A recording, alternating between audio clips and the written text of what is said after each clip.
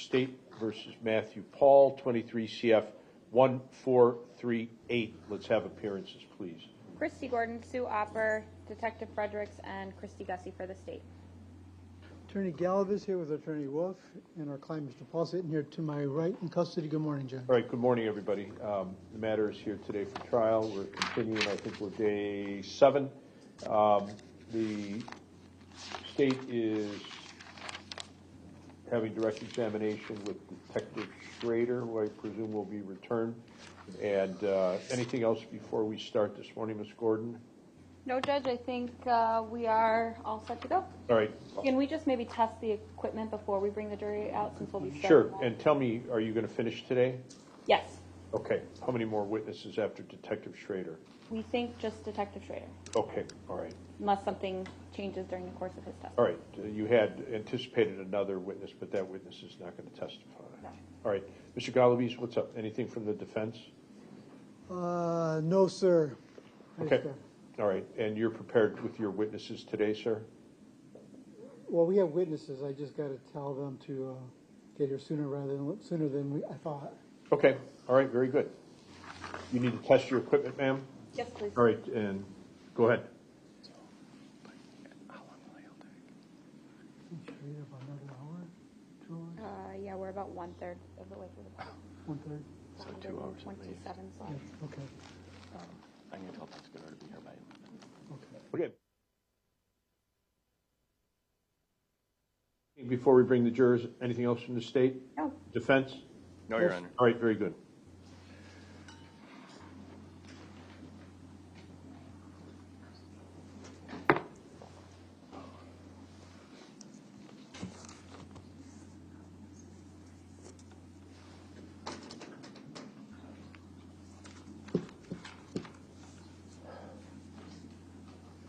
Detective Schrader, you can come on up, and then when the jurors come in, we'll swear you in, sir.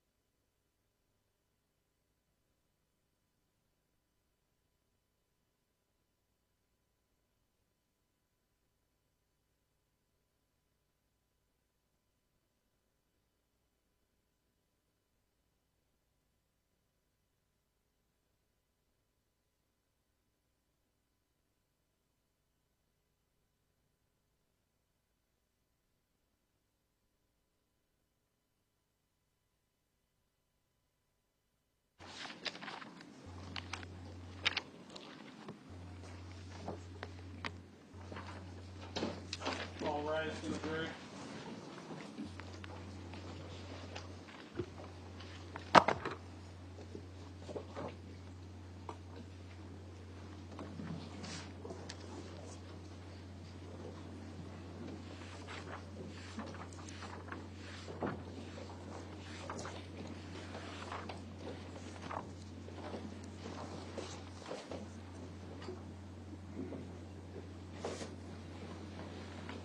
Okay, please be seated, everybody. All 14 jurors are returned. Thank you very much for coming back, ladies and gentlemen.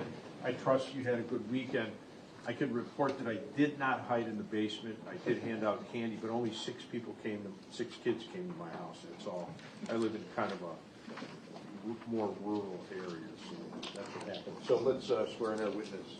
You swear the testimony you're about to give in this matter before the court shall be the truth, the whole truth, and nothing but the truth, so help you God. Yes, ma'am. All right, have a seat, please. And you are still Detective David Schrader, correct? Yes, sir. All right, go ahead. All right, Detective, when we left off on Friday afternoon, we had made it in our timeline to August 27th. Is that correct? Yes, ma'am. Can you give me just a really brief kind of summary of what was important between August 23rd and August 26th before we get started back on August 27th? Sure. Beginning August 23rd, I guess I'll start when both devices appear to leave 1001 Delafield Street the morning of August 23rd. They travel the general route to the Quick Trip at 2001 Gulf Road, and then ultimately over to Orthopedic Associates on Gulf Road. Approximately 10:53 to 10:55 a.m., it appears the devices are moving back east, and both devices appear to return to 1001 Delafield. To my knowledge, Mr. Pahl enters the apartment building, and we do not see Ms. Pavlons return. However, her device appeared to come back to 1001 Delafield or in that area. Later that afternoon, there's 2 outgoing calls made from Ms. Pavlons' cell phone. Both of those calls are to food card request. Moving on to August 24th, there's an outgoing call on Ms. Pavlons' device to the Pick and Save pharmacy. Mr. Pahl on August 24th messages Desierto indicating that he's worried about something. Moving on to August 25th, Mr. Pahl picks up a prescription at the Pick and Save pharmacy that belonged to Ms. Pavlons, and he again messages... Judge, I'm going to object to this narrative. Overruled. You may respond. Go ahead. And he messages Desierto again, indicating that he's worried. Moving on to August 26th, in the early morning hours, there's an email exchange between Mr. Pahl and Sherilyn Valente. In that email exchange, Mr. Pahl indicates that he can't talk much, something bad happened, and that she should not ask him through text about that. About that same time, there's a message sent from Mr. Pahl to Desierto on Skype, indicating that he woke up with a bad feeling. Evening hours of August 26th, there's, I believe, 3 missed Facebook calls to Ms. Pavlons' Facebook account from Layla. None of those are answered. Immediately following that, there's an incoming call on Ms. Pavlons' cell phone from Layla, and she leaves a voicemail. Generally speaking, she indicates she's in the hospital with a broken leg. About 15 minutes later, there's an outgoing call on Ms. Pavlons' device to check voicemail. And then Mr. Pahl sends a message to Desierto indicating that his niece had a broken leg. To my knowledge, I did not see any contact between Mr. Pahl's device and Layla. Later that night, there's an outgoing call from Matthew Pahl to Marvin Pahl. That outgoing call lasts several minutes. That's the first contact that I saw between their devices in over 2 months. After that call, there's a message to Desierto on Skype that he says, Matthew Pahl says that he had spoke to his father, that he's kind of worried as well. Okay, thank you for that summary. Up to the point of August 26th, did you see any calls either from Mr. Pahl's phone or Ms. Pavlons' phone calling 911 or making any report to either the City of Waukesha Police or the Waukesha County Sheriff's Department? No. Okay. We can return again to Exhibit 202, please. I'm going to start on slide 57. That's in front of you now, Detective. What happens on August 27th? The morning of August 27th, there's an incoming call on Matthew Pahl's device from Marvin Pahl. That call lasts approximately 1 hour and 23 minutes. During that call, there's some web searches that we recovered on Marvin Pahl's MacBook computer. Those web searches are all made through the Yahoo search engine, and they include Stephanie Pavlons, Missing Persons, Waukesha, Wisconsin, and Stephanie Pavlons, Missing Woman. As of August 27th, had Ms. Pavlons been reported missing by anyone? Not to my knowledge. Okay. Next slide, please. What happens on August 28th? There's a Skype conversation between Matthew Pahl and Desierto at approximately 7:19 a.m. Matthew Pahl says, in part, "Something happened, hun. I can't explain in text." And Desierto responds, "Was it related to the matter you were worried about?" Detective, I want to ask you, we've seen a couple messages where Mr. Pahl has indicated he can't talk about this through text. Based on your experience in reviewing hundreds of cell phones and messages from criminal defendants, Is it a common theme for individuals to not want to talk about any criminal activity over text message? I'd agree with I'll that. speculate to that formal question. Hang on. Overruled. I'd agree with that statement. Okay. What happens next? There's some police scanner app usage on Matthew Pahl's device. It's open from approximately 7:22 a.m. to 7:27 a.m. And then later in the morning, there's a Skype call between Matthew Pahl and Desierto. It's at about 9:04 a.m., and that call lasts approximately 2 hours and 16 minutes. Now, Detective, we had a couple mentions of Mr. Pahl using a police scanner. What types of things occur over a police scanner? General communications between law enforcement, dispatching to calls for service, any communication on a police radio. Okay, and so if, say, a body was found or law enforcement was responding to a crime scene, would that be aired over the radio? Yes, it would be. Okay. All right, next slide, please. What date are we on here? August 28th, later in the morning, about 9:55 a.m.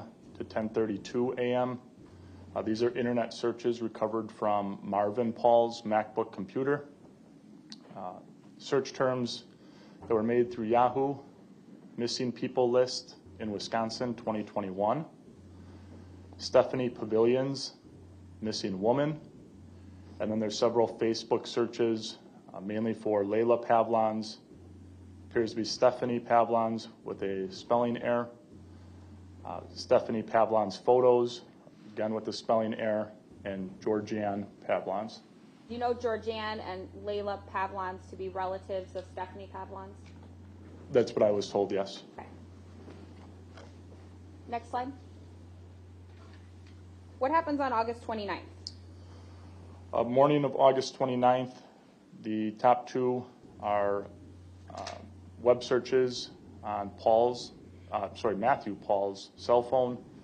There's a web visit to GM Today, the Waukesha obituaries page.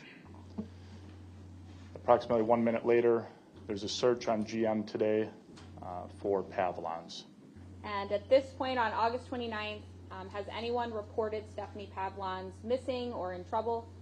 Not to my knowledge. And at this point, does anyone, even law enforcement, know that Stephanie Pavlons is deceased? No. And what happens next? There's two instances of police scanner app usage on Matthew Pahl's phone. They occur from approximately 10:34 p.m. to 10:40 p.m. and 11:22 p.m. to 11:27 p.m. Next slide, please. Turning to August 30th, what did you find on Mr. Pahl and Ms. Pavlons' devices? So beginning August 30th, I started to see messages being sent from Ms. Pavlons' device to Matthew Pahl's device. The first two are listed here. The top section is information that I obtained from Matthew Pahl's physical device. It shows that there's two incoming messages, both with what appear to be YouTube mobile links. And then the bottom section here is information from Ms. Pavlons' call detail record. Those RCS-IM chats are essentially your multimedia messages. So it's showing that there's outgoing multimedia messages from Ms. Pavlons' device to Mr. Pahl's device. The reason I reference Ms. Pavlons' call detail record here is I did not observe these messages in her phone anymore. So in order for those messages to not be in her phone, what would have to happen? Either someone would have to delete them or a setting would have to be set to only retain messages for a certain amount of time, and the phone would automatically delete them. Okay. And I see, is that 8 messages outgoing from Ms. Pavlons' call detail records? Yes, but that's not necessarily to say there's exactly 8 messages sent from her device. Sometimes you'll see multiple entries. Some of these are the exact same timestamps. So this would be what the network recorded, although they might not be 8 individual messages. Okay. And in Mr. Pahl's device, you found 2 messages, including those links? Correct. So those messages were deleted from Ms. Pavlons' phone, but not from Mr. Pahl's phone. Correct. Next slide, please. What else happens on August 30th? There's an incoming call on Ms. Pavlons' phone from what I believe to be Aurora Medical. What you're seeing in the top there is an incoming call on Ms. Pavlons' device, and then that same call being routed out to voicemail. So the incoming call obviously wasn't answered, and that call was directed to voicemail. Approximately 32 minutes later, there's an outgoing call on Ms. Pavlons' device to check voicemail, and that outgoing call to check voicemail was deleted from her phone. And these calls and messages that were both sent and received, and the outgoing call to the voicemail, did all of those occur at or near 1001 Delafield Street? At this point, yes. I don't have any indication that the device left that area. Okay. You also indicated that the voicemail, is it the voicemail itself that is deleted or the call to the voicemail that's deleted? The call to check voicemail. Okay. Next slide. Continuing on August 30th, what do we see here? There's a Skype conversation between Matthew Pahl and Desierto. At approximately 10:30 p.m., Desierto says, "Have you talked with your dad?" And then at approximately 10:36 p.m., Matthew Pahl says, "No, not today. The day before I did, but tomorrow I have to call him again. It's very important." What happens next? There's a Skype call between Matthew Pahl and Desierto. It's an incoming call on Matthew Pahl's device, and that call lasts approximately 45 minutes. It occurred at approximately 10:39 p.m. Okay. Next slide, please. What happens on August 31st that was significant of this investigation? There's additional web searches on Matthew Pahl's device between approximately 10:26 a.m. and 10:27 a.m. There's a web visit to GM Today, specifically the Waukesha obituaries page. Then there's a search on GM Today for Pavlons, and then an additional search, a web visit on Waukesha obituaries page on GM Today for Richard D. Pavlons. Okay. What was unusual about these web searches that you've continued to see going forward from August 23rd all the way to now August 31st? I'm not sure what you mean by unusual. What I did here is sometimes you'll see if somebody leaves a tab open that it's not actually an additional search, rather they just opened that tab again on their phone. So when I put these searches in the PowerPoint, I selected only ones that have different or unique spelling. So in this case, we saw that the search for Pavlons actually has a space after it. That's different than the last search for Pavlons. So you can say that this is a new search, not just opening a new tab or opening the same tab over again. Correct. Okay, so this is a unique and different search from the searches you've seen before. Yes, ma'am. Okay. What about those incoming calls on Ms. Pavlons' device? At approximately 2:39 p.m., there's an incoming call. It's from who I believe to be Delafield Dental, and there's a voicemail associated with that call. Approximately 1 minute later, that same call is routed out to voicemail. Okay, if we can play the voicemail, please. This message is for Stephanie. This is Katie calling from Delafield Dental. I was just calling to let you know we look forward to seeing you this coming Friday, September 2nd at 12 p.m. for your new patient appointment. Again, that is this coming Friday, September 2nd at 2 p.m. Thank you, Stephanie. Have a great day. So, Detective, that message was left on August 31st in reference to an appointment on September 2nd? Yes, ma'am. Okay. Next page, please. Okay, Detective, what are we seeing here? So this is going to be another animation. It's on September 1st at approximately 7:13 a.m. This was the first time that I saw obvious movement on Ms. Pavlons' device moving away from the area of 1001 Delafield. The device generally is going to travel from the area, the Waukesha area, down to the area of Frederick Hospital. It does appear that both Matthew Pahl's device is traveling with Ms. Pavlons' device at this time. Okay. So from August 23rd until September 1st, Ms. Pavlons' device remains at or near 1001 Delafield Street? It appears to, yes. Okay. And then on September 1st, when you observed that these devices traveled together away from the apartment, did you also endeavor to make sure that there was no surveillance video of Ms. Pavlons exiting the apartment around the same time that these devices are leaving? I didn't specifically do that, but to my knowledge, she's never seen again on the video at 1001 Delafield. That was done by other detectives in the Waukesha County Sheriff's Department? Yes, a number of people reviewed that video. Okay. So you said this is going to be an animation, just like we saw before, right? Yes, ma'am. And please tell me about what exactly it is that we should be looking for on the map as far as the significant portion of the animation. Yes, so you're going to see both blue marks pop up on the map. Those would be for Matthew Pahl's device. You're also going to see red marks pop up on the map. That would be for Ms. Pavlons' device.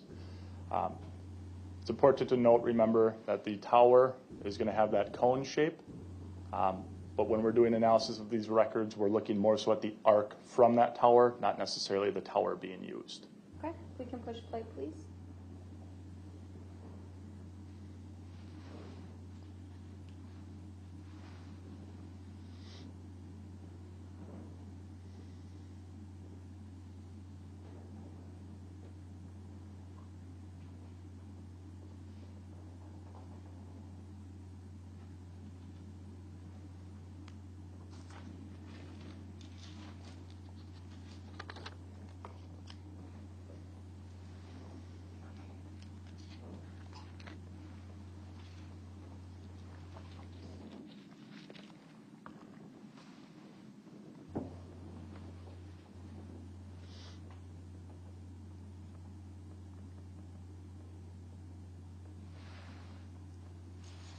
Okay, Detective, and based on your review of these records, you believe both devices have traveled together to the area of Frederick Hospital? Yes, ma'am. Okay, next slide, please. Why was this significant on September 1st? These are pictures captured on September 1st by Matthew Pahl's device. Up top, that's some data regarding application usage logs, which shows that the camera applications being brought into focus on his device between approximately 8:11 a.m. and 8:12 a.m. There's two pictures captured on Matthew Pahl's device. These two pictures are both from a building at Frederick Hospital. Why did you find these to be significant in your analysis of the records themselves? Let me ask you a different question. Do these pictures help you corroborate the records and the analysis that you've made of the records?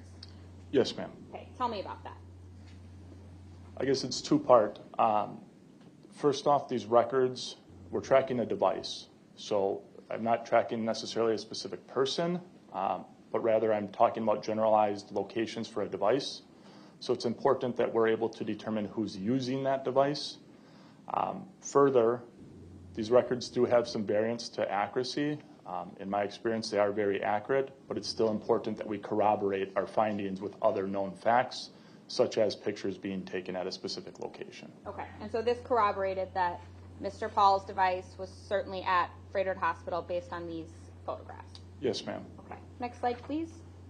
What else happens on September 1st? There's conversation between Matthew Pahl and Desierto on Skype, including the following message. At approximately 8:11 p.m., Matthew Pahl says, "Other one is called vacay.com or vacay.com. Either one, I'm looking for a one-way ticket from Chicago O'Hare to the Philippines, most likely Manila. Then 2 days before I leave, I will buy a throwaway ticket to go to Thailand or Vietnam, You have to do this if you plan on staying longer than 30 days, but I think you know this. And important in this message, Mr. Pahl indicates that he's buying only a one-way ticket rather than a round-trip ticket. It appears that way, yes. Okay. Next slide, please. What else did you see on the devices on September 1st? On September 1st, between approximately 8:52 p.m. and 8:53 p.m., I observed more messages being sent from Ms. Pavlons' device to Matthew Pahl's device. So the top section is for Matthew Pahl's device. It shows that there's incoming messages, 2 of them. They each have one attachment, and then the attachment is listed on the far right. The first one is named 1154.heic. The second one is named 1138.heic. And I marked that they're empty because that attachment wasn't necessarily recovered. However, at the not the exact same time, but within seconds of those messages being sent, his phone created thumbnails of images. And in the thumbnail file name, I see the matching. So the first one is THMB, which is typically short for thumbnail, _1154, which matches the file name attachment. And then the second one is THMB _1138, which matches the second attachment.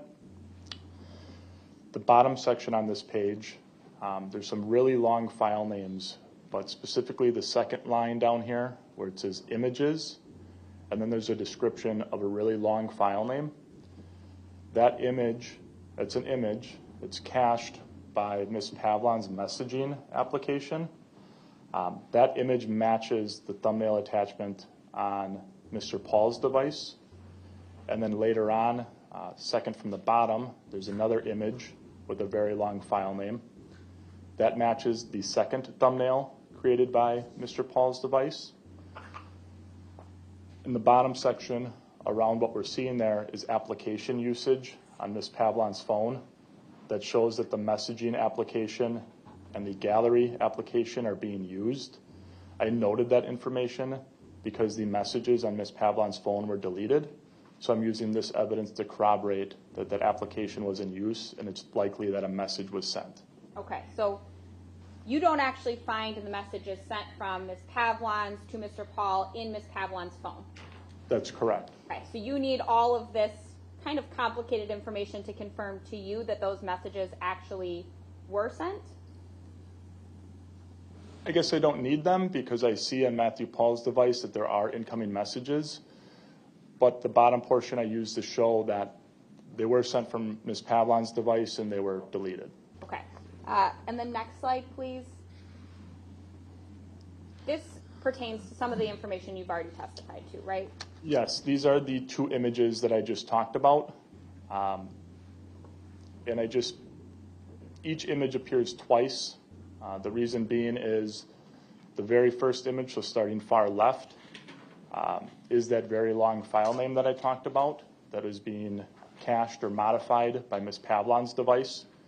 And about the same time, that thumbnail is created on Mr. Pahl's device. And even though they're slightly different based on computer technology, to your eye, they appear the same. And then the same thing for the third and fourth picture. The third one is the very long file name being cached or modified by Ms. Pavlons' device. And at about the same time, that thumbnail on the far right, or the fourth picture, is what is created on Matthew Pahl's device. Okay, so we have still just 2 photos that are sent from Ms. Pavlons to Mr. Pahl's device, and this tells you how you know it's these particular photos? Yes, ma'am. Okay. Next slide, please. What else happens on September 1st? There's additional conversation between Matthew Pahl and Desierto on Skype. Beginning at approximately 9:28 p.m., Desierto says, "What time do you prefer to travel and arrive, hun?" At approximately 9:36 p.m., Matthew Pahl says, "Time doesn't really matter, but I think I'm looking for a flight leaving possibly at the end of the month or beginning of next month." Approximately 2 minutes later, Matthew Pahl says, last time I checked, this month was September. End of this month to beginning of November is my target date to launch. Detective, I failed to ask you this when we were talking about the last few messages that were sent from Ms. Pavlons' device to Mr. Pahl. You showed us a mapping earlier in the day of both devices traveling to Freighter. Did you also observe that these devices return back to the residence or are later at the 1001 Delafield location? Yes, ma'am. There were records that showed Matthew Pahl's device traveling a similar route back to 1001 Delafield. There were no records on Ms. Pavlons' device necessarily to show it traveling back to 1001 Delafield, but it does eventually show back up at 1001 Delafield. If a device was powered off, would that explain why there are no records for a particular device? Yes, ma'am. For the timing advance records, I guess a couple situations where those records would not be generated would be if the device is off, if the device is not connected to the network, or lack of record retention by the provider. Okay. And in this case, you saw records for Mr. Pahl traveling back to the residence? Yes, ma'am. And they had the same provider? They're on the same provider, yes. Okay. So that would rule out that particular scenario for Ms. Pavlons not having records? Yes, most likely her device was either powered off or lost connection to the network. Okay. And the images that were sent from Ms. Pavlons' device to Mr. Pahl's device, those are being sent at or near 1001 Delafield Street? Yes, ma'am. Okay, thank you. Now we'll move on to September 2nd. Next slide, please. What did you see on September 2nd? This is, again, additional messages being sent from Ms. Pavlons' device to Matthew Pahl's device. Same kind of theory here in terms of why there's so much information here. The top section is from Matthew Pahl's device, and we'll see that the first message at approximately 8:23 a.m. has that 382.jpg attachment. A couple seconds later, there's a thumbnail with that 382 being modified on Matthew Pahl's device. At approximately 8:24 a.m., there's the message sent to his device with an attachment of 379.jpg.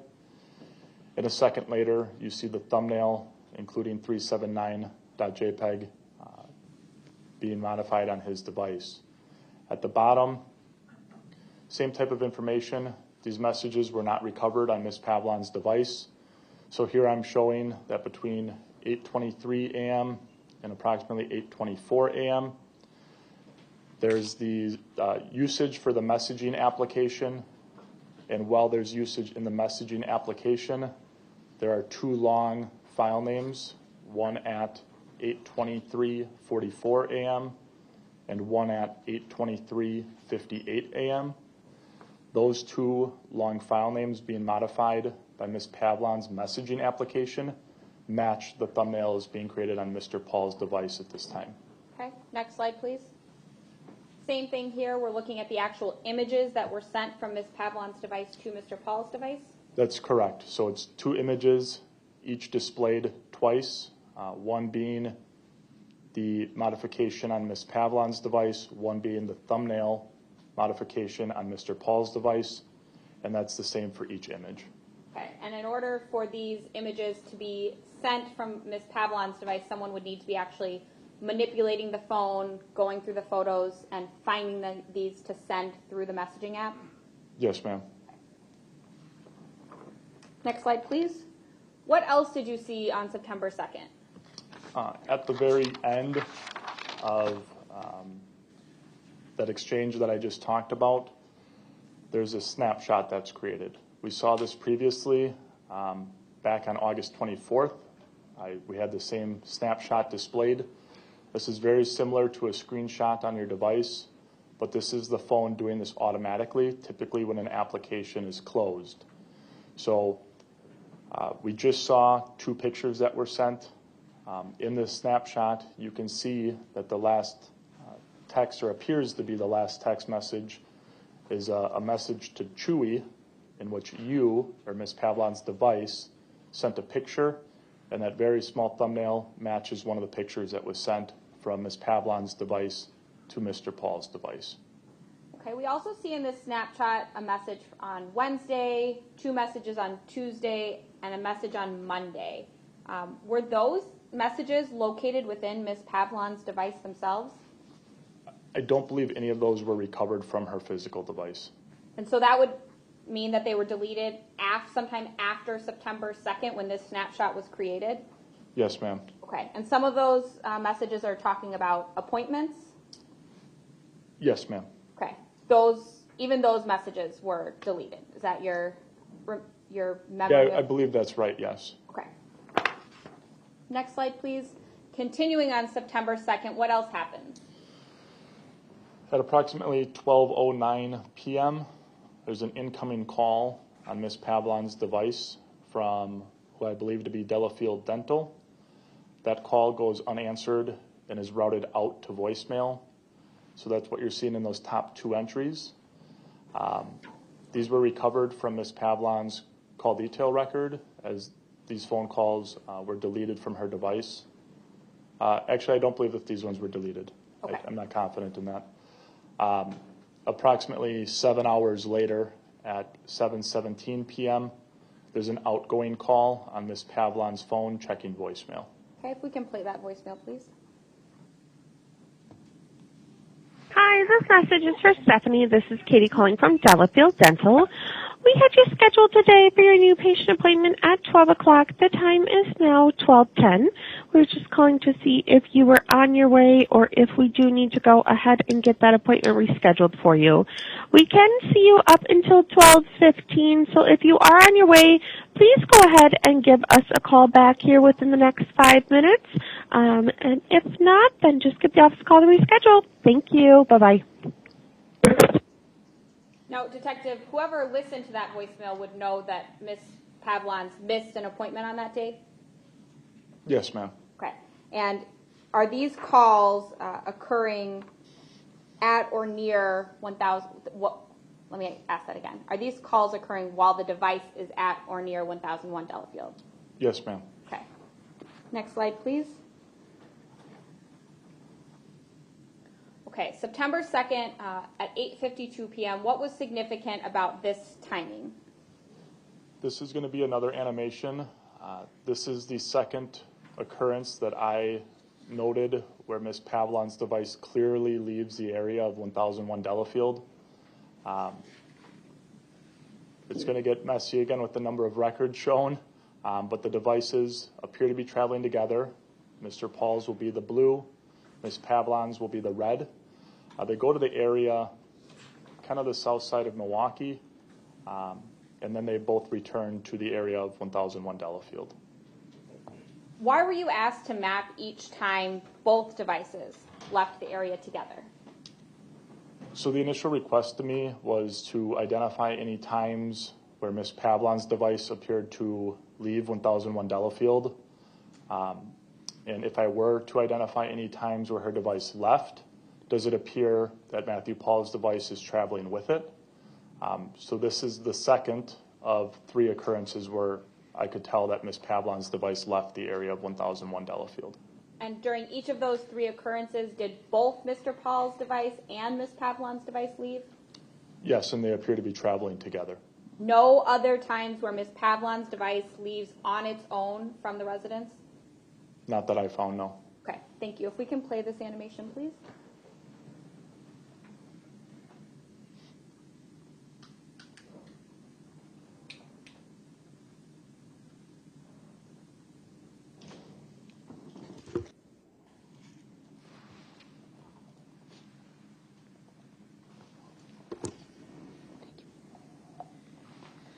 So, Detective, that animation shows the devices both leaving the residence, going to an area of Greenfield and Layton Avenue, and then also returning? Yes, ma'am. Okay. I see the time counter on the right-hand side. Is that approximately the times that we are seeing the devices leave and then return?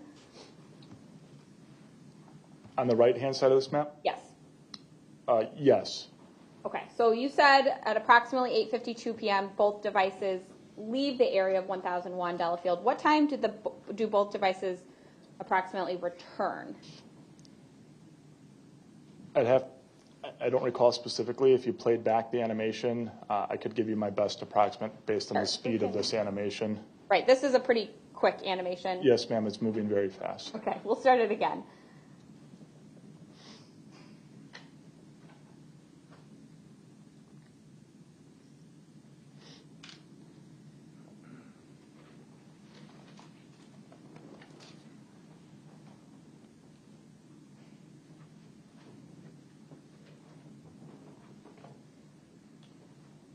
Based on the speed of that, my best approximation is about 10:05 p.m. Okay, and this time counter goes all the way to 10:14, so there's some overlap where both devices are back at the residence and remaining there? At or very near. With this zoomed out, I can't say specifically that they're at 1001 Delafield. Okay, next slide, please. Then what happens on September 4th that was significant in your investigation? On September 4th, these are UTC times, so between approximately 5:05 p.m. and 5:40 p.m., there's activity on what's labeled as Stephanie Pahl's Facebook account, which was told to me that is Stephanie Pavlons' Facebook account. So there's a message from Ms. Pavlons' account to Sherilyn Valente on Facebook. And at 10:05 p.m., that message reads, "What's happened with you and Matt?" Following that, there's a number of messages incoming from Sherilyn Valente's Facebook account to Ms. Pavlons' account. Okay, and can you tell us what Ms. Sherilyn says at 10:07? At approximately 10:07 p.m., Sherilyn Valente types, "Hi, I don't know. I'm clueless. I really didn't know what's happening. Do you have any idea? Because I've been worrying so much." What was significant in your review of the Skype messages between Sherilyn Valente and Mr. Pahl, and any contact you were aware they were having between August 23rd and September 4th?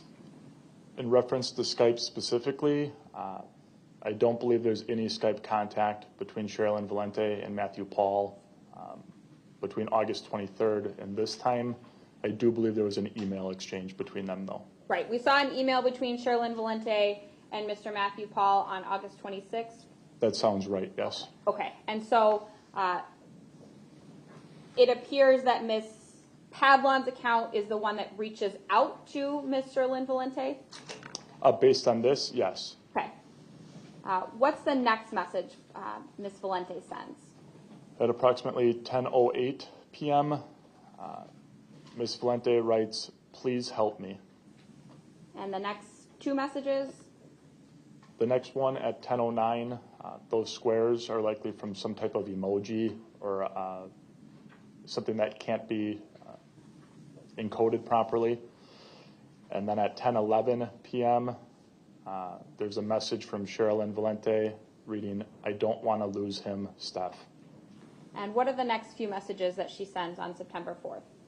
At 10:33 p.m., Sherilyn Valente writes, "He never gave me his real name."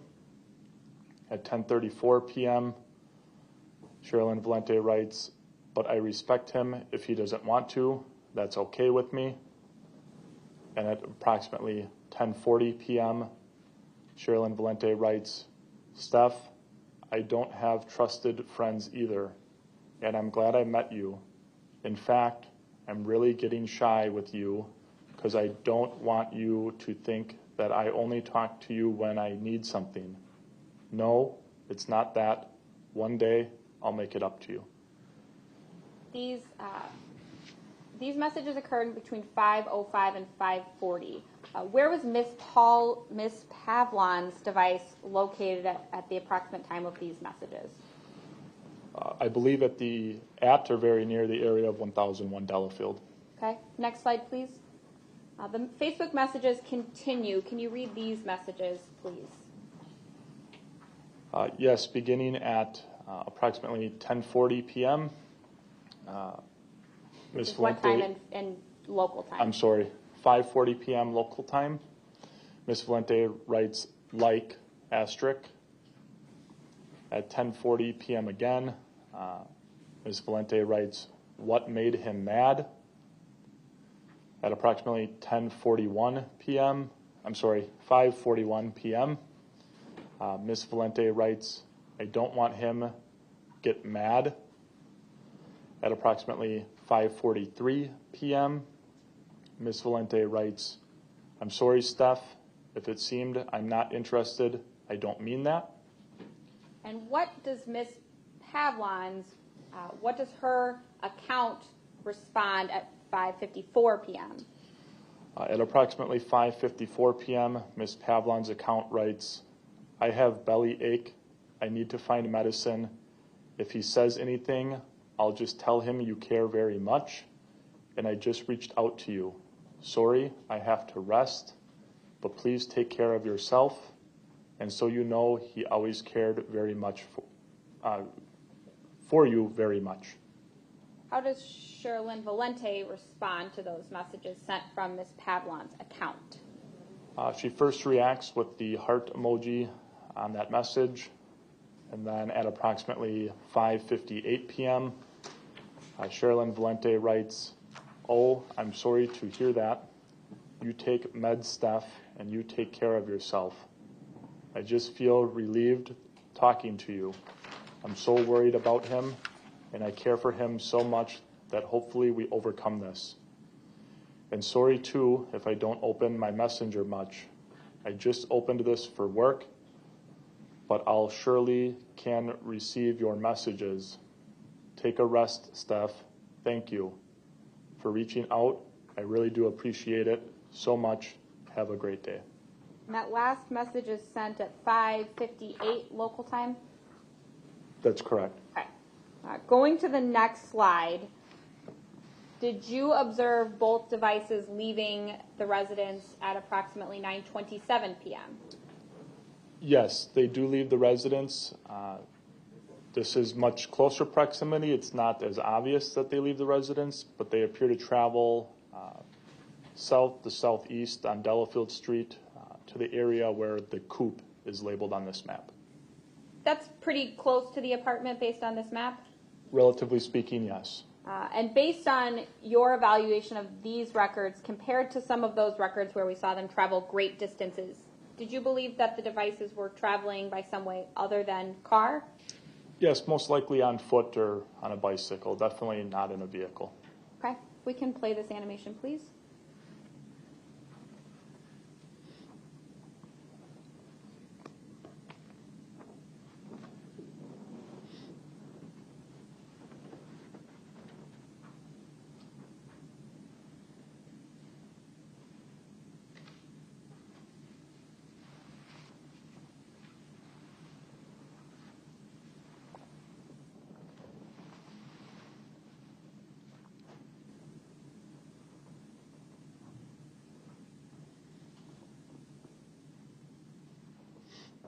Okay, based on that animation and the arcs of those records, do you believe that the devices remained in close proximity to maybe like the downtown Waukesha area or just on the west side of the river?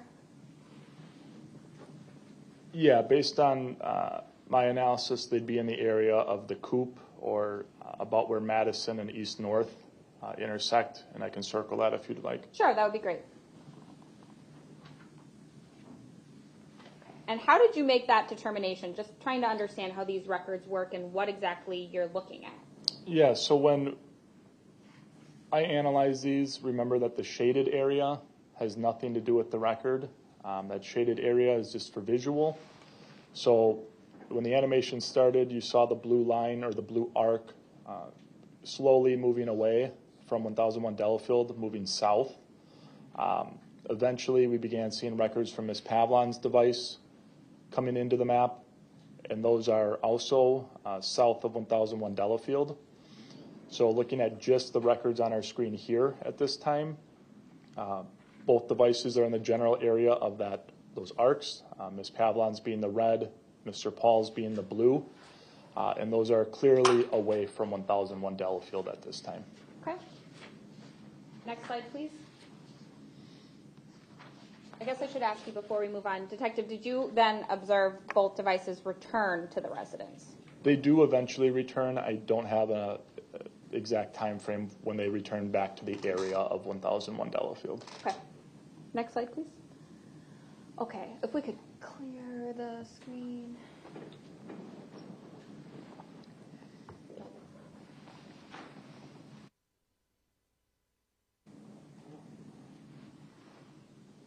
So looking at September 5th, what do we see here on the screen to the right? So I kind of just talked about this, but this is a list of Skype contacts between Matthew Pahl and Sherilyn Valente. So the top two messages here, one being August 21st, 2022, the next entry being a missed call, missed incoming call from Sherilyn to Matthew Pahl on 8/23/2022, and then there's a gap from 8/23 to September 5th, 2022, where I did not observe any messages between Ms. Valente and Mr. Pahl on Skype. But again, there was that email exchange between them on August 26th. Okay, and on September 5th at 6:42 a.m., what message does Mr. Pahl send to Sherilyn Valente? Yes, at approximately 6:42 a.m. on September 5th, 2022, Mr. Pahl sends Ms. Valente a message that reads, "What's the matter? You don't check your emails like your messenger?" And that's followed up with another message that reads, "If you want to know, good. If not, that's fine too." Why was that message on September 5th about checking Messenger significant based on what we've seen on September 4th? So, to my knowledge, Stephanie Pavlons is messaging Ms. Valente. I should say Ms. Pavlons' account is messaging Ms. Valente's account through Facebook Messenger. And based on this, it appears Mr. Pahl may have been the one doing that, as he's now questioning Ms. Valente as to why she doesn't check her email like she's checking Messenger. And I take Messenger here to be that of Facebook Messenger. Okay, and the last message that Mr. Pahl sends at 6:44 a.m.? At approximately 6:44 a.m. on September 5th, 2022, Mr. Pahl writes, "No, I'm not trying to chat. Read your email." Then what happens later that morning at 8:56 a.m.? There's I don't remember if it's incoming or outgoing, but there is a call through Skype between Mr. Pahl and Ms. Valente that lasts approximately 2 hours and 6 minutes. Okay, and that's the first time that there's any sort of voice call between the two parties dating back through Skype? At least in the information I reviewed, yes. Next slide. On September 6th, did you become aware that Mr. Pahl had a appointment at OAW at approximately 10:30 a.m., and based on these records, he checked in or arrived at about 10:34 a.m.? Yes, ma'am. Okay. Next slide, please. Did you become aware that there was dash camera video obtained from Mr. Marvin Pahl's apartment that depicted some of Mr. Pahl's activity on September 6th? Yes, ma'am. What does this depict? This is a dash cam from Matthew Pahl's truck. Begins at approximately 12:08 p.m. on September 6th, 2022. And it's in the parking lot of Orthopedic Associates of Wisconsin. Okay, and again, this same dash camera has that timing difference that you have to account for? Yes, ma'am. It's approximately 13 hours ahead of local time here. Can we play this video, please?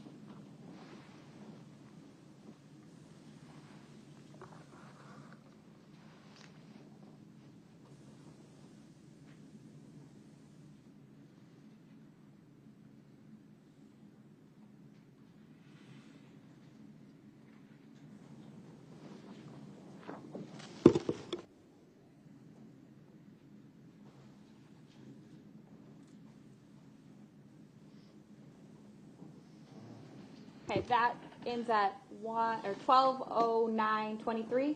Yes, ma'am.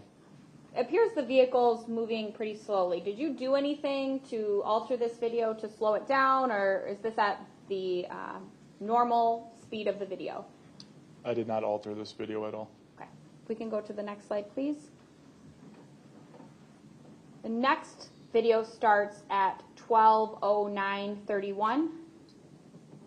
Yes, local time here, 12:09:31 Okay. on September 6th. It appears there's a little bit of a gap between the last video that we watched and this video. Did you find any other videos from September 6th? No, ma'am. Okay, Not in this time frame, I should clarify. this is the video exactly as you found it?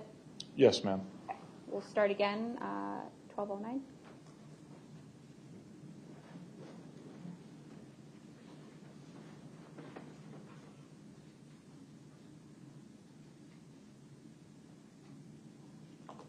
Can you pause it, please? Oh. Detective, when we paused the video, could you see a white car coming out of a driveway? Yes, I did see a white car, Okay. yes. What is that driveway where the white car is coming from? We're just going to skip forward a little bit. There we go. If you were to turn right, where that white car is, I don't know how far, but that row would be where the first or the beginning of this dash cam started, so where the vehicle was parked. Okay, so in the first dash cam, Mr. Pahl backs out and heads to the right. If he would have backed out and turned to the left, that would have been the entrance or exit to OAW that he could have exited? Yes, ma'am. Okay, we can push play again.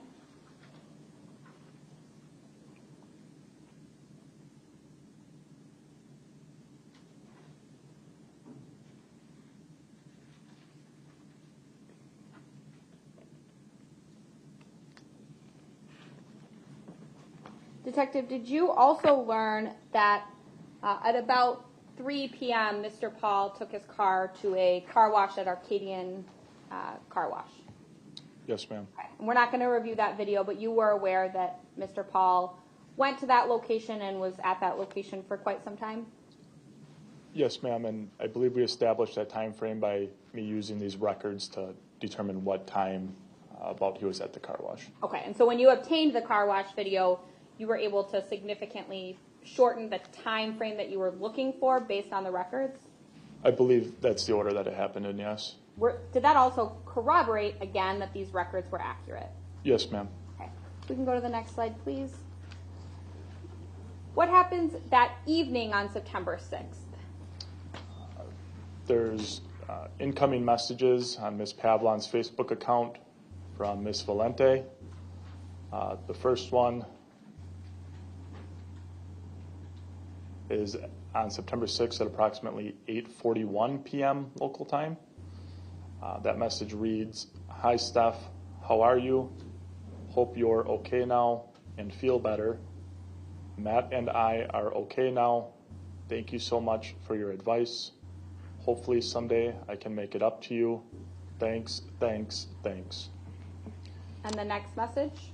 At approximately 10:23 p.m., there's another incoming message from Ms. Valente to Ms. Pavlons' Facebook account, and it reads, "Thanks for the advice, Steph.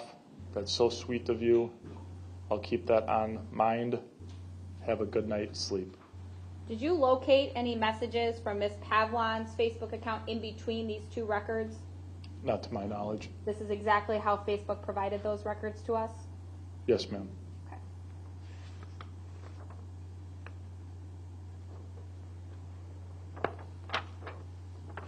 Next slide, please. What happens on September 7th?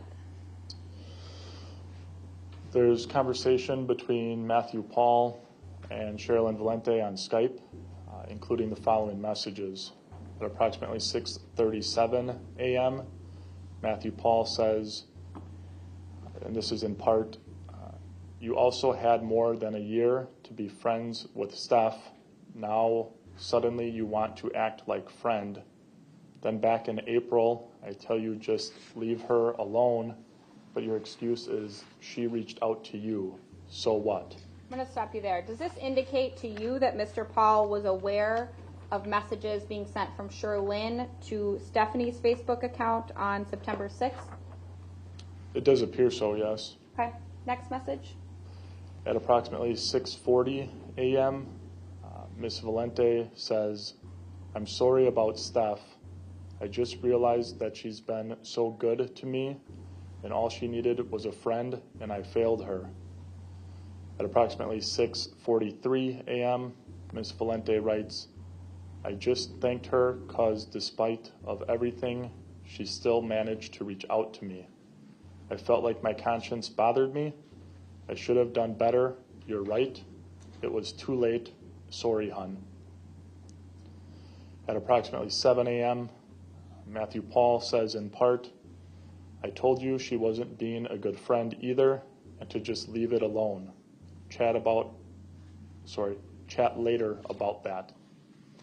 And at 7:02 a.m., Ms. Valente says, "Okay, hun, sorry again. I just want to show her some respect for being kind to me as well." Next slide. Then on September 8th, what conversations did you locate? These are Skype conversations between Matthew Pahl and Desierto on Skype. Beginning at approximately 3:36 a.m., Desierto says, "Are you stressed out with tickets?"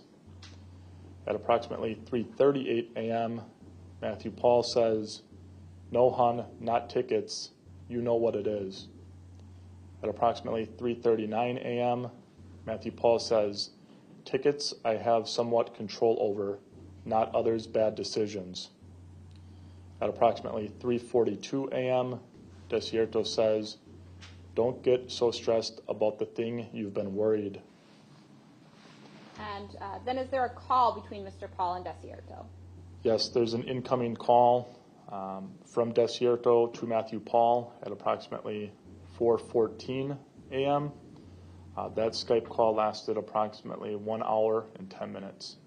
So Mr. Pahl and Ms. Desierto are talking in the middle of the night, 3:36 to 4:14 a.m., 5:14 a.m.? Yes, ma'am, in that general time frame. Okay. Next slide, please. Okay. I can tell based on the images you have here on this slide that there's some more images that are sent from Ms. Pavlons' device to Mr. Pahl's phone. Yes, ma'am. Okay. What time is the first image sent? So the first image per Matthew Pahl's device was an incoming message at approximately 10:35 a.m. Okay. And this time there are a total of 4 messages sent from Ms. Pavlons' device to Mr. Pahl's device? Yes, ma'am. Okay. Again, did you recover those images on Ms. Pavlons' device? So the images, yes, I recovered the cached version of that image on Ms. Pavlons' device. I did not recover the actual message on Ms. Pavlons' device. So you recover the image, but not the message being sent from Ms. Pavlons to Mr. Pahl? I guess image is a broad term. I recovered a form of that image, not necessarily the exact image that was sent, but a cached version of that image. Okay, so if we went on to Ms. Pavlons' device and we looked at messages from September 8th, we would not see messages sent from Ms. Pavlons to Mr. Pahl in that chat. That's correct. Okay, trying to get it in the simple terms. We'll go to the next slide, please. All right. What are we looking at here in these 4 images? I can tell that these 4 images are different than the couple times we've seen something like this before. Yes, so these are the 4 images, which had we done what I did previously, these images were similar on both devices between what was being cached by Ms. Pavlons' phone and what was being created in thumbnail version on Mr. Pahl's phone. There are 4 individual pictures here. The timestamps at the bottom are the timestamps for which these chats actually occurred. So the first screenshot on the far left, the chats that we're seeing there occurred July 30th, 2022 at approximately 11:45 a.m. The second picture, those chats occurred on August 4th, 2022 at approximately 12:17 p.m. The third occurred August 4th, 2022 at approximately 6:50 p.m. And the last or farthest to the right occurred August 4th, 2022 at approximately 7:55 p.m. It's important that going from left to right, if they're 1, 2, 3, 4, pictures 1, 2, and 4 were all screenshotted on Ms. Pavlons' device on September 8th. So these chats had to have existed on her device as of September 8th. However, I did not recover any of these messages on her device when I conducted my forensic extraction of her device. And each of these screenshots are of messages sent between a contact listed as Chewy and Ms. Pavlons? Yes, ma'am. Based on your review, who is Chewy? Chewy in Ms. Pavlons' contacts is Matthew Pahl's phone number. Okay, so these are messages sent between Mr. Pahl and Ms. Pavlons going back from July 30th and August 4th, right? That's correct. Those messages are not on Ms. Pavlons' device when you extracted and reviewed the device? That's correct. So they were deleted sometime after September 18th, before your department takes custody of the device on September 17th. That's correct. Okay. Next slide, please. What else do we see on September 8th? There's an outgoing call on September 8th from Matthew Pahl to Marvin Pahl. It's at approximately 8:33 p.m. and that phone call lasts approximately 41 minutes. Okay. We can go to the next slide, please. What was significant about September 9th, 2022 in your investigation? September 9th, 2022 is when law enforcement received notification of a deceased subject in the woods near Orthopedic Associates, and ultimately my department, the Waukesha County Sheriff's Department, responded out to begin that investigation. Prior to September 9th, when your department responds to begin the investigation, has anyone in law enforcement been notified that Stephanie Pavlons is missing? Not to my knowledge. Has anyone in law enforcement been notified that Stephanie Pavlons is endangered or has not been seen? Not to my knowledge. Okay. So what are we looking at here on September 9th? So this is going to be another animation.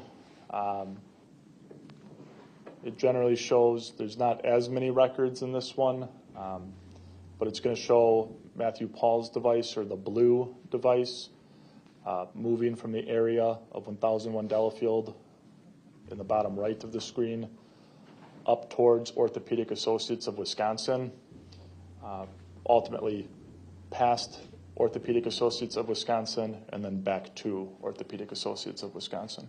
And on this day, Mr. Pahl's device travels alone to those locations? I believe so, yes. Okay, we can start the animation, please.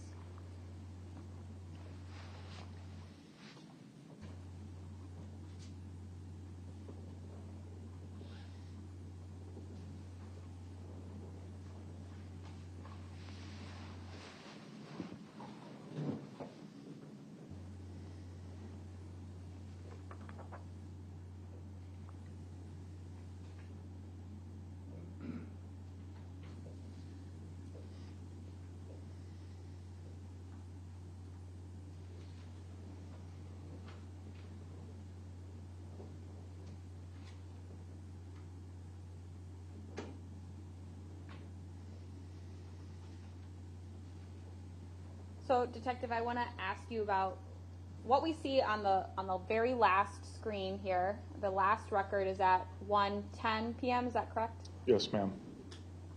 Because I think this is a good example of what we're looking at and what's important. When I see the tower over by the Cherokee Woods subdivision, what's important about that particular record and where Mr. Pahl's device is located? So when looking at only this one record right here, yes, the tower is significant because that's the tower and sector that was used. But in terms of finding the physical location of this device, it would again be somewhere along that large arc. I think it's obvious, but if you'd want me to draw a line on that arc, I could. Nope, that's okay. I think with one particular record, that's helpful. Did you also recover dash camera video from Mr. Pahl's dash camera video that records Mr. Pahl's vehicle and route of travel that day? Yes, ma'am. Okay, if we can go to the next slide, please. Is that what we're looking at here? This is the beginning of it, yes. Okay. And what time does this dash camera video start? This would be on local time, September 9th, 2022, at approximately 1:01 p.m. Okay, and what are we going to see on this video? Judge, I'm object to playing this video. The jury's already seen it. I think it's cumulative.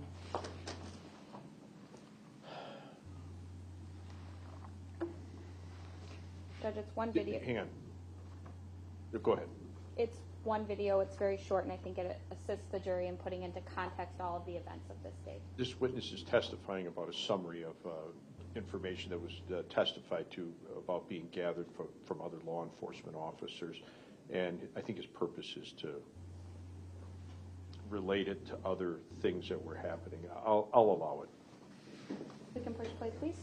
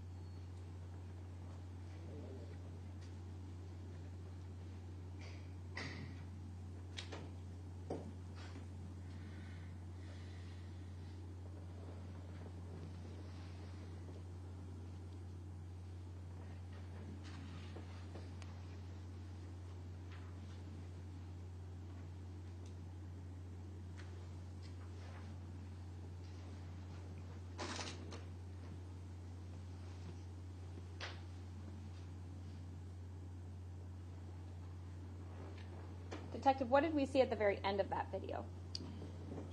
So right before the video stops, it appears the vehicle was in the right lane of travel, and the vehicle moves back over to the left lane of travel.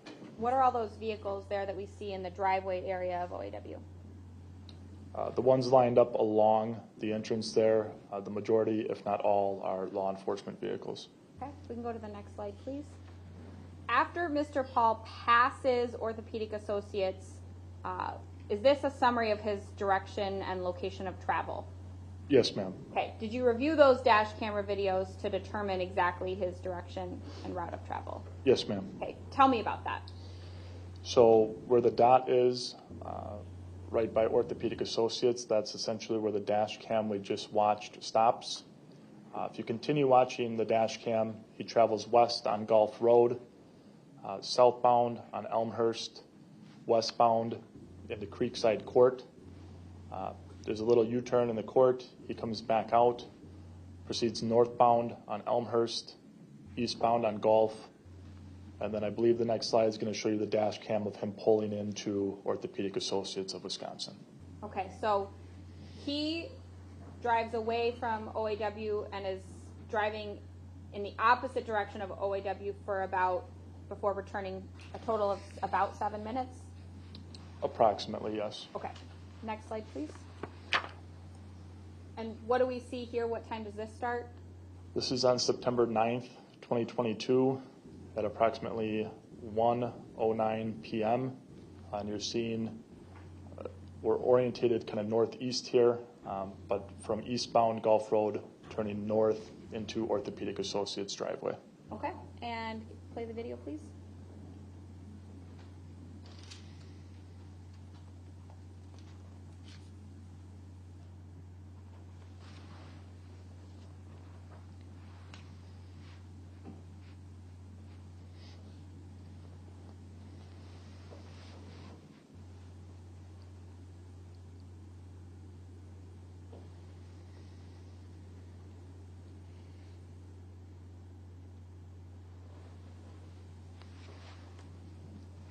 Next slide.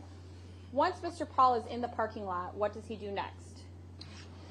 About the same time, there's an outgoing call from Mr. Pahl's device to Marvin Pahl's device.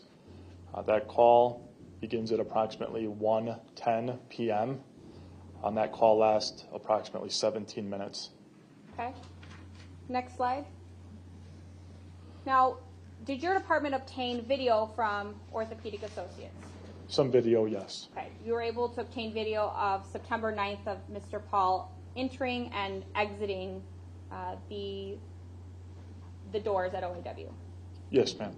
What did you learn about this video that maybe other investigators were not aware of? So coming in, he's on his cell phone, which corresponds with the call that we just talked about and the duration of that call. I think it's the next slide after this. We observe Mr. Pahl walking out, and there's audio on this camera. It appeared he was playing, or there was police chatter, I'll call it. Sounds like a police radio. So I went back into Mr. Pahl's device and located application usage logs that showed that he had the police scanner app open on his phone when he's exiting Orthopedic Associates on this day. Okay, so we'll play this video first. This is at 1:22 p.m. Correct.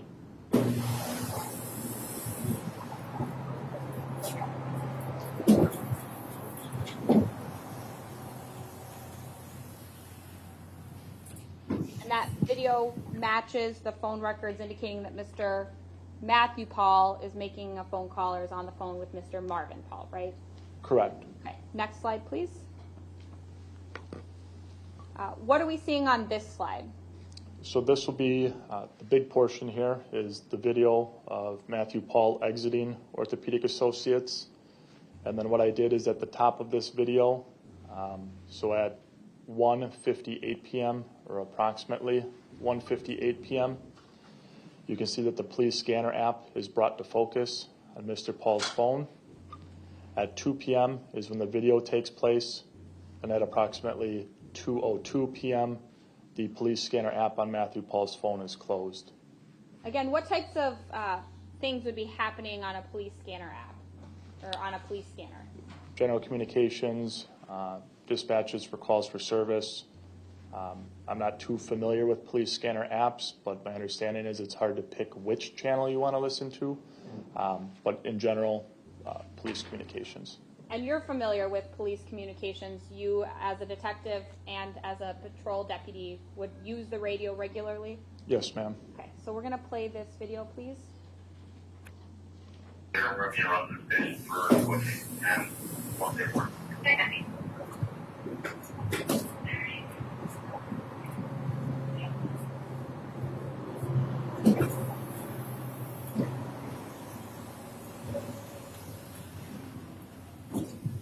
Now, Detective, based on your familiarity with police radio, dispatch, audio, what did you hear in that video? So I can't make out what exactly is being said, but it does sound like police communications and a female dispatcher acknowledging that she copied whatever transmission was played. Okay. Important to note, did that audio stop after Mr. Pahl was outside of the little vestibule area here? It appeared to, yes. Okay. And did not continue once that other gentleman walked in? I didn't hear it, no. Why is that significant?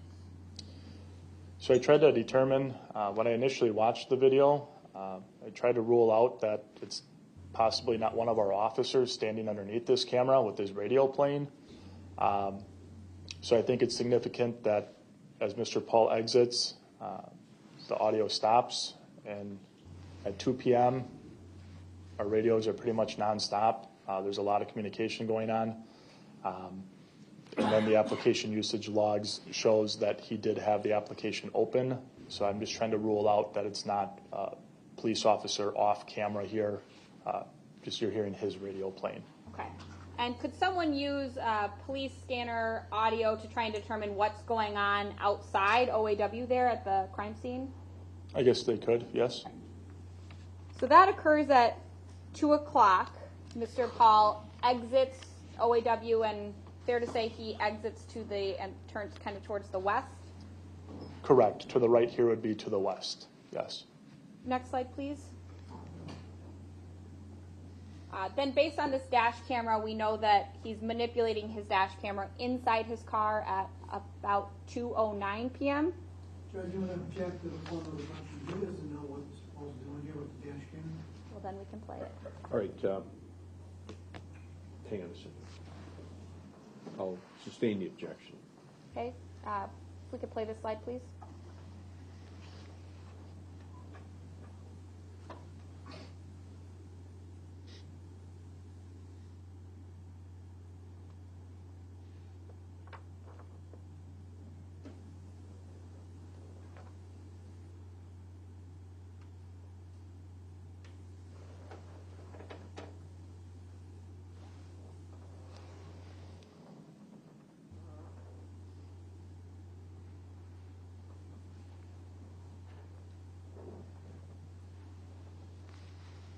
Detective, did you see anyone else in the vehicle with Mr. Pahl there? I saw a hand picking up the dash cam and appears to be sticking it back to the windshield. Okay, and that's at 2:09 p.m.? Yes, ma'am. Next slide, please.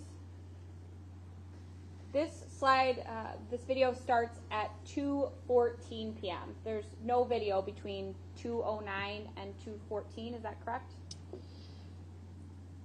In the PowerPoint, that is correct. I'm not sure 100% if there's any dash cams that we didn't include here. Okay, and this video is about 1 minute long? Yes, ma'am. Okay, we can play this here.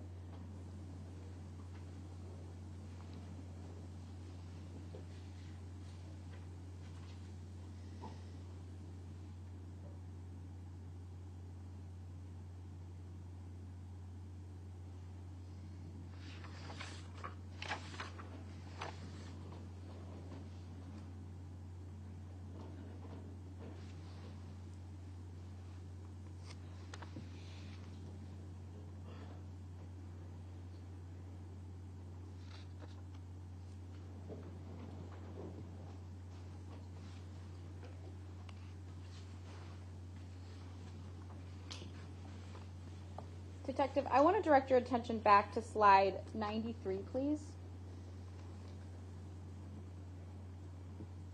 Okay. It looks like there's a second outgoing call on 9/9 at 2:06 p.m. Who's making that call?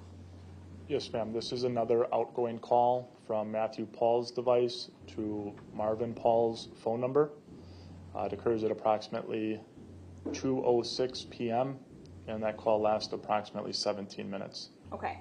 So Mr. Pahl exits OAW at about 2 o'clock p.m.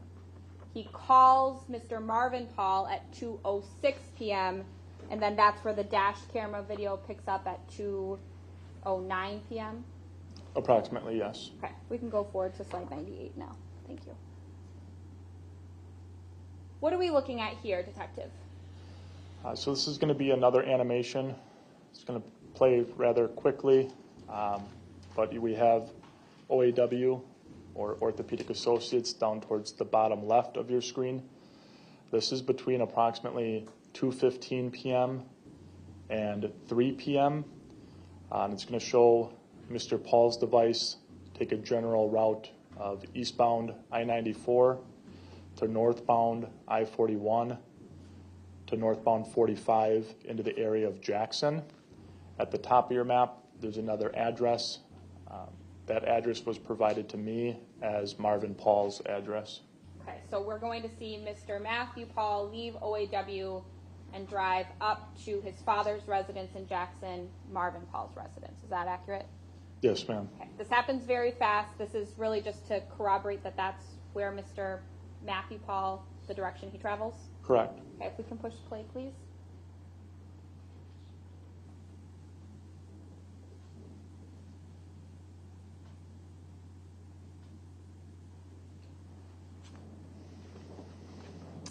So Mr. Matthew Pahl is in the area of Mr. Marvin Pahl's residence around 3 p.m.? Yeah, I'm not sure why I cut this animation off a little early, but it goes until 2:54 p.m. And based on this, I would say he's in the Jackson area by 2:54 p.m. I don't know exactly when he gets to Marvin Pahl's residence. Okay. Fair to say, though, that he's there after sometime after 3 p.m. Yes, ma'am. Okay. Next slide, please. Once Matthew Pahl is at Mr. Marvin Pahl's residence, what did you observe in Mr. Marvin Pahl's computer and his web search history? Yes, so these are web searches recovered from Marvin Pahl's MacBook computer. They occur generally between approximately 3:38 p.m. and 5:56 p.m. They're conducted through the Yahoo search engine. First one, Stephanie Pavlons, missing woman found dead. Waukesha, Wisconsin, police reports. Waukesha, Wisconsin, police reports death. Waukesha, Wisconsin, police today's news, September 9th, 2022, video clips. Today's news, Highway 164 in Waukesha. Waukesha police scanner. Waukesha police scanner patch. News happening today in Waukesha, Wisconsin. Waukesha, Wisconsin, police today's news. Body found in Waukesha field. Stephanie Pavlons. Stephanie Pavlons, missing woman found dead. Stephanie Pavlons, missing woman found dead in apartment. Channel 6 News, live, Waukesha, Wisconsin. Body found by construction worker, dead. And how to take a screenshot on MacBook Pro. Detective, by 5:56 on September 9th, did anyone in law enforcement know who it was that was found in the woods near OAW? Not to my knowledge. Did anyone know in law enforcement that Ms. Stephanie Pavlons had been missing since August 23rd? At this point, no. Did these web history searches on Mr. Marvin Pahl's computer appear to be relevant to your investigation? I would say so, yes. Why? Because at this point, we didn't release any information about who was found, simply because we didn't know. Based on these searches, maybe this person knows. Okay. Next slide. I tell you what, it's 9:56. Let's take a break till about 10 after, okay? All right? All rise for the jury.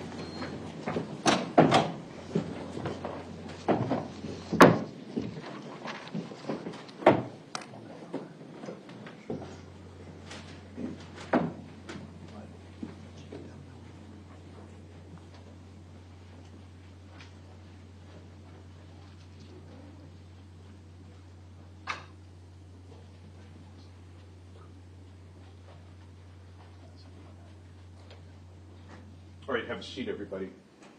Anything from the state before we take a break? No, Judge. Anything, Charlie? Oh, sir, thank you. All right, take a break. Be back at 10 after, ready to go. Okay, you can step down.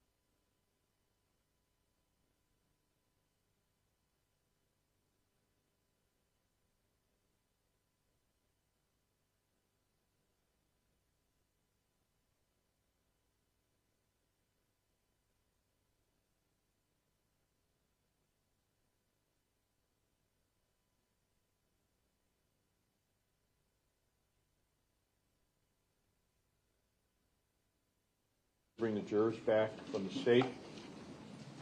Not from the state, Judge. I know defense has their witnesses here. I don't know if there's anything the defense wishes to address with the court.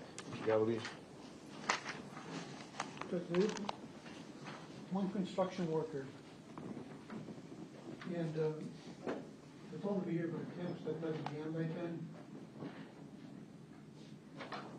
I was hoping to call him out of order to get him back to this construction work. I'm not sure who else to state a chance to call him out of order.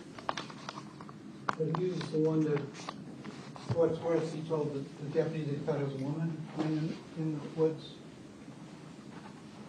Ms. Gordon?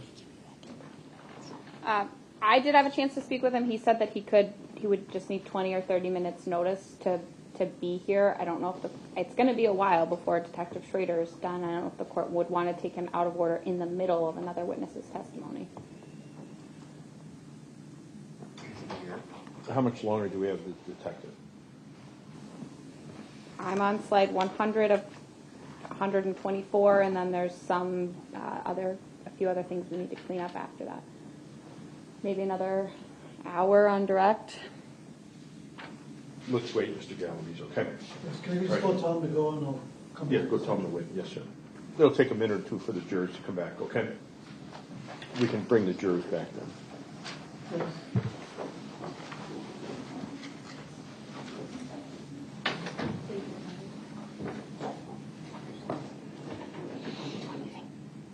No?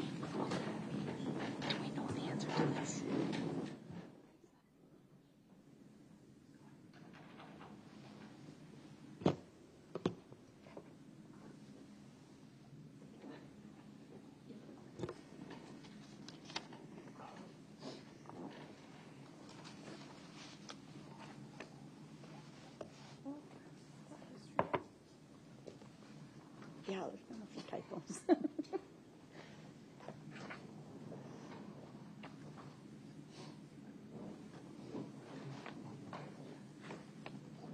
Okay, what the heck did I just do to my computer? Thank you.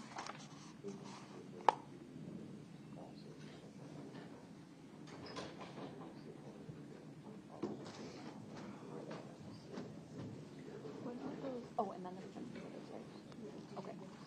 Yeah, can you write down those numbers? All rise for the jury.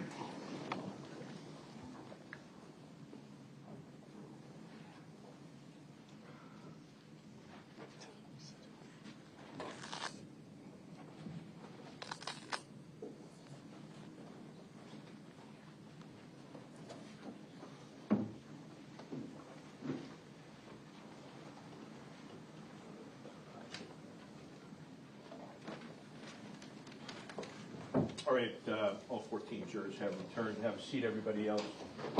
Thank you very much. Go ahead, continue. Thank you. If we can put Exhibit 202 back on the screen, please. Okay, Detective. The last slide showed Mr. Matthew Pahl driving up to the area of Jackson, Wisconsin. Is that right? Yes, ma'am. Okay. What are we looking at on this slide?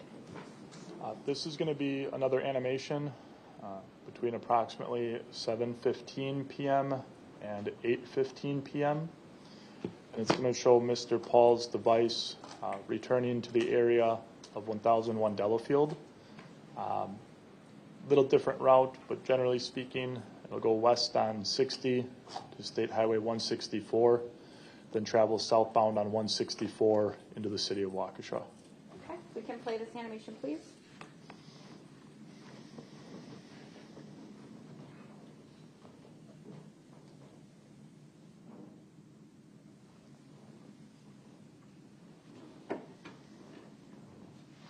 Okay, so again, those records show Mr. Pahl returning to the area of 1001 Delafield.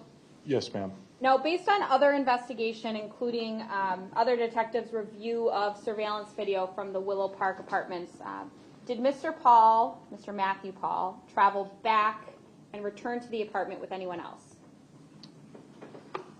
On this occasion, Yes. I believe his father might be with them, but I don't recall specifically. Okay. Did you also then, we didn't map it for the jury, but did you also then review records from Mr. Pahl on September 10th, returning to the Jackson area and then coming back to the 1001 Delafield area? Yes, ma'am. Okay. Indicating that Mr. Marvin Pahl came and spent the night with Mr. Matthew Pahl? Judge, I'm going to object. It's speculation. I'll sustain the objection. He said he didn't see or know about Mr. Marvin Pahl coming back. Okay, next slide, please. What happens on September 10th?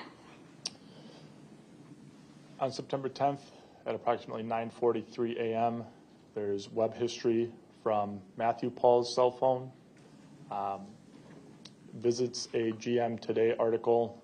The title of that webpage is Dead Body Found by Construction Crew in Delafield, Waukesha County News. There's a snippet here of what that webpage looks like. That is our press release from the Sheriff's Office, summarized by this news outlet. And then at approximately 8:26 p.m., there's a web search from Marvin Pahl's MacBook computer through the Yahoo search engine for Stephanie Pavlons. Important to note that in that news article that's posted and that is reviewed by Mr. Matthew Pahl from his phone, that the body is not identified by a name. Correct. It's not identified by a gender. Correct. And it doesn't even say where at that address a body was located. Is that correct? That's correct. That address that is given, is that the address to OAW, if you know, or is that the general area? I don't recall specifically if that's the OAW address. Okay. Next slide, please. What happens on September 11th? So the first message that we see here is actually on September 10th. So there's a Facebook message from Ms. Pavlons' account to Sherilyn Valente on September 10th at approximately 3:36 p.m. That message from Ms. Pavlons' account reads, "Keep in mind, baby, or good spanking, haha." Moving on to September 11th at approximately midnight 04, Sherilyn Valente reacts to that message, and then 2 minutes later at approximately midnight 06, Ms. Valente writes, "You are silly. I just opened Messenger in case you wonder, because I'll do my lesson for next week, okay?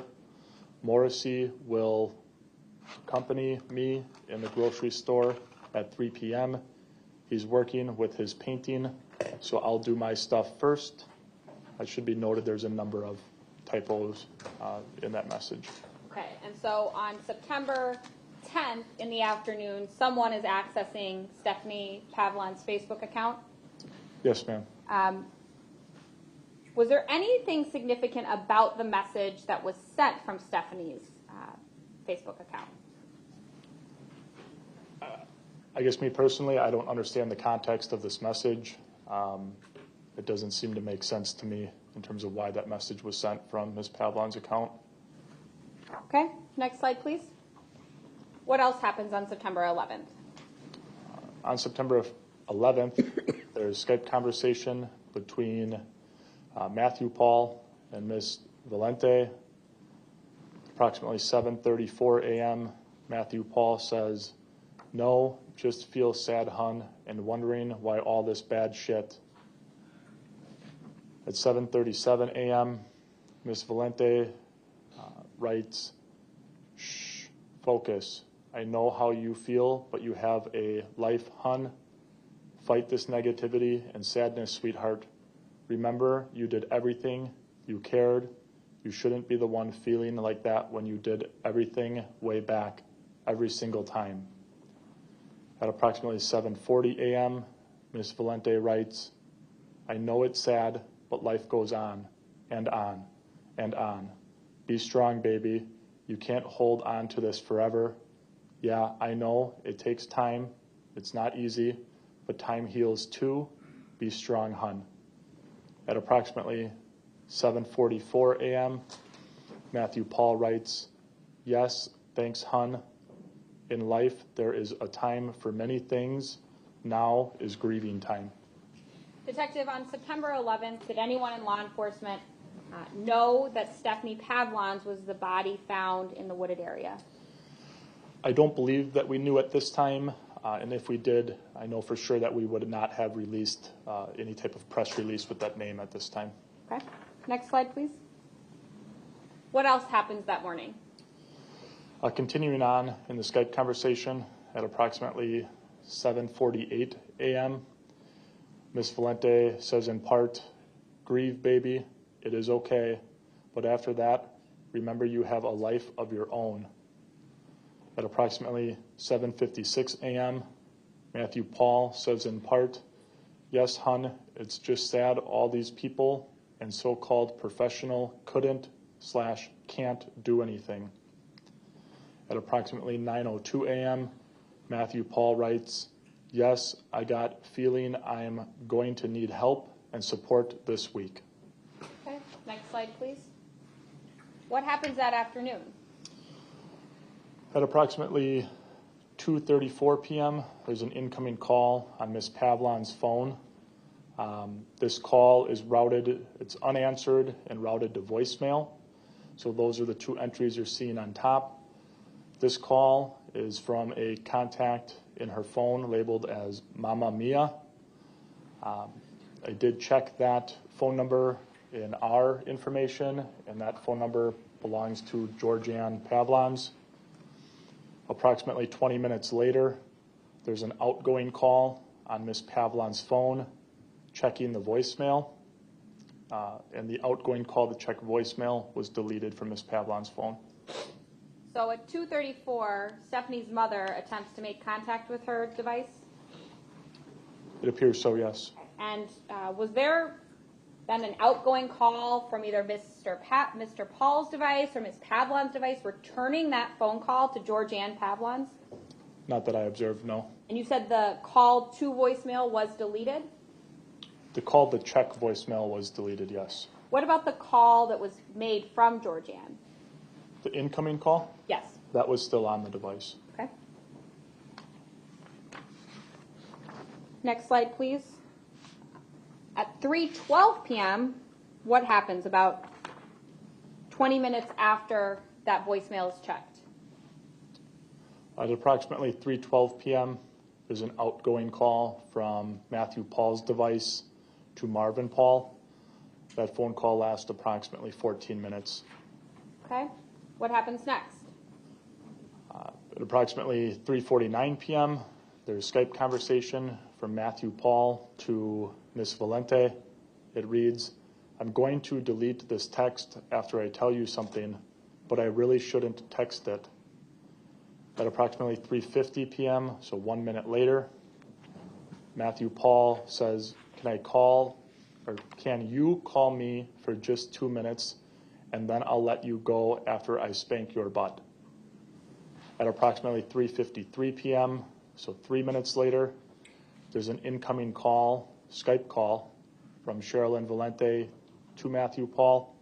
That call lasts approximately 14 minutes. The above message that says, "I'm going to delete this text," was in fact deleted from the device. Okay. Next slide, please. Then at 6:36 p.m., what happens? At approximately 6:36 p.m., there's an incoming call on Matthew Pahl's device from Marvin Pahl. That call lasts approximately 49 minutes. At approximately 9:02 p.m., there's a Skype conversation between Ms. Valente and Matthew Pahl. In that conversation, Matthew Pahl says, "I had a long talk. Dad, we will be ready." At 9:03 p.m., Ms. Valente responds, "That's great.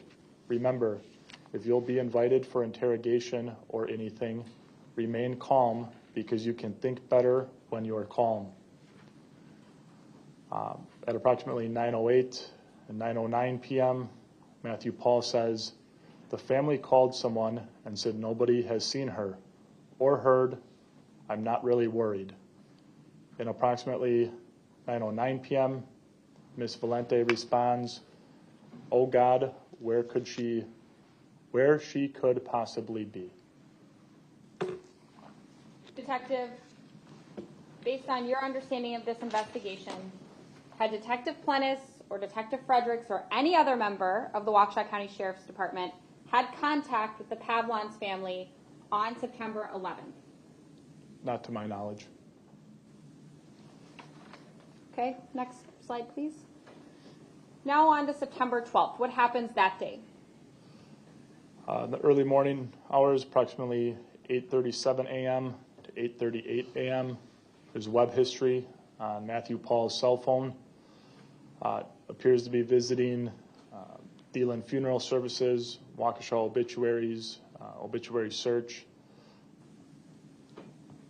At approximately 12:55 p.m., there's a incoming call on Ms. Pavlon's phone from that Mamma Mia contact, which is Georgianne Pavlon's cell phone number. That call is unanswered and routed to voicemail. Approximately 4 minutes later, there's an outgoing call from Pavlon's device checking the voicemail. The outgoing call to check voicemail was deleted from Ms. Pavlon's device. And again, after Mrs. Georgianne Pavlons attempts to contact her daughter, Stephanie Pavlons, does Mr. Pahl make a call to Georgianne from his cell phone? Not that I'm aware of. Does he return that call from Ms. Pavlon's cell phone?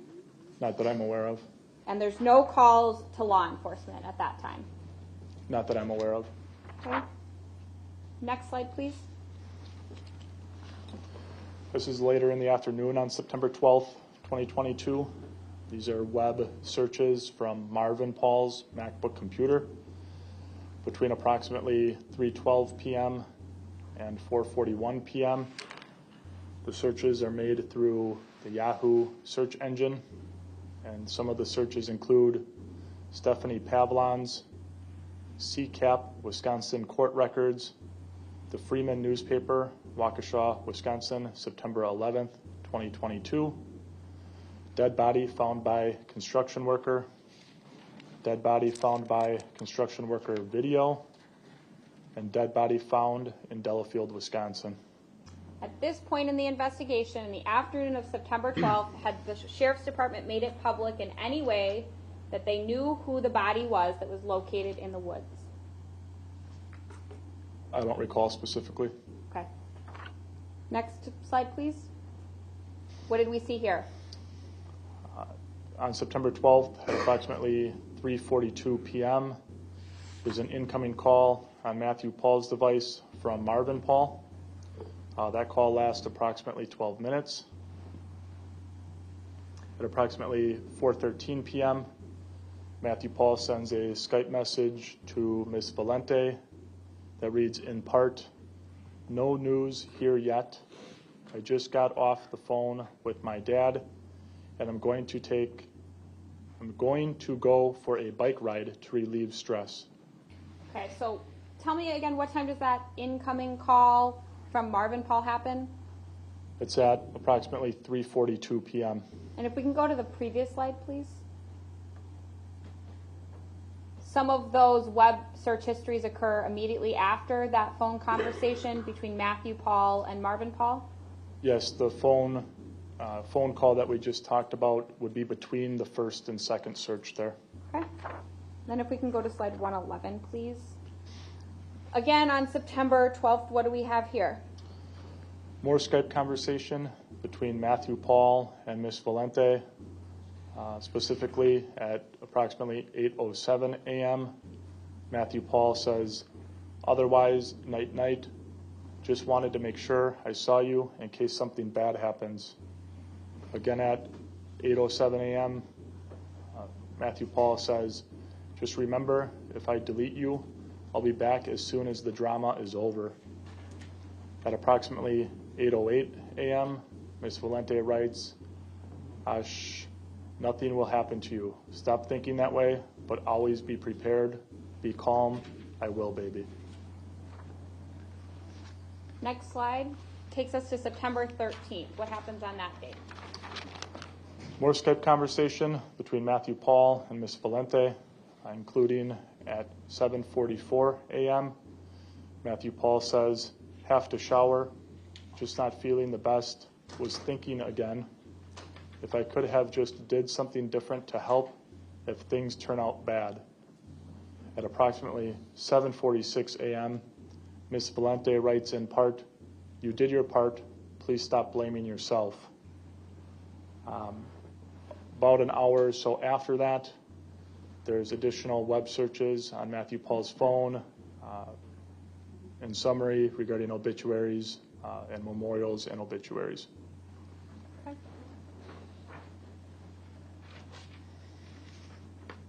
Next slide. September 14th. What are we looking at here? An incoming message on Ms. Pavlons' device. The message is from a contact named Sam, phone number 262-757-8558. That message reads, you still got that pressure washer for sale, question mark, question mark, question mark. At approximately 7:34 a.m., Matthew Pahl sends a message to Majin Desierto, which reads, if you don't hear from me because something happens, I'll get with you ASAP. Okay, next slide. Later on September 14th. More Skype conversation between Matthew Pahl and Ms. Valente, specifically at 8:38 a.m.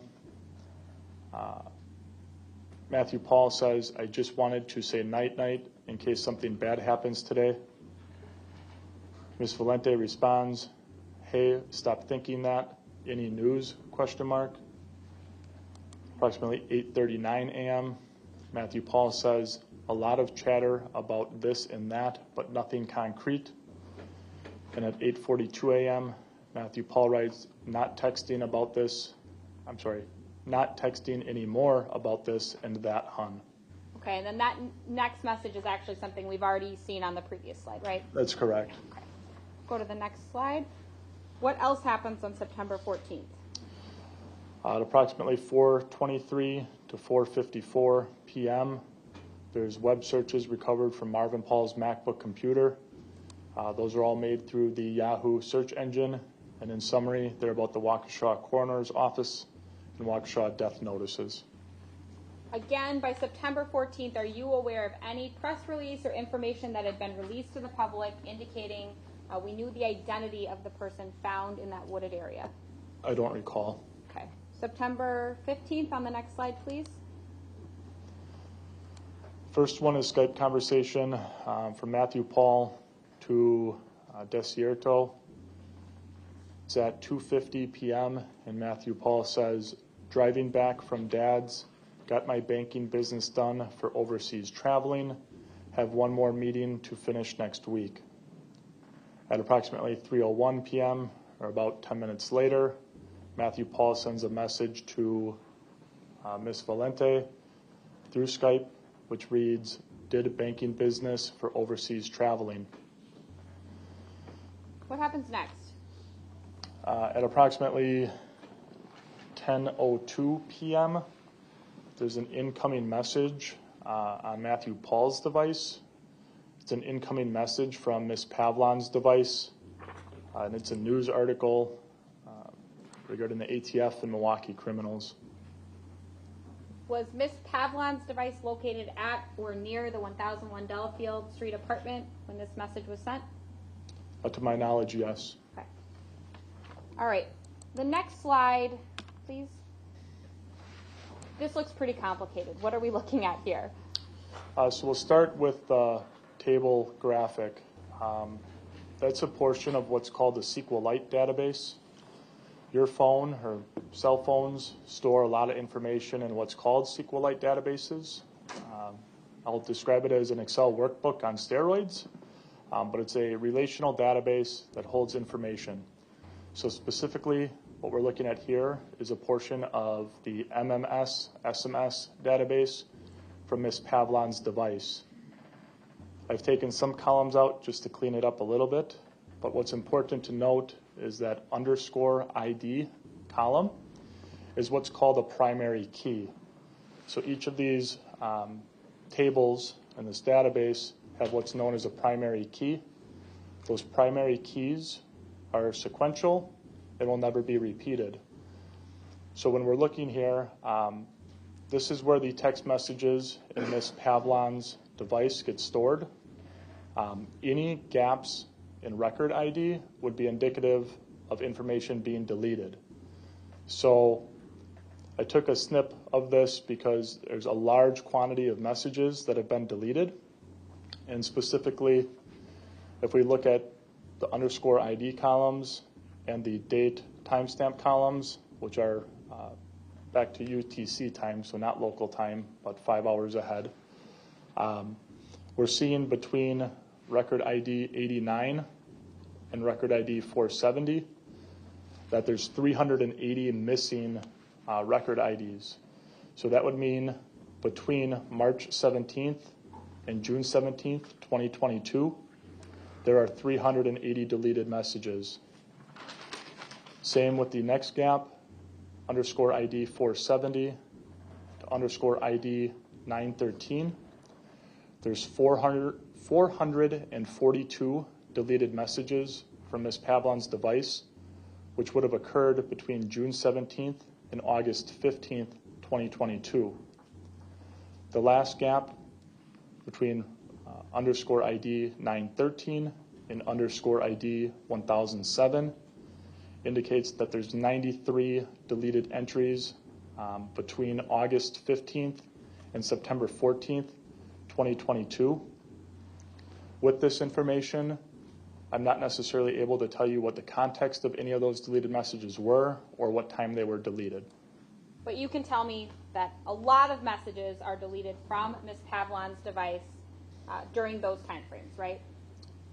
Yes, ma'am. Okay.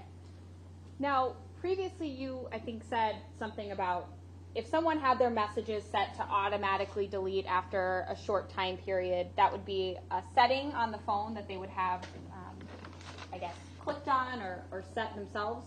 It's possible, yes. Okay. In this case, in reviewing Ms. Stephanie Pavlons' phone, did you see any indication that there was some type of setting that would automatically delete messages very quickly in time? I don't recall seeing that setting, and I am seeing some older messages on here, specifically ones back to March of 2022. So would that indicate to you that messages were not automatically set to delete after, say, 7 days or even 30 days? That's correct. Okay. I just want to direct your attention to those last two messages, 1007 and 1008.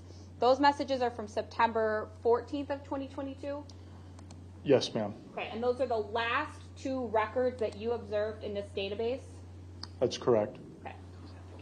One of those is a message about the pressure washer that we just saw on one of those previous slides? Yes, ma'am. Record ID 1007, which is on September 14th, 2022. If we convert that to local time, would be 1:23 a.m. And the message reads, "You still got that pressure washer for sale?" ? Okay. Now, next slide, please. You've talked a lot about deleted calls to check the voicemail. How did you determine that that was the case, and what are we looking at here? So similar to the last database that we just looked at, the calllog.db is another SQLite database that keeps track of calls incoming and outgoing on the physical device. This is a query specifically for that voicemail retrieval number, which is 805-637-7243. That number is what the phone is dialing on T-Mobile's network to check voicemail. This was all the ones that I observed. Everything, we'll say from the first 8 entries, so they occur between June 8th, 2022 and August 3rd, 2022. None of those outgoing calls to voicemail were deleted. The next several entries between August 26th, 2022 to September 16th, 2022, that's 8 calls out to check voicemail. All but the very last one on September 16th was deleted. So 7 of the 8 calls made to Stephanie Pavlons' phone and then routed to check voicemail, right, are deleted. Correct. These are the user actually dialing out to check the voicemail, not necessarily those incoming and routed calls to voicemail. Okay, so when I go on my phone and I say I want to check voicemail, your phone creates this database? Not necessarily. It depends on your network. This database would track all of your incoming and outgoing calls. I only have it displayed here to show the calls to voicemail. Okay. And you wanted to show the calls to voicemail to see if there was any trends related to voicemails being deleted prior to August 23rd and after August 23rd? Correct. I'm trying to establish if this is a normal pattern for the user to delete those calls.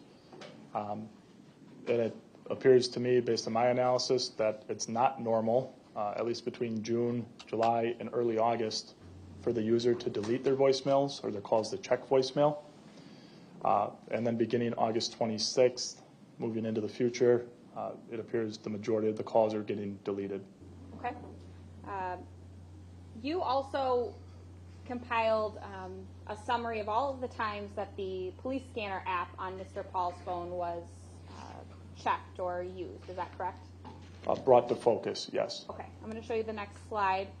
What are we looking at here? So I used the application usage log on Mr. Pahl's device.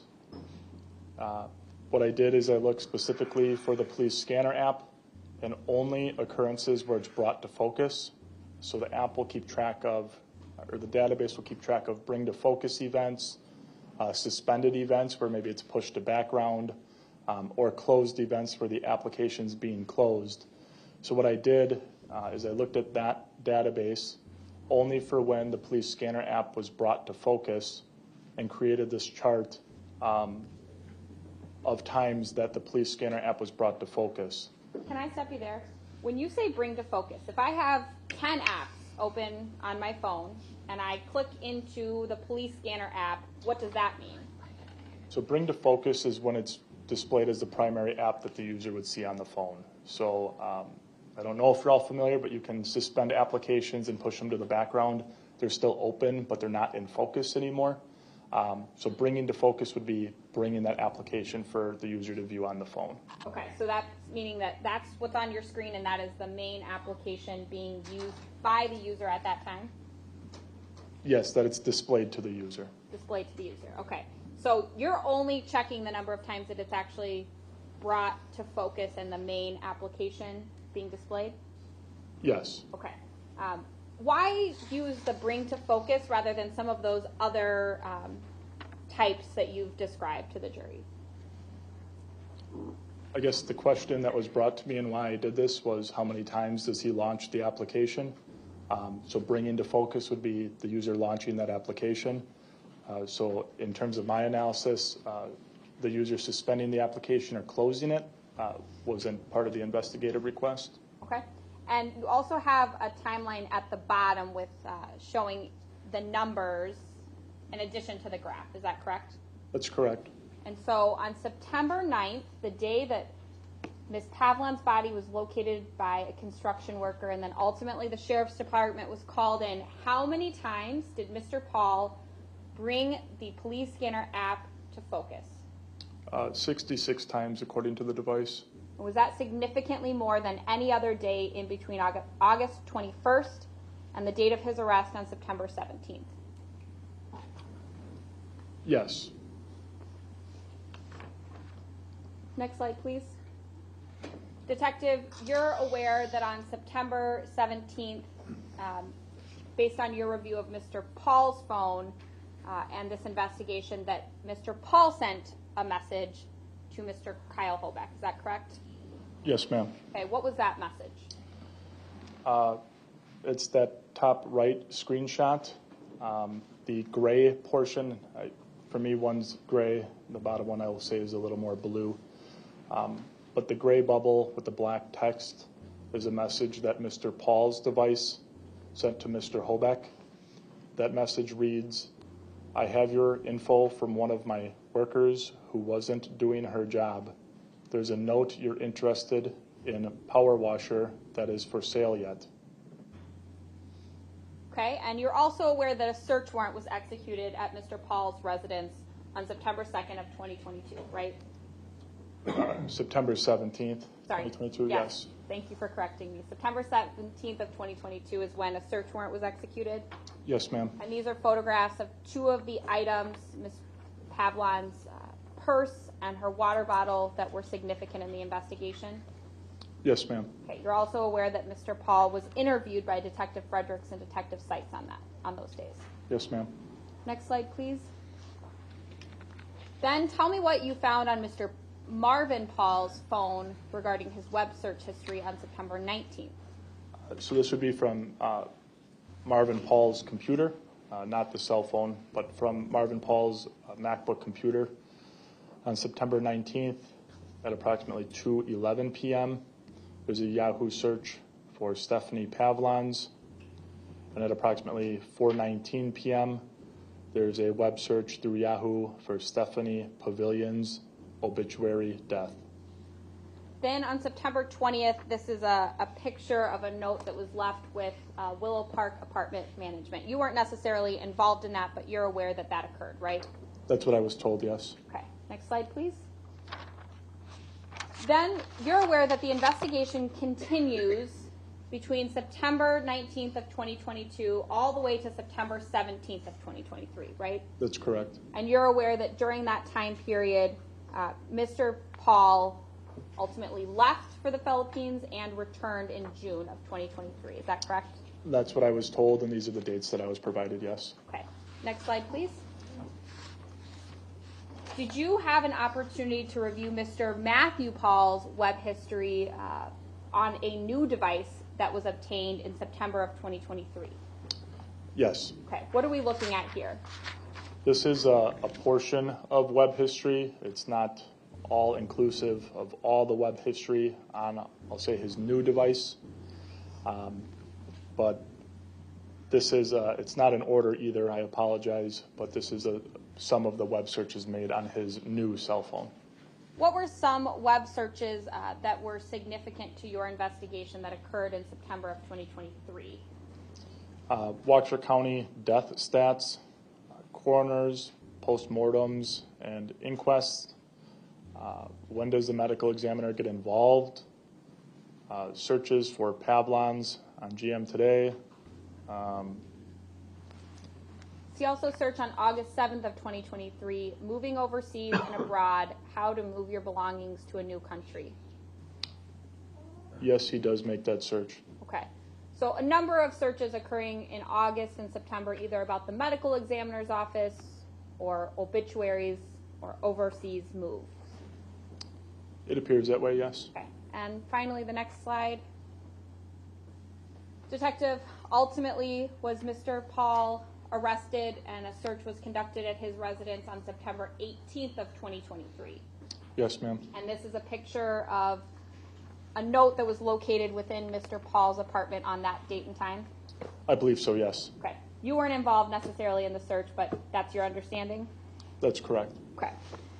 Now, that completes our timeline. I want to go back and clean up a few items that might have been a little confusing. I'm going to start with something that we haven't talked about yet. We're going to go back to August 8th of 2022. Were you asked as part of this investigation to review some text messages that were sent from Mr. Pahl to Ms. Stephanie Pavlons on August 8th of 2022? Yes, ma'am. Okay.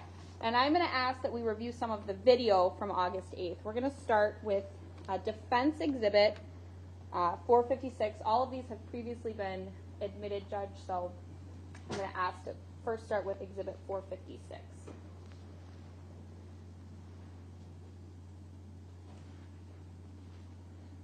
Okay, we can pause it here. Detective, what date and time are we looking at here on this video? It appears to be August 8th, 2022, approximately 2:34 p.m. And this is the camera at the north end or north entry point of Willow Park Apartments. Okay, and you recognize this to be Willow Park Apartments? It does appear to be, yes. Okay, we're going to play this video, please.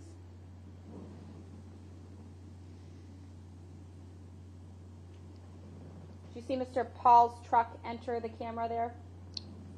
Yes, ma'am. Okay, Exhibit 458 from defense, please.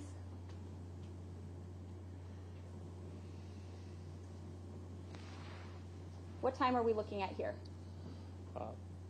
August 8th, 2022, at approximately 2:38 p.m. Okay. And this is from a different camera, from Channel 4? Yes, this is more in the middle of the building. Okay, we can play this video, please.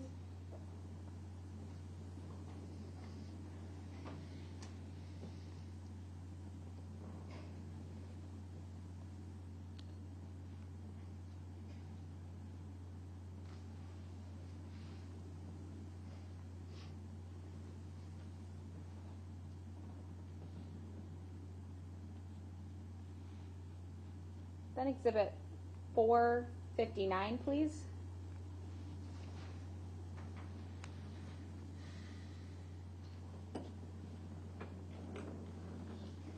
What time are we looking at on this video, Detective? Still on August 8th at approximately 2:59 p.m. Okay, play please.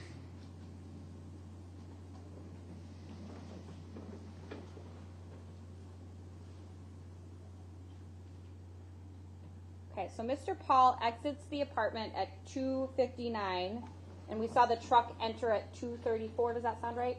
That sounds right, yes. Okay. Now, if we can play Exhibit 461, please.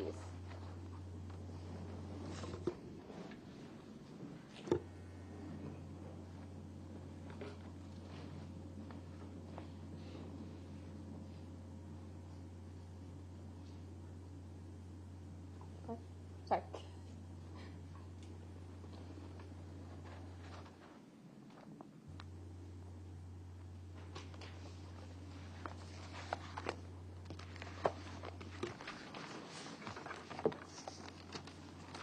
Did you see Mr. Pahl walk by?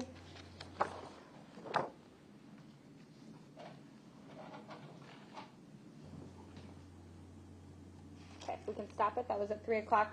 Detective, did you see Mr. Pahl walk by on the sidewalk? Yes, ma'am. Okay, and then did you see that same orange shirt that he was seen wearing exiting the apartment kind of in the door of that video?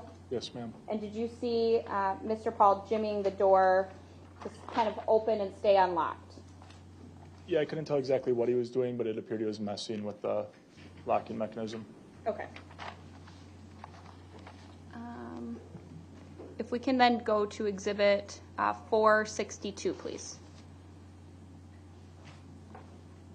This is at what time, Detective? Approximately 3:01 p.m. Okay, play please.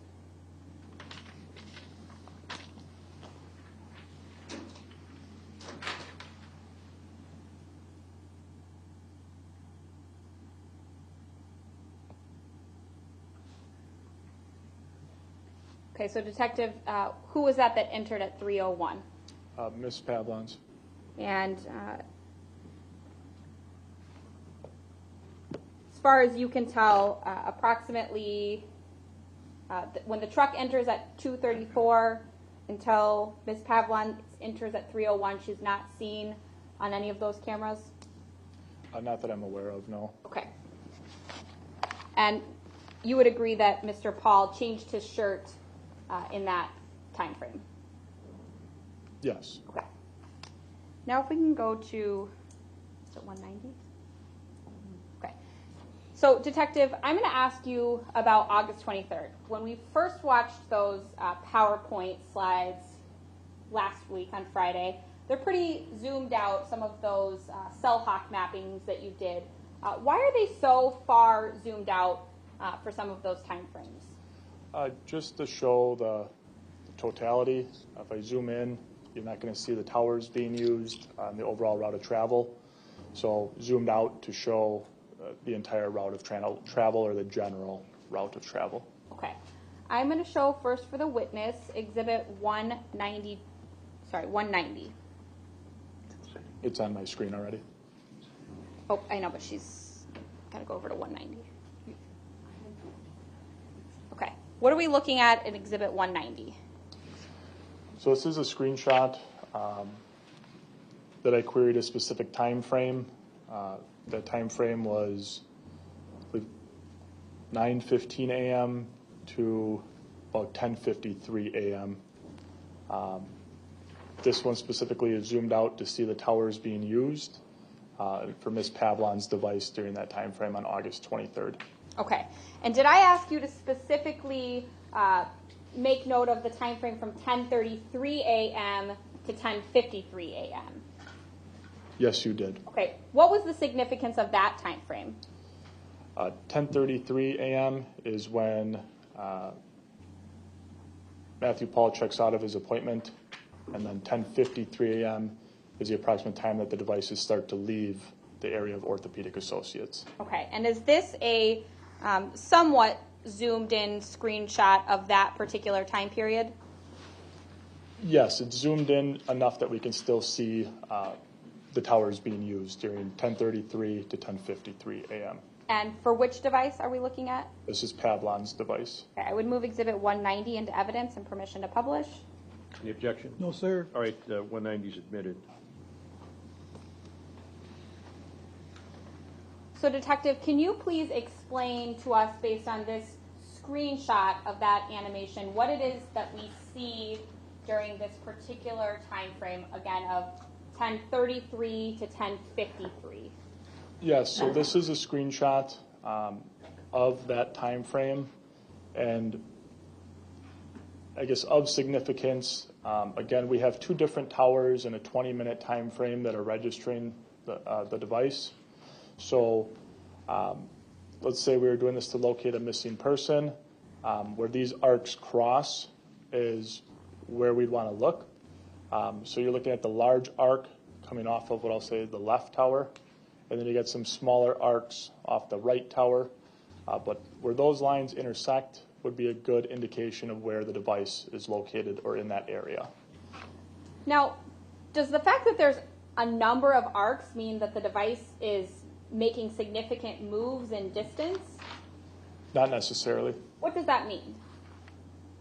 So we talked about it a long time ago, but these records are being generated automatically as long as the phone is on.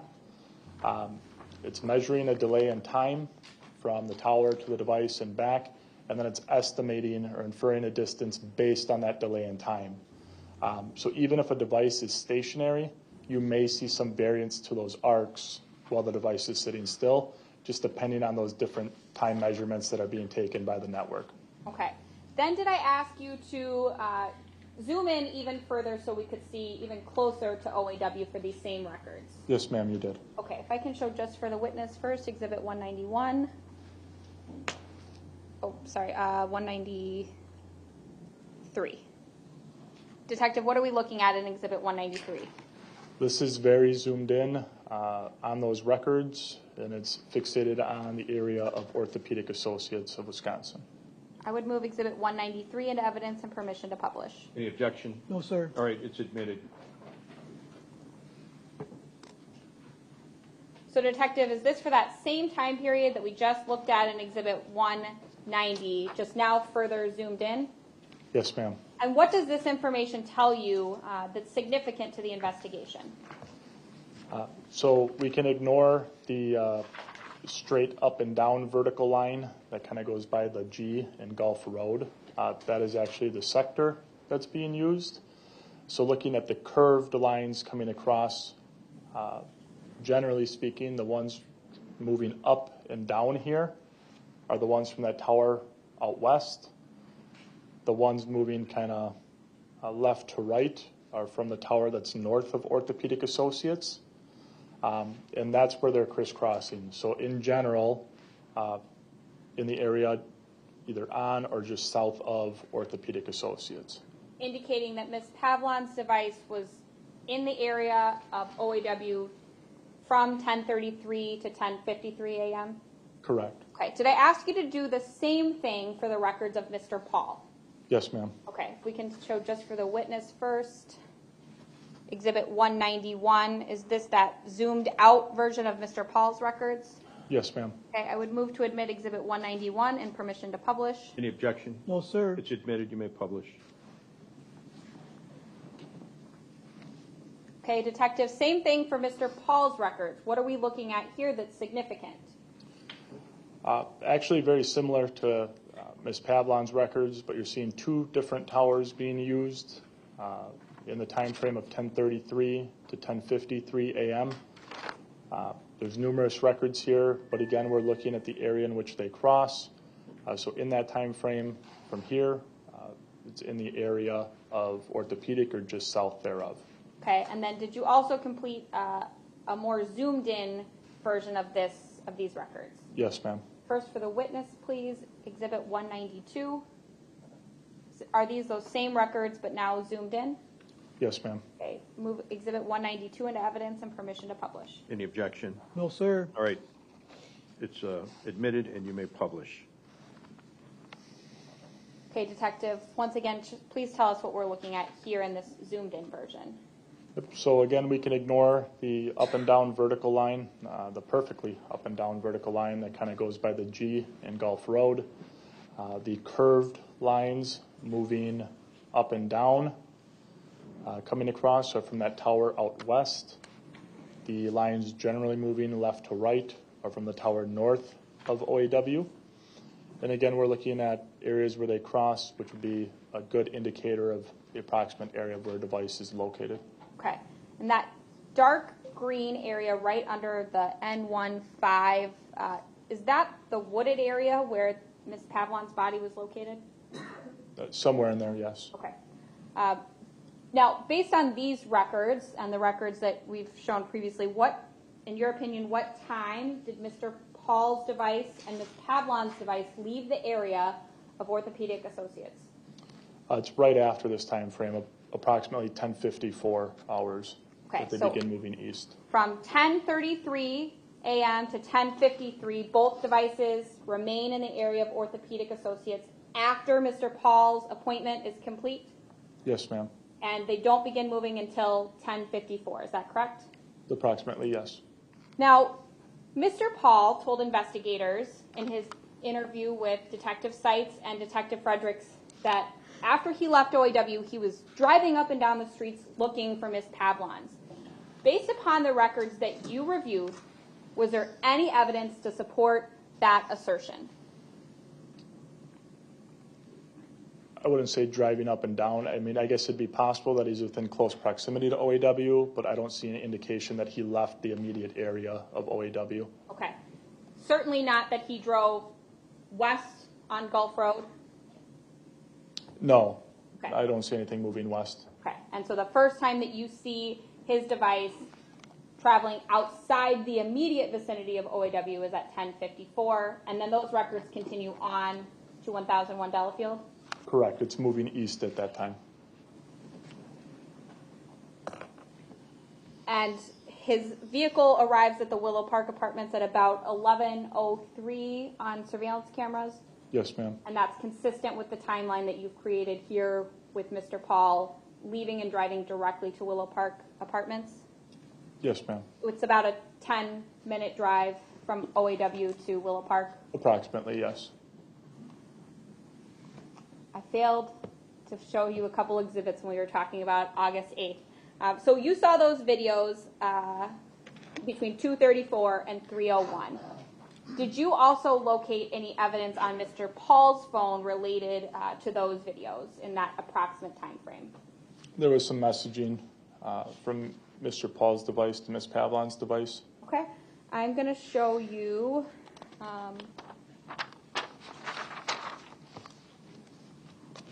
sorry. Can you pull up the different exhibits, please?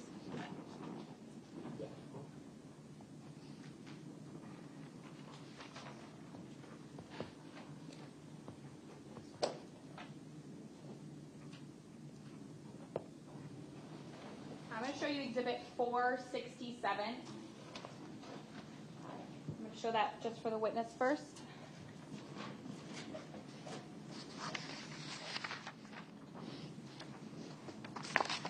We can scroll down a little bit. Detective, what are you looking at here? I'm sorry, my screen didn't come on right away. Oh, sure. I'll give you a second. Do you want us to scroll up? Would that be helpful? Yes, if you could. Okay. Okay, and then scroll down. What are we looking at here? This is a portion of messages that were sent from Mr. Pahl's device to Ms. Pavlon's device on August 8th. How can you tell that? Looking at the source file, as well as prior to today's testimony, I specifically checked for these messages in Mr. Pahl's extraction. Okay. So do you believe this is a fair and accurate depiction of the messages sent by Mr. Pahl to Ms. Pavlons on August 8th at approximately 3:27 p.m.? At least these three messages, yes. Okay. I would move admission of Exhibit 467 and permission to publish. Any objection? No, sir. All right, it's admitted, you may publish. Okay, Detective. So tell me what we're looking at in line 61. So in line 61, there's an outgoing text message from Matthew Pahl's device. We're looking at his device here, so that from owner is Mr. Pahl's device. And then 2 be 262-893, which is Ms. Pavlon's phone number. The top section in that next column is the body of the message, which reads, "Your piss stain." And then there's some source file information there as to where this information was recovered out of the extraction. What about the next line, line 62? That is a attachment that was sent. So it gets resized when it's sent as a message, but that's a thumbnail that we're looking at here. I believe there's a bigger picture of it. Okay. Shows what that attachment was. We can show just to the witness first, Exhibit 468.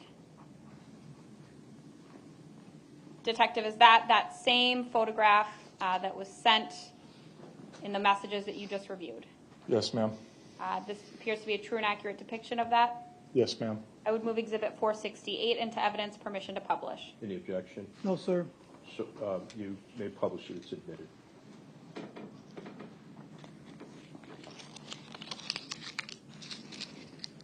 Detective, that's a larger photograph of the thumbnail size that you could see from the messages on August 8th.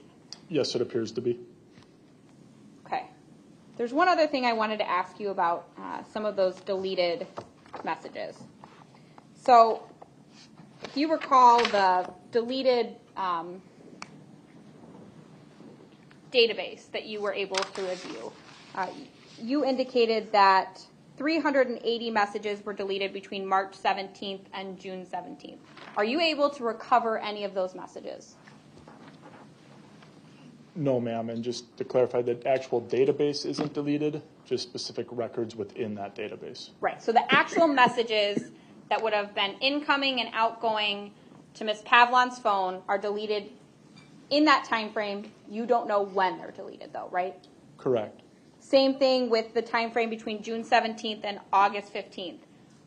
442 messages are deleted, but you can't say what messages have been deleted, right? Correct. Okay. And what you can say is that they are deleted before you review the phone sometime after September 17th of 2022. That's correct. And if there had been messages, say, between Stephanie Pavlons and Mr. Matthew Pahl that were in those deleted sections, you would have no idea what they say, right? By looking at her device, no, I would not be able to tell you what they said. All right, Detective, I don't have any other questions for you. All right, go ahead, Mr. Galaviz. Detective, on that last subject, when were those messages deleted? I don't know when they were deleted. And is that for all three groups? You don't know exactly who deleted them or when they were deleted? That's correct. So the ones prior to August 23rd, they were on Ms. Pavlon's phone, true? The ones that were deleted were on her phone? Correct. At some point they were, yes. So any of those groups that were deleted before August 23rd, 2022, it's fair to say she could have deleted those messages, true? Except for ones that we saw in other evidence, yes.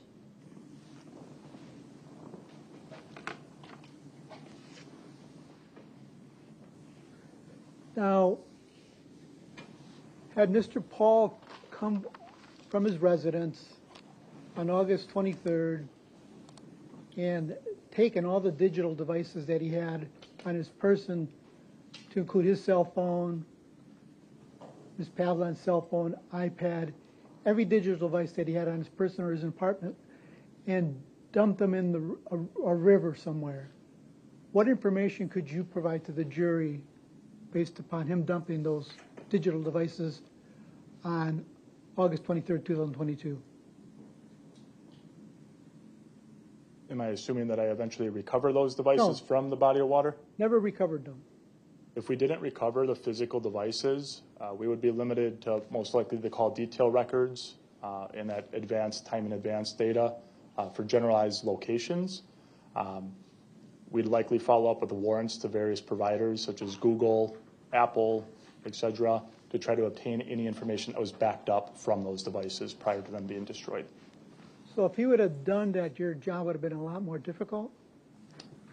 More of a puzzle and missing a lot more information. Same if you would have dumped the scanner and the dashboard video device, if you would have dumped that in the river on the 23rd of 2022 August, what information could you have gathered out of those devices, the scanner and the dashboard device? I'm not sure what scanner you're referencing, but if the dash cam was destroyed, same thing. We just would not have that evidence to corroborate maybe their cell phone records. So you wouldn't have any evidence from the dashboard camera, true? If you would have dumped it or destroyed it on the 23rd of August? If it was destroyed and we did not recover it, that's correct. Same for the scanner? I'm not sure what scanner you're referencing. Is the scanner inside the dashboard device, or where's the scanner from? The scanner is an application on Mr. Pahl's cell phone. So if he would have dumped his cell phone in the river, would you have got any scanner information? Not unless I recovered the physical device.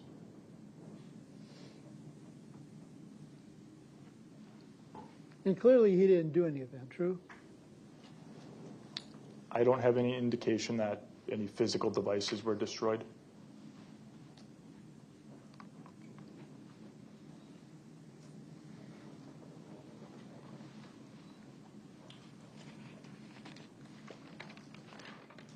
I'm showing you, it's just for witness only, exhibit number,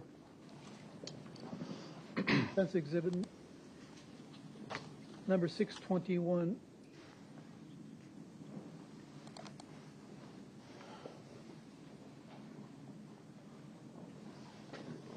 Tell me when you can see it.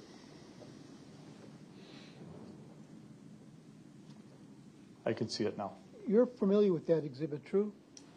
Yes, sir. Those are T-Mobile documents that you obtained, true? Or somebody from your department did? Yes, this is a T-Mobile time in advance document, yes. And what is that? What do you do with that?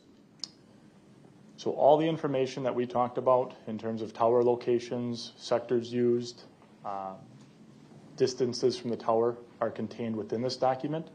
So this document is what our software is reading and what I've been trained to analyze and map by hand if I had a lot of time. And how do you, are you able to use your CellHawk device to, in conjunction with document 621 to develop your mapping? Yes, sir. Judge, can I publish this to the jury? Any objection? No. All right, yes, you may. You're asking that it be admitted and published. Yes. Yes, sir.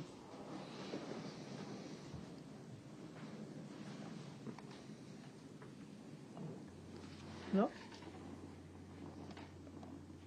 to scroll down on this device. Do you see it?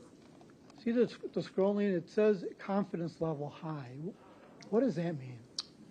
Yeah, so the first two columns there, end latitude and end longitude, and then the confidence rating, that's proprietary to the provider. That's not anything that's made public or anything that I could study or be taught on unless I worked for T-Mobile's network team. So we follow a scientific working group of digital evidence. They publish a lot of articles related to digital evidence, including historical cell site analysis. And they also indicate that those columns are proprietary. So their recommendation is that we would map tower, sector, and distance from tower and not use any estimated device location. Is there like any kind of warning or from T-Mobile about the confidence level of this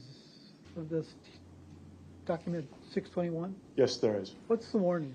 I don't know it verbatim.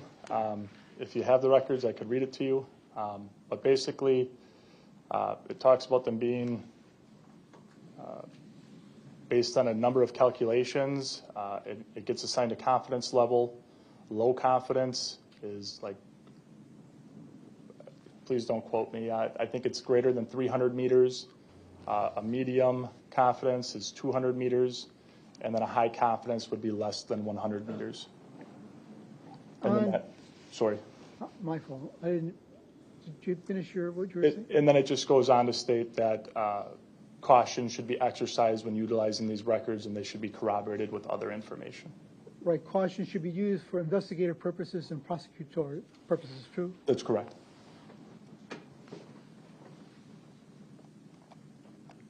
So the confidence level for high is within 100 meters? I believe that's what they say, but again, it's proprietary. I don't know much about that. And the confidence level for medium, would you know what that was again? I don't use the confidence in the estimated device locations. I believe medium is 200 meters.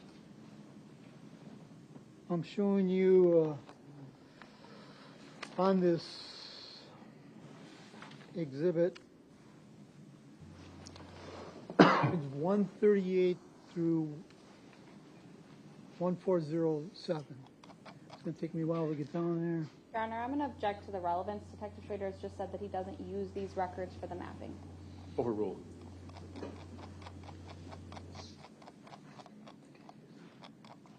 I really apologize.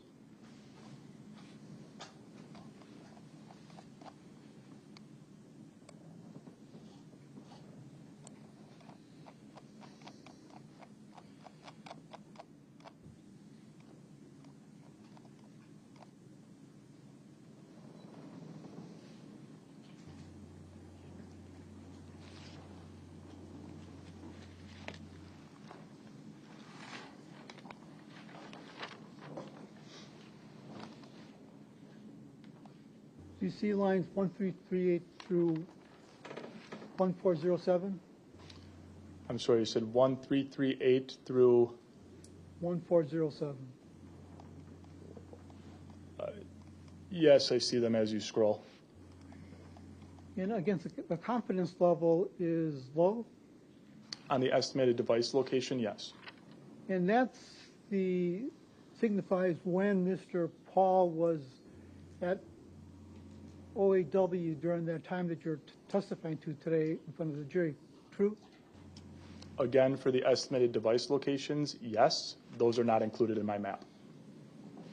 So the confidence level while Mr. Pahl was at OAW, according to T-Mobile, is low. True? For the estimated device locations, yes, that is true.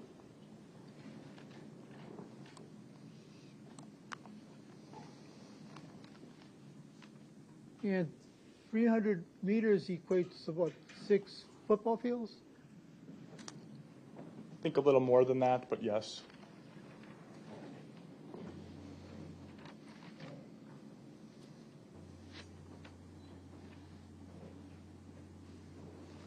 And I think you,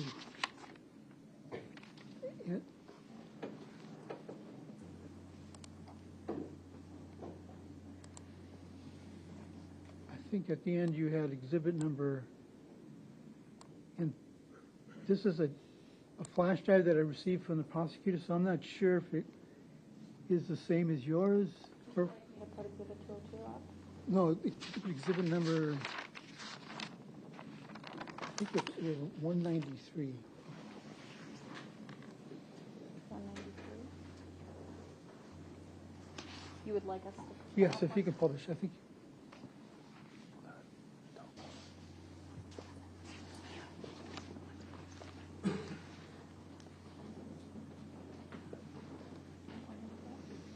Madam Clerk, yeah, thank you. Now, again, you identified that as being, what? What did you say was happening here with this exhibit? So this is very zoomed in on records from Ms. Pavlons' device between 10:33 a.m. and 10:53 a.m. on August 23rd, 2022. And Mr. Paul's device was similar, almost, if not exact, true? Very similar, yes. So, given that it's low confidence, right now the T-Mobile record is telling you this is low confidence, true? It's talking about the estimated device locations, which aren't depicted in this map. So Mr. Paul could have exited his appointment, went to his car, and entered the building looking for Ms. Pavlons, and there wouldn't be a change in this, true? If you just went back in the building? Correct. No, I don't think we'd be able to see a change in this.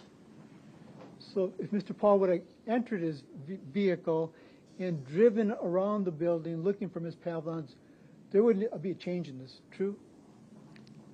There would or would not be change? Would not be a change. Probably not enough to notice the change. There could be a little variance to it, but not enough to say that he left or did anything. So if Mr. Paul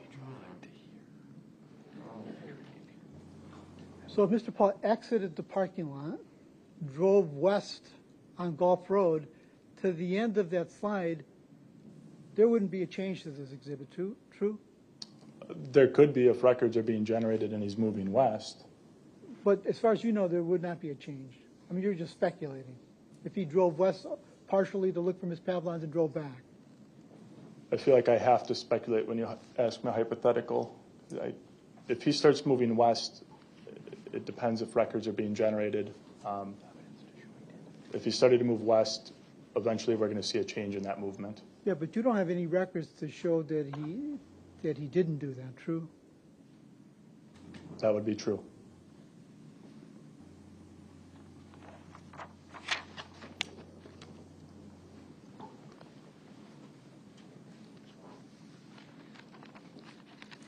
And again, during his interview on September 17th, 2022, Mr. Paul told the detectives that he was using his devices and Ms. Pavlons' devices after she disappeared. Your investigator verifies that, true? I don't know that he told investigators that, but I do see activity on her phone.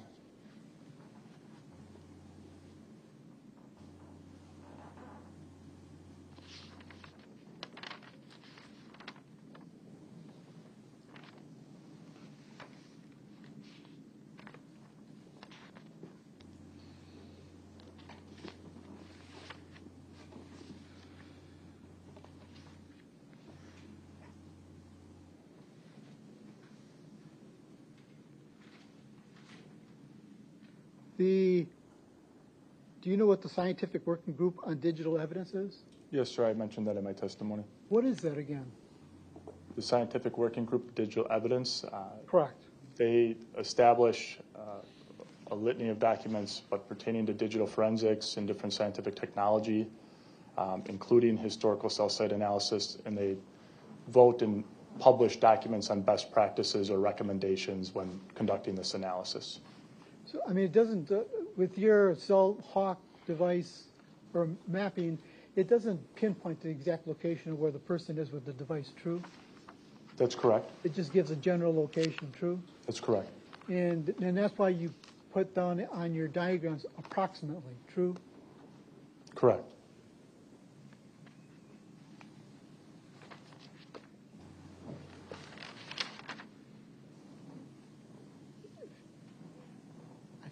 Exhibit 120 is a scanner. Could you put that back up for him? 202 is the police scanner. Is that what it was? The chart that shows you. Correct. Go to 202, please, and slide number 119, please.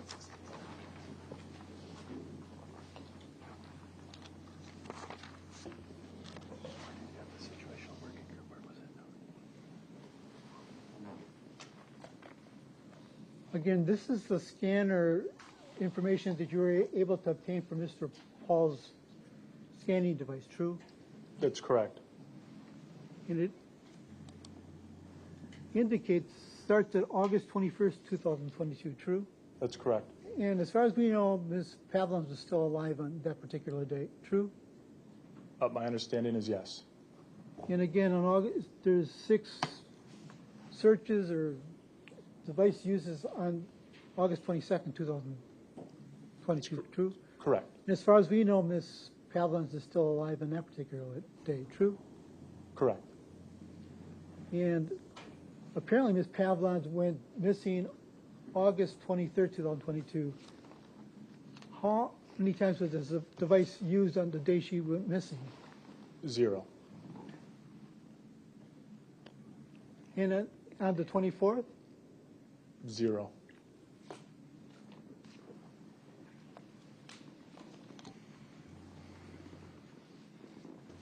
And on the 25th?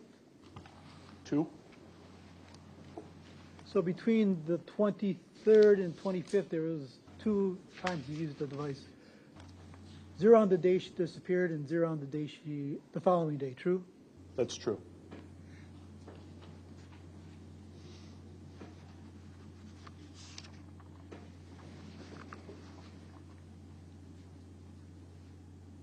And I think it's the 26th, if I get that right, there's 21? That's correct. What's significance of that with anything in this case? I don't know what exactly happened on the 26th, other than that's the first day I noted that Mr. Pahl's device started checking for obituaries. There's communication where he's indicating he's worried about something.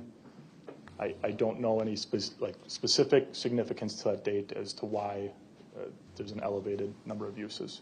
So she's missing on the 23rd, and on the 26th he's scanning the police, true? That's correct. And he's checking obituaries, true? That's correct. Because she's missing, true? We didn't know that, but yes.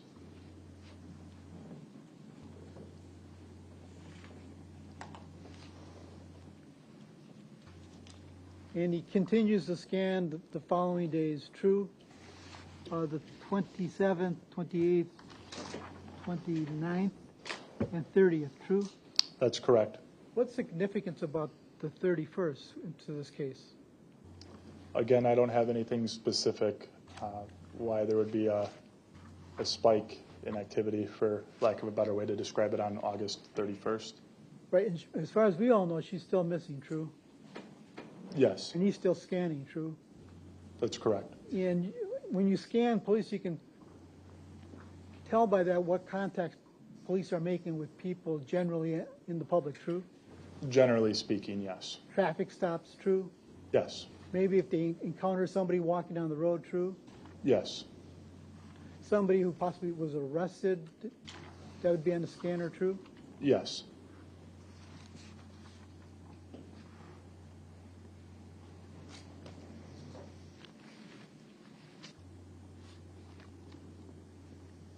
Is he still checking the obituaries to see if there's been any mention of Ms. Pavlons during this time from the 26th to the 31st, as far as you know?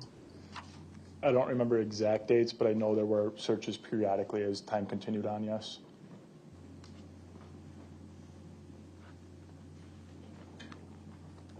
Because you indicated that the police so far have not told the public regarding well, strike that. The police didn't recover anything till the 9th as far as body of Ms. Pavlons, true? Yes, that's when we were notified of, started this investigation.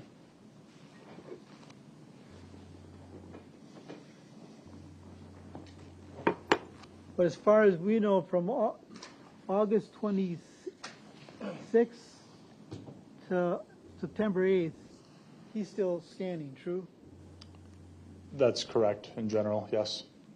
And as far as we know, he's still on his pad or internet doing internet searches for obituaries, true? That's correct.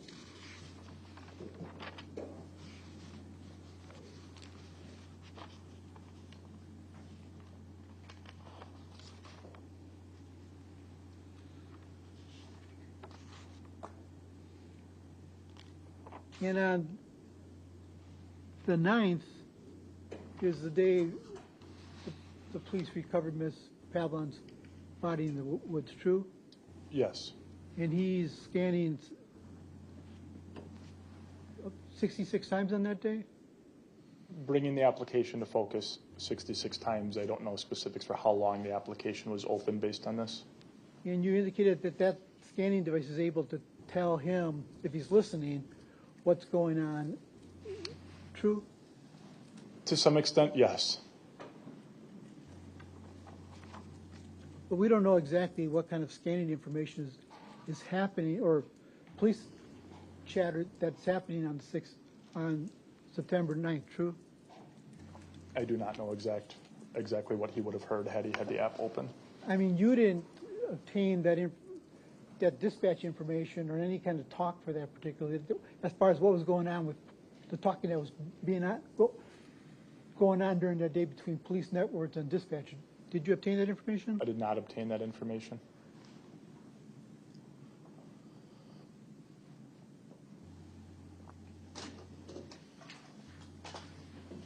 So as far as you know, there could have been police talk about a female subject being located in the woods, true? On September 9, 2022. I'm sure something along those lines was included in the initial dispatch to our deputies that responded out there, yes.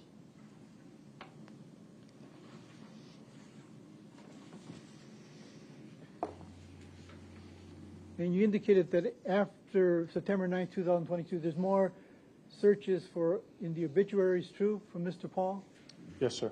And now his dad, Marvin Pahl, is searching the obituaries, true?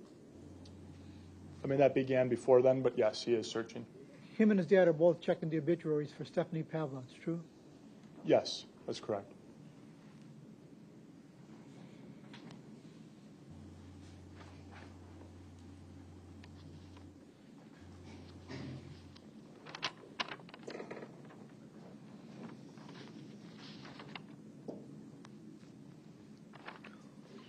When does the public get told, do you know, if you know, that it was Miss Pavlons in the woods? I don't recall a specific date for when or if we released that information. Was it any time in September of 2022, if you know? I don't recall, sir. Was the public ever told? To be honest, I don't know. Do you know if Miss Pavlons was ever received a funeral? That I do not know. Do you know if that funeral was ever, so you don't know if she received a funeral? I do not know if she had a funeral. But on September 17th, we know that, based upon prior testimony, that Mr. Pahl was arrested by the police and interviewed, true? Maybe not arrested, but yes, he was taken into custody and interviewed, yes.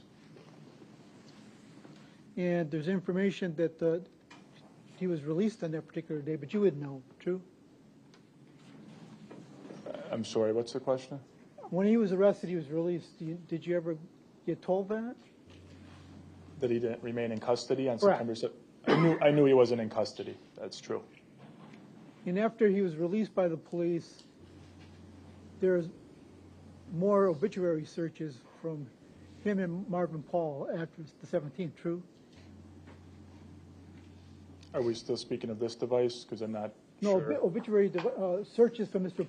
Marvin Pahl's web, and Mr. Pahl's. They're still searching for the obituaries after the 17th, true? At least on his new device, yes. I mean, that's a year later.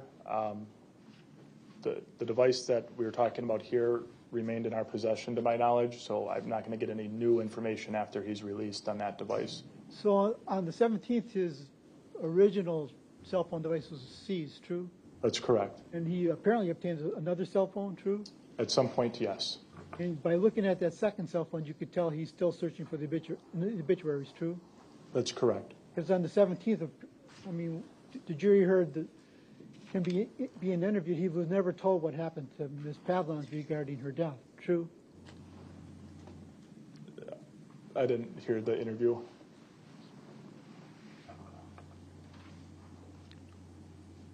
As far as you know, the police told him that she was still missing, true? As far as I know, yes. So after the 17th, he's still checking for the obituaries, true? On his new device, we did recover searches. So in 2023, when we recovered his new device, there was still internet searches on there for obituaries, yes. And Marvin Pahl, his father, was also checking the obituaries for Stephanie Pavlons, true? That's correct.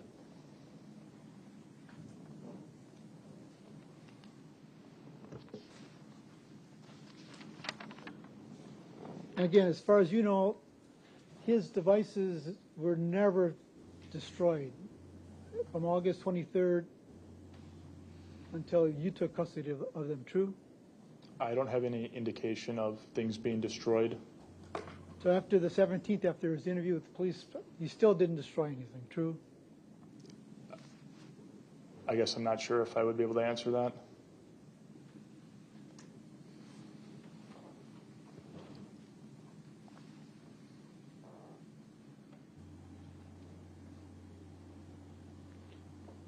And you saw the photographs of, did you take part in the search of Mr.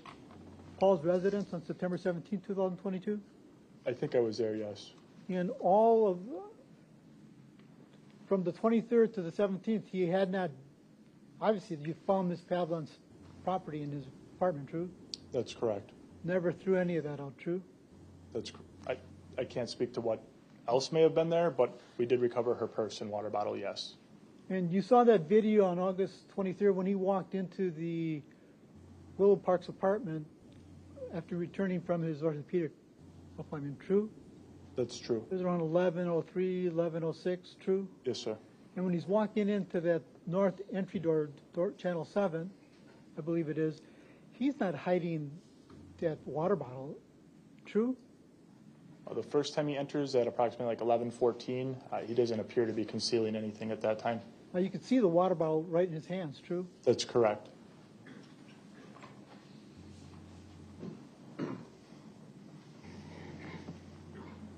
And did you continuously look at those videos from the 23rd until the rest of that evening? You yourself? From Willow Park? Yes. I can't say that I watched every video on the 23rd from that day, from Willow Park. Right, but after he goes into his apartment with the water bottle, and he apparently exits the building again with a different shirt, true? That's correct. But prior to exiting, he goes checks his mail in the mail room, true? I'm not sure.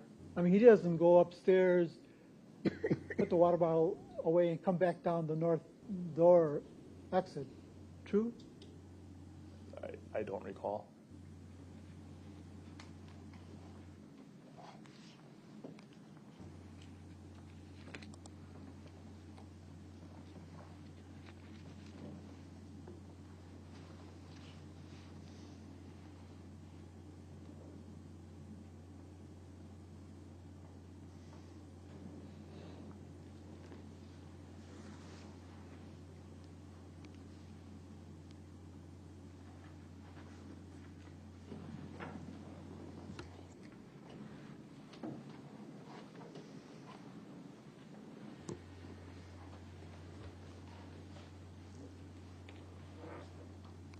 Do you recall what time he exited the building after he arrived the first time, around 11 o'clock? If you can't, I'll play you the video. I think it's approximately 12:19 to 12:21 p.m. maybe. And I'm going to play for you exhibit number 535. I believe this has been published to the jury.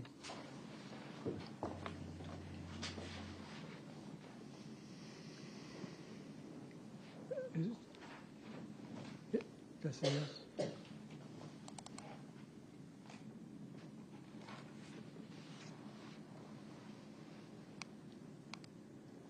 Do you see exhibit number 535 in front of you? Yes, sir, I do. And this is what he does prior to exiting the building. True? Yeah, it appears they thought he left at 12:19, so this would be right before he exits door 4. And it depicts him checking his mailbox. True? I'm still watching, but yes, it appears that's what he's doing. And other than changing his shirt, I mean, he appears to be still in his same pants and socks, shoes, and tennis shoes. True? Or I guess it appears that way. I'd have to see him coming back to refresh my memory on what clothes he had on. but as far as that video, you don't see any kind of debris on his tennis shoes or socks or shorts, do you? Did you say debris? Yeah, any dirt, grass? No, I don't.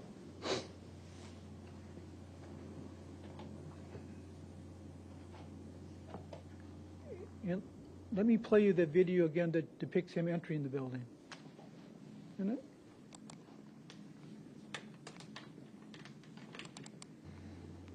This is exhibit number 534.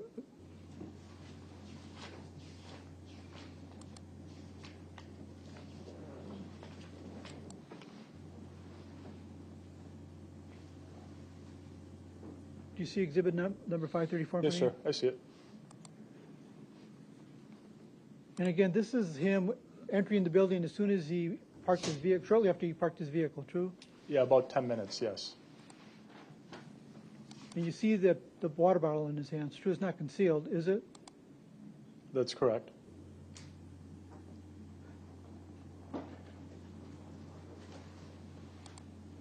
Do you see his pants and shoes? You can't see any dirt, grass, or anything like you walked in a field, true? I don't see anything standing out in this video, no.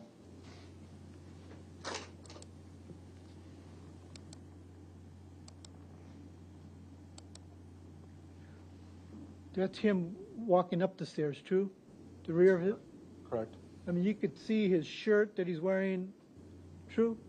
I can see his shirt, yes. You don't see any kind of like sweats or like he had been sweating at all on his shirt, do you? No, it doesn't appear that way, no. The back of his shoes seem to be clean, true? The socks? I mean, to be fair, his shoes are black. It's very hard to see, and his pants are camouflage. But I don't see anything, no. And it was a hot day that day, August 23rd, 2022, true? I don't recall what the weather was. It's in the summer, true? August? Sure, it's, yes.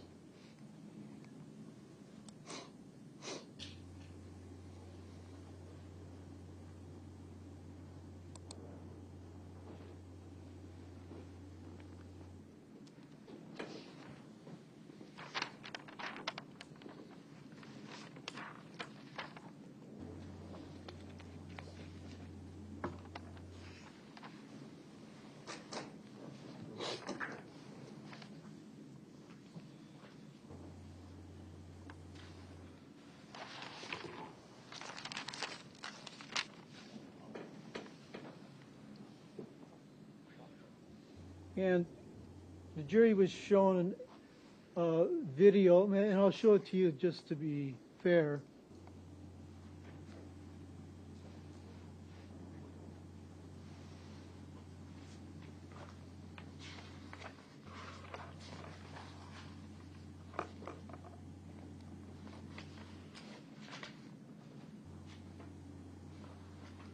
Exhibit number 574. This has already been published, Judge.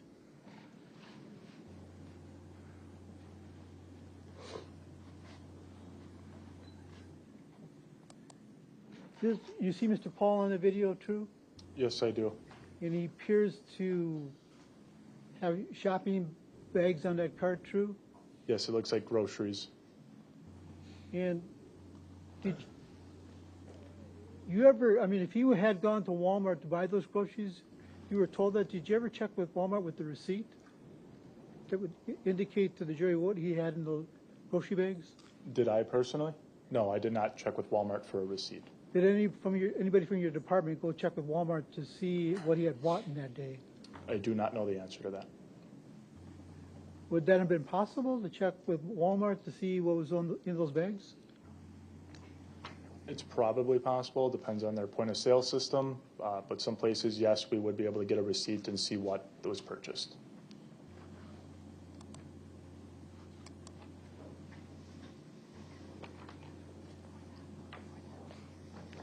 So if I told you there was food for him and Ms. Pavlons in that bag, you would know any different, true? I don't know how I would know that. True. If there was feminine products in those bags, you would know any different, true? That's true.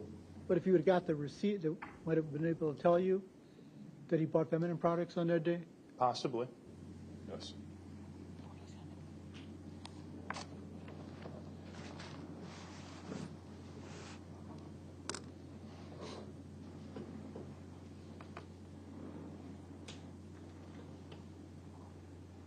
Did you check?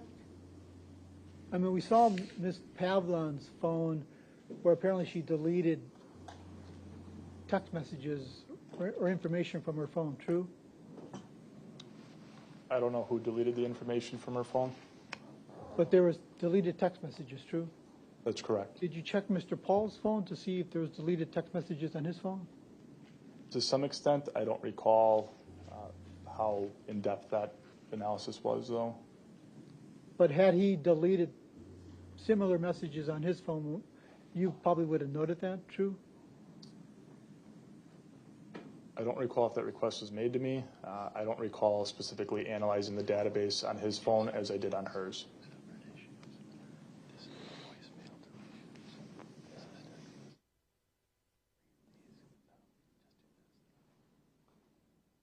Do these cell phones have limited storage? At some point, yes. I don't know the exact capacity of these devices, though. So if a cell phone was to reach its capacity, would it be necessary to delete messages? Yes, if you wanted to store more information, you'd probably get some type of a warning saying that your storage is running out, and it would maybe offer you some guidance in what you could delete. Now, you indicated that you were given cell phones from Mr. Pahl, true? Mr. Pahl, yes. Ms. Pavlons, true? Yes. Did you ever obtain a Marvin Pahl, true? I don't recall seeing Marvin Pahl's cell phone. So you didn't delete anything from Marvin Pahl's cell phone? I would definitely not delete anything from Marvin Pahl's cell phone. Did you download anything from Marvin Pahl's cell phone? Me personally, no. How about Mr. Pahl's mother, her cell phone? I don't recall forensically examining those devices.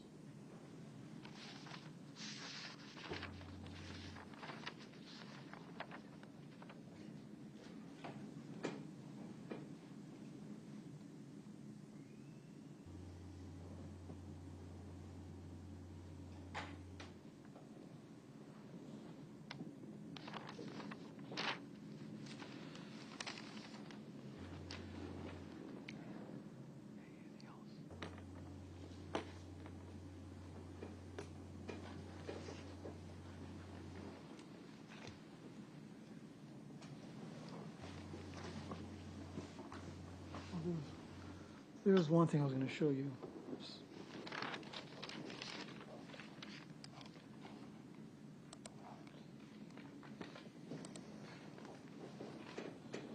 I think it was slide 82 on your.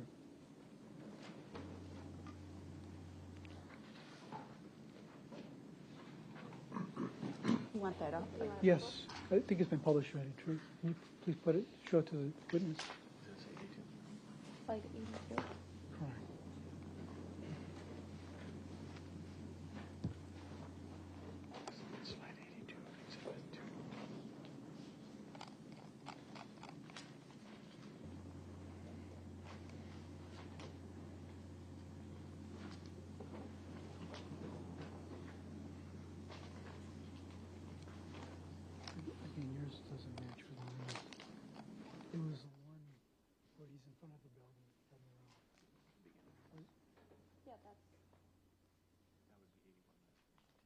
There it is.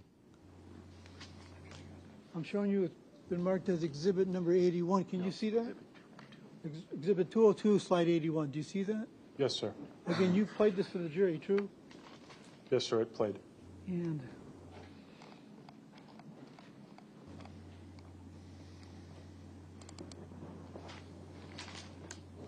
Would you like me to play that video? yeah, okay. Can you stop it when I tell you to stop it? I can't. Could you start this for the jury again? Again, this is the front of Orthopedics Associates, true? That's correct. Heading west, true? Correct.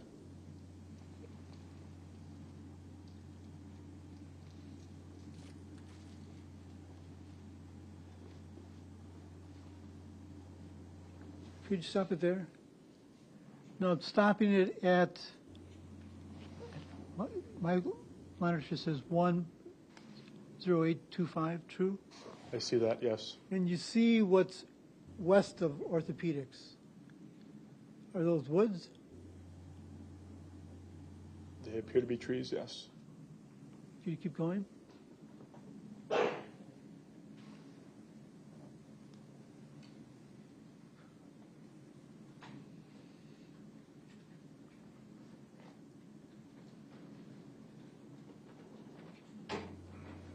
Can you stop it there? Those are clearly woods on the west side of Orthopedics, true? I would agree that that looks like woods, yes. So there's woods on the west side of Orthopedics and apparently on the east side, true? Yes, that's true. Could you keep going, please? Just stop it right there. Now, as far as we know, there's no exit onto Gulf Road on this part of Orthopedics building, true? I do not believe there is an exit on the Gulf Road on the west end of this parking lot. So the only entry and exit is on the east side, true? That is correct. And that's where all the traffic is coming and going from the east side, true? Yes, that's correct. On this side, the west side, there apparently is no traffic. Would you say that's true? I don't see any traffic in this video, no. Could you keep going?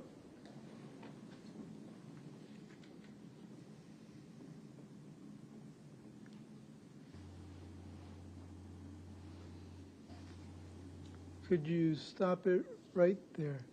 Do you see Orthopedics building on your right? I do. On the back end of that building, there appears to be no windows whatsoever, true? Sure. From what I can see here, I don't see any windows. I guess in the back half, I see some windows immediately on the right here. And we're approaching the north part of the building, true? Correct. The northwest corner is what we're looking at. And behind the building is more woods, true? Yeah, I mean, there's a golf course back there, and yes, trees. Maybe you'd call it woods, sure. Could you keep going, please?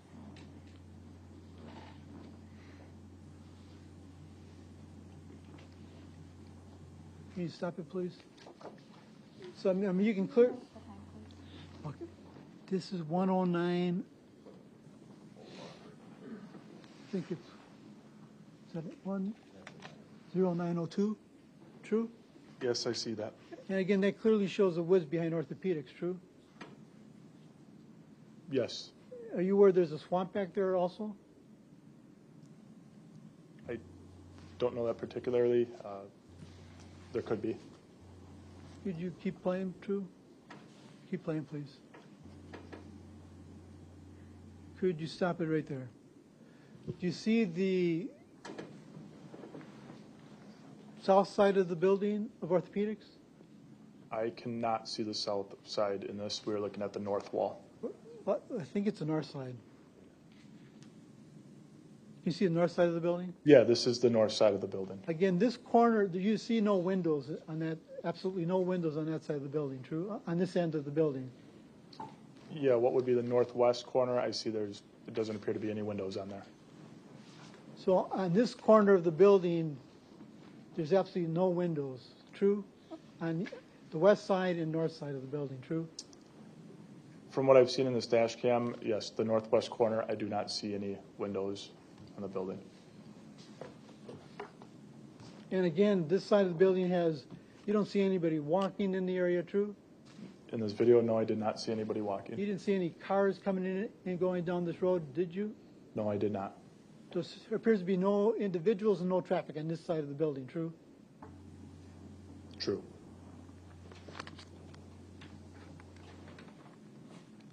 Could you keep playing it, please?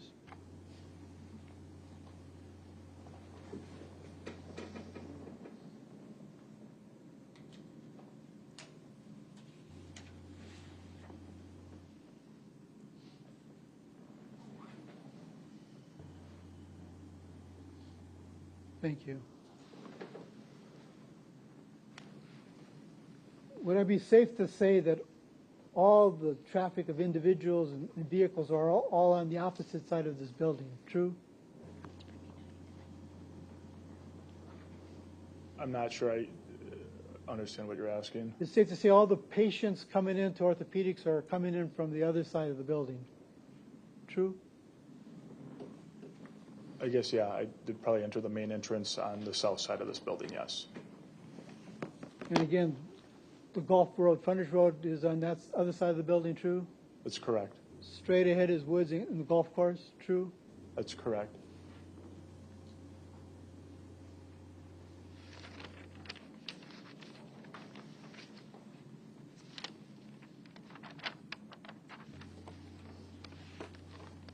Again, I asked you if Mr. Pahl is circling around the building looking for Ms. Pavlons, your mapping wouldn't indicate anything different than that, true? Your self-hawk mapping? Likely not enough to show that he's moving around the building. That's correct. I have nothing further, Judge. All right, any redirect? Yes, Judge. All right, how much do you think you're gonna have? I have quite a bit. All right, let's take a break now. It's just before noon, and let's come back at 1 o'clock. Yeah, everybody okay with that? All right, 1 o'clock. All rise to the jury.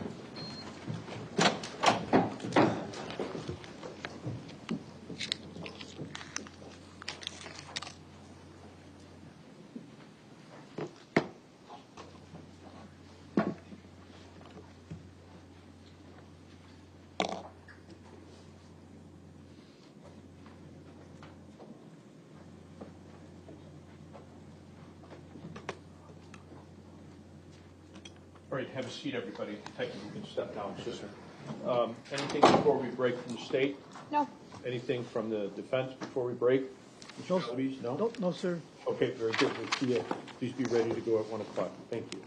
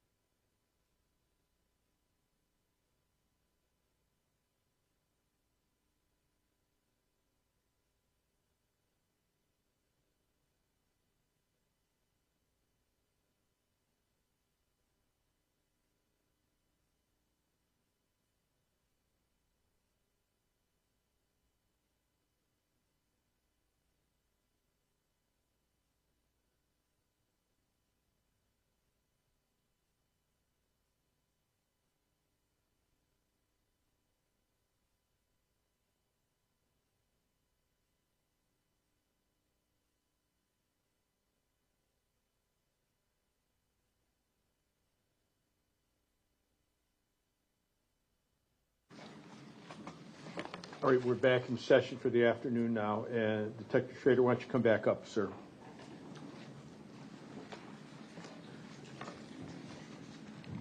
And hoping that all 14 jurors are back, is there anything from the state before we start again? Judge, after Detective Schrader completes his testimony, the state is prepared to arrest, so we can do that on the record immediately after his. Okay, all right, very good. Anything from the defense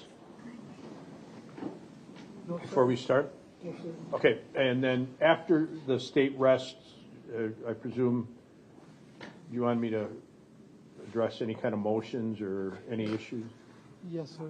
Okay, so we'll take, I don't know how long he's going to last, but we'll have the jurors leave after that then, okay? All right, let's have the jurors come back then.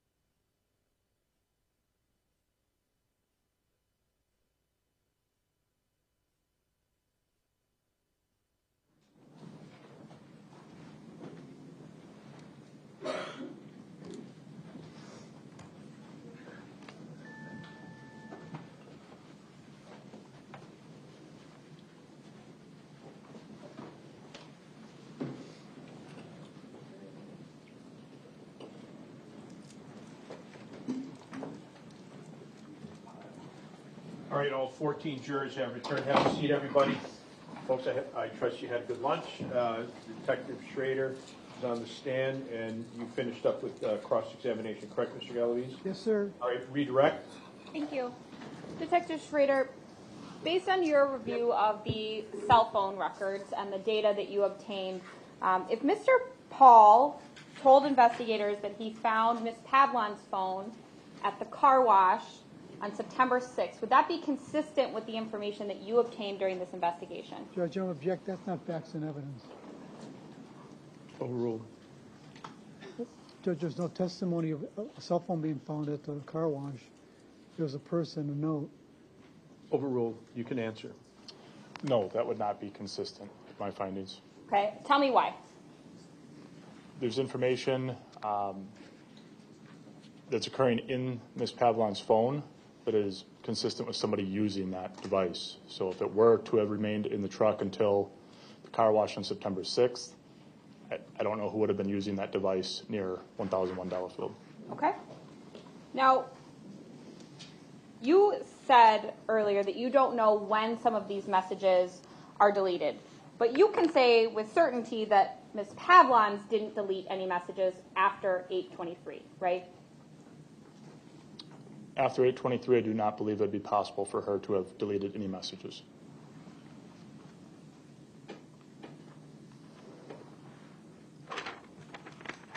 And in your review of the cell phone records that were used to map the maps that we've seen on Friday and again today, did you use best practices in making those maps? Yes, ma'am. What really do those best practices require? In terms of the specialized records that were used in the maps that I created, I follow the scientific working group of digital evidence, which indicates that you should, or it recommends that you map with cell site, sector information, and an arc providing the distance from tower. Okay. Did you also have someone peer review those records peer review the maps that you created to ensure that you were providing accurate information to this jury? Yes, ma'am. You were asked about the records right around 10:53 a.m. and if it was possible that Mr. Pahl drove west on Gulf Road, right? Do you remember that question? Yes, I do. Okay. Was there anything in the records that indicated to you that Mr. Pahl's device drives west on Gulf Road past the point of OAW? I did not see any information that would indicate that. And in fact, the records indicate that the devices remained in the area of OAW between 10:33 a.m. and 10:53 a.m. That's correct. If we can go to Exhibit 202, please. I'd like to start on slide 51. Detective, you were asked a lot of questions from Mr. Galaviz about the police scanner app in particular days. So I want to go back to those days. One of the days that he asked you about was August 26th. So we're going to go to, okay, looking at slide 51, what was happening on August 26th? There's an incoming call from Brookfield Dental Center. It's an outgoing call on her device, checking voicemail. And both on August 25th and August 26th, there's missed calls from Layla on Ms. Pavlons' device. Okay, and if we can go to slide 52, please. Also on August 26th, Layla leaves a voicemail, which is ultimately checked. Is that correct? Believed to be checked, yes. Okay. That would be consistent with other people in Ms. Pavlons' life reaching out to her, trying to reach out to her, making phone calls to her, right? Yes, at least attempting contact with her, yes. Okay, and if we can go to slide 64, please. That's August 31st. That was another day that Mr. Pahl was checking the scanner. What was happening on August 31st? There's some web searches from Mr. Pahl's phone regarding obituaries. There's an incoming call from Delafield Dental, and there's an outgoing call on Ms. Pavlons' device checking voicemails. Again, someone else reaching out to Ms. Pavlons, checking in, making a phone call, right? There is an incoming call, yes. Okay. So both of these are days that someone outside of Mr. Pahl may be looking for Ms. Pavlons. Fair to say? That'd be fair. Okay. Now, on 9/9, we saw that huge jump up to 66 times the police scanner was used, right? Yes, it was brought to focus, yes. Okay, thank you. Brought to focus. In your experience as both a patrol deputy and as a detective, is law enforcement careful about what's aired on the radio over a scanner? Objection, that's a speculation. He doesn't know what everybody else is doing on the scanner. Overruled. In my experience, if we respond to we'll call it a sensitive matter, whether it be a fatal car crash or something where somebody may be deceased, we were always advised not to air that information. We would typically not provide license plates or names over the air, just to mitigate the risk of somebody scanning and providing bad information to an outlet. It's important for law enforcement to be the first point of contact making a death notification, right? We try our best to do that, yes. So that type of information is not aired over the radio to prevent someone from maybe finding out about maybe their loved one being deceased before law enforcement's had an opportunity to do so? That's correct. Judge, I'm objecting to all this speculation coming in. Overruled. That's correct. If we can go to slide 123, please.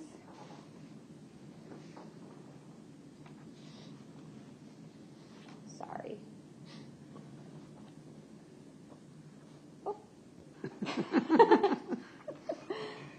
Detective, slide 123 is from September 14th. Sorry, can we go back to the left? A couple more, sorry.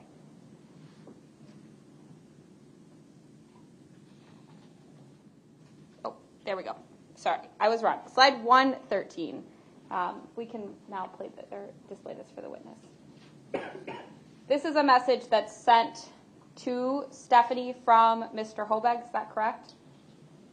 Yes, that is correct. Okay, and that was also, September 14th was also a day that Mr. Pahl's brings the police scanner app to focus an unusually large number of times, right?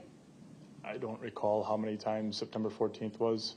Sure, we can go back to, I think it's forward.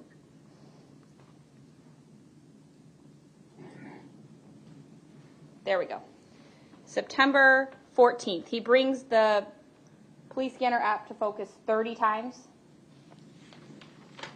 Yes, it does appear that way. You were asked about some of the obituary searches that you found on both Mr. Marvin Pahl's computer and on Mr. Matthew Pahl's devices. Why were any searches prior to September 17th for things like Stephanie Pavlons, obituaries, why were those significant prior to 9/17 in your investigation? Again, I don't know exactly what was put in our press release, but it's uncommon for us to disclose that information during an active investigation.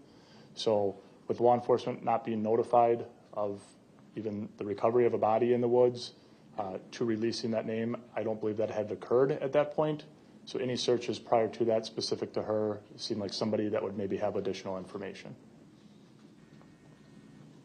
You would agree that if Mr. Pahl dumped some devices in the river or got rid of devices, you would have no idea that those devices had been destroyed, dumped, taken somewhere else, right? Correct, unless I got outside information that something was destroyed or where it was placed. So you don't know that that wasn't done in this case, right? True. You know what devices you have and the devices that you were able to extract and provide data from. That's correct. You were asked a lot of questions about some of the video from August 23rd about Mr. Pahl's clothing, what he's wearing, what you could observe. You would agree that there's about 10 minutes, 11 minutes between when Mr. Pahl's truck enters the apartment complex and when he actually enters the building. I believe it's about 10 minutes, yes. Okay. You have no idea what Mr. Pahl was doing in the truck before he enters the building, right? I do not know. He could have brushed off his clothes. He could have. We don't know. That's correct. I do not know. You were also asked if he concealed the water bottle when he brought the water bottle, the pink water bottle, in on August 23rd, right? You remember that question? Yes, ma'am. And you said he didn't conceal the water bottle.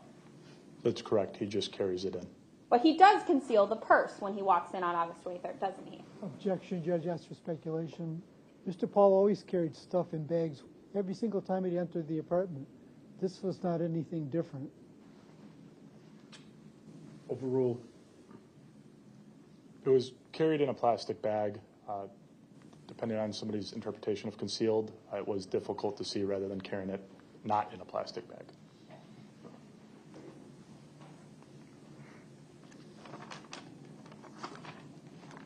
Similarly, on August 25th, when he went shopping, he brought in a whole cart full of bags, right? You recall that video? We could go to slide 47. I'm so sorry. And you were asked, well, couldn't Mr. Pahl have been getting groceries for himself and Ms. Pavlons, right? Yes, that's correct. Okay, but on August 25th at 8:15 a.m., what is the message that he sends to Ms. Desierto? At 8:15 a.m., Mr. Pahl says, but I have to go to store today for things I need, and I'm really worried about somebody in my circle. So he's worried, and he never says that he's getting things for him and someone else, right? Just himself? This message indicates it's for things that I need. Now, I want to ask you about some of the questions you were asked about deleted items from the phone. You were asked if someone were to have limited storage on their device, they might have to delete some things, right? Would it be common based on the size of files for someone to delete text messages if they needed to create more storage on their phone? I guess that's tough to say, but text messages, relatively speaking, are very small. I know for my phone personally, it talks about deleting videos in much larger files than thousands of text messages, as those are relatively small in terms of storage. Aside from Mr. Pahl, were there very many people that Ms. Pavlon was communicating with on her cell phone? In general, Yes.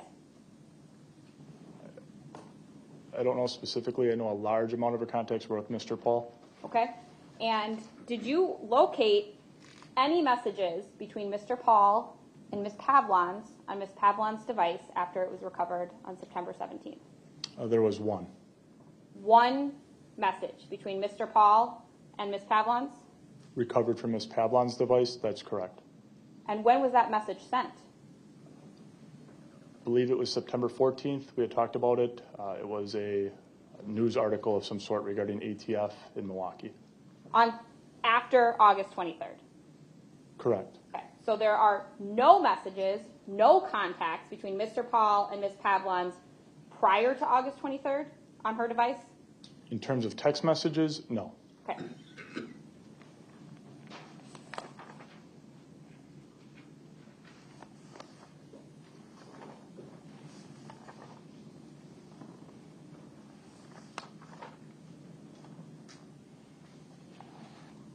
And again, you know that Ms. Pavlons could not have deleted any messages that occurred after August 23rd, right? I don't believe that would be possible.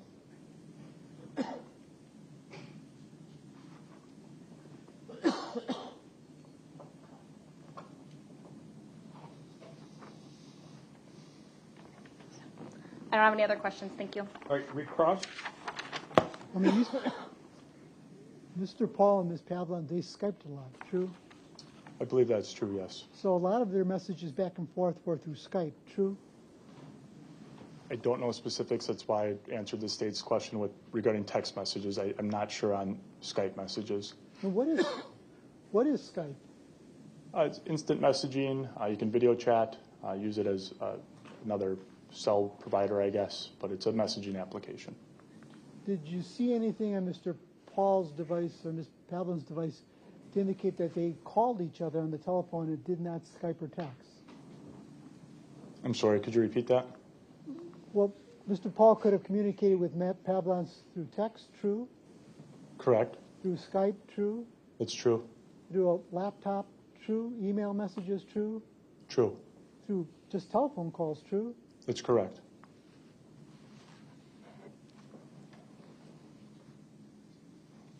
I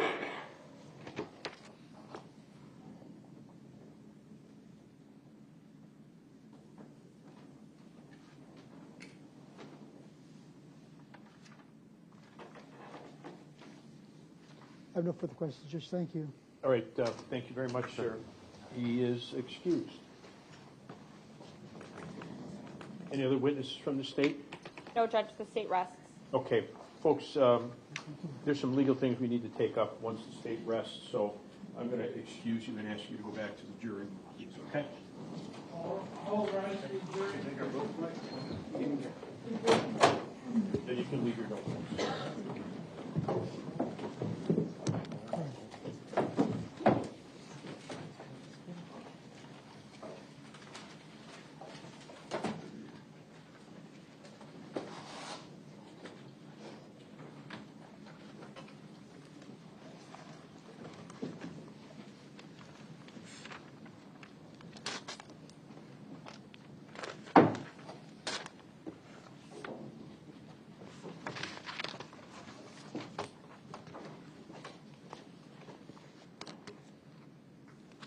All right, have a seat, everybody. All right, the jury's left, and the state's rested now. Anything else from the state at this juncture?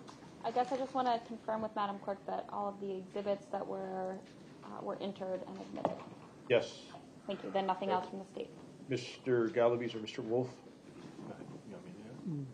Your Honor, I would move for a directed verdict at this time. I think it's Or motion to dismiss, motion I'm to sorry. dismiss at this time. What's the basis? Your Honor, I believe that the state has not, that a reasonable jury, given the presentation of testimony and evidence from the state, could not support, a reasonable jury could not find beyond a reasonable doubt that Mr. Pahl committed the charges in the information. All right, any response from the state? In the light most favorable to the non-moving party, I think the evidence is circumstantial but significant, and I believe that there is sufficient evidence for a reasonable jury to find the defendant guilty. So for reasons set out on the record, I'm going to deny a motion to dismiss at this time. The state's case is a circumstantial case. It's a case that indicates, if looking at their evidence in the light most favorable to them, that on August 23rd of 2022, Ms. Pavlons was missing, not seen afterwards until her body was found on September 9th, about 17 days later or so. That she had been in the company of Mr. Pahl upon leaving their apartment that morning, that she was seen on video at a Quick Trip in the proximity to the place where Mr. Pahl had a medical appointment, that Mr. Pahl was seen on video returning to his apartment at approximately 11 o'clock or a minute or two after that on the 23rd of August, 2022, and that Ms. Pavlons was nowhere to be seen at that time.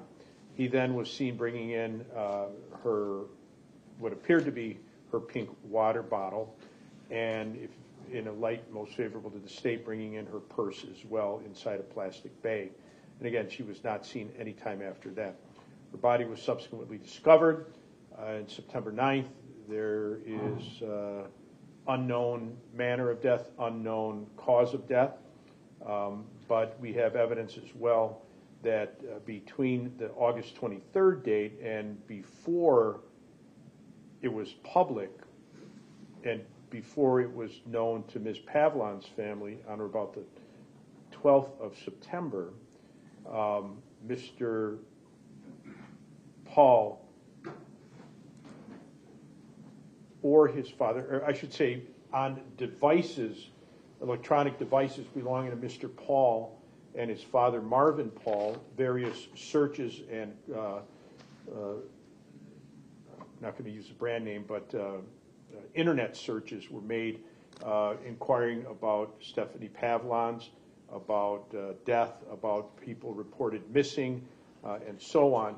And there's a lot of information about upticks in the use of a police scanner app when certain things happened. When Mr. Pahl saw law enforcement at the scene on September 9th, his actions were such that it indicated that he may have known something about her death before it was announced publicly.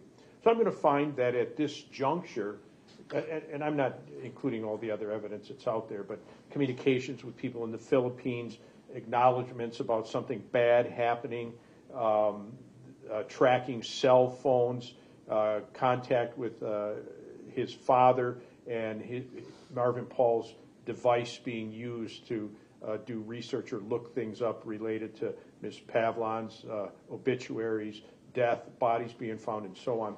I'm going to find that there is sufficient information, again, circumstantially, to believe that the state could meet its burden of proof on both counts, and so I'll deny the motion to dismiss at this time. What's going to happen with the defense? How many witnesses? 2, possibly 3, Judge. Okay, and is your client going to testify? Do you know at this juncture? No, sir. You do not know, or he's not going to? Do not know. Okay, all right, then will anything before we bring the jurors back? Could I go see if the witnesses are out there? They better be out there. Yeah, we had that construction guy come back at 1. Oh, yeah, so he's 3. You gonna go check? Yeah, just double check. Let's go, let's go. Does he want one? No. I don't think that.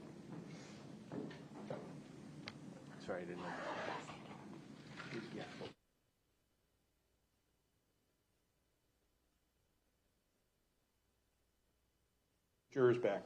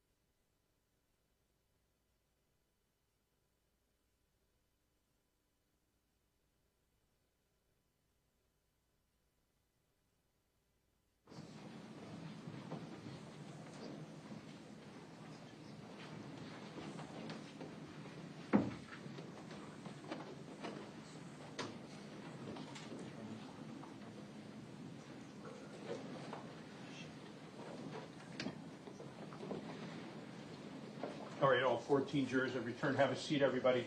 Ladies and gentlemen, as we know, the state's rested at this time. Mr. Galaviz or Mr. Wolf, call your first witness. Defense calls Jason Panelski. All right. Sir, if you come up to the witness stand to my right here, please. And then once you get up here, I'm going to ask you to step up. And then if you could raise your right hand to be sworn in by our clerk. Do you swear the testimony you're about to give in this matter before the court shall be the truth, the whole truth, and nothing but the truth, so help you God? Yes. All right, have a seat, sir. Can you tell us your name, please? Jason Panoski? Jason, J-S-O-N? Correct. Spell the last name, please. P-E-N-O-S-K-E. All right, thank you very much. Go ahead, Mr. Galaviz. Thank you, Judge. Jason, where do you work? I work at Findorf Construction. And what do you do for them? I'm a carpenter. And on August 23rd, 2022, who are you working for? I was working for G.H. Findorf, but we were hired by Pro Health to pound a no trespassing signs that day. And where was the no trespassing sign supposed to be placed? Around a couple properties they kind of own around an orthopedic building off Gulf Road, I-94. And did you go there by yourself to do this project, or were you with No, anybody else? there was three of us. Who were the other two? It's Nick Fricano and John Bergeson. And was anyone there in charge of the project? Yes, that's Nick Fricano.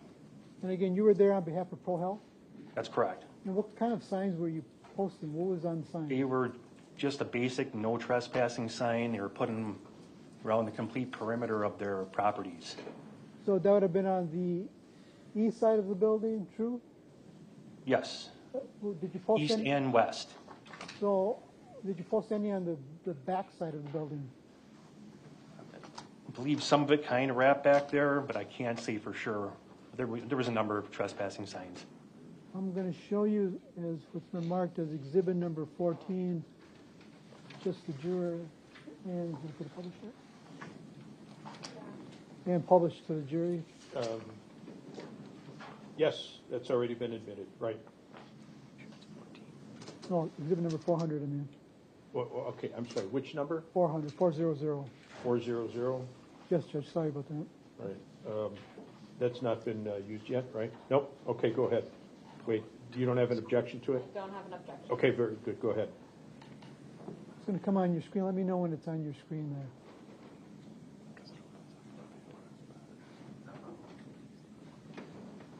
I got it.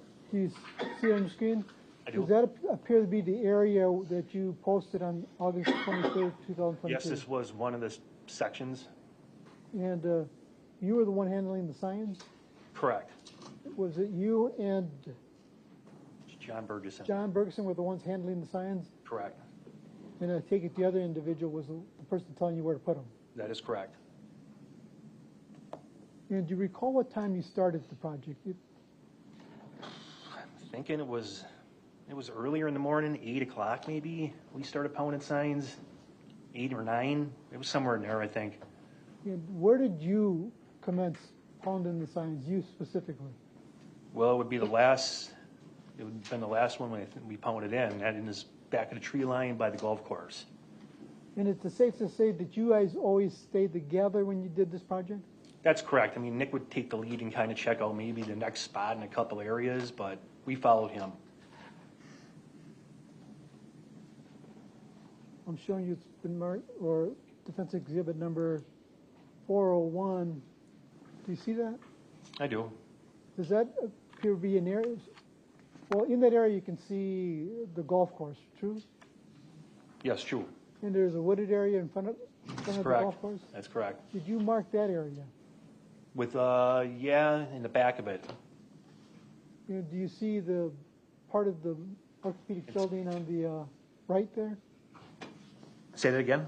Do you see part of the building on your right? The orthopedic Yes, I building? do. And again, during this time where you're pounding this part of the no trespassing signs, you're all three of you are still together? That's too? correct. Did there come a point in time that something caught your attention or one of the three's attention about something in the woods? Yes, it did. What was that? We weren't sure at first. Nick's the one who actually went over there and checked it out while Rock and I, John Burgess,on that's his nickname, were pounding it for the last sign. So Nick got your attention? Yes. And did you walk over by Nick? We both did. Similar time frame. Both at the same time we followed then. Once he said something like, I see a guy or I see something laying.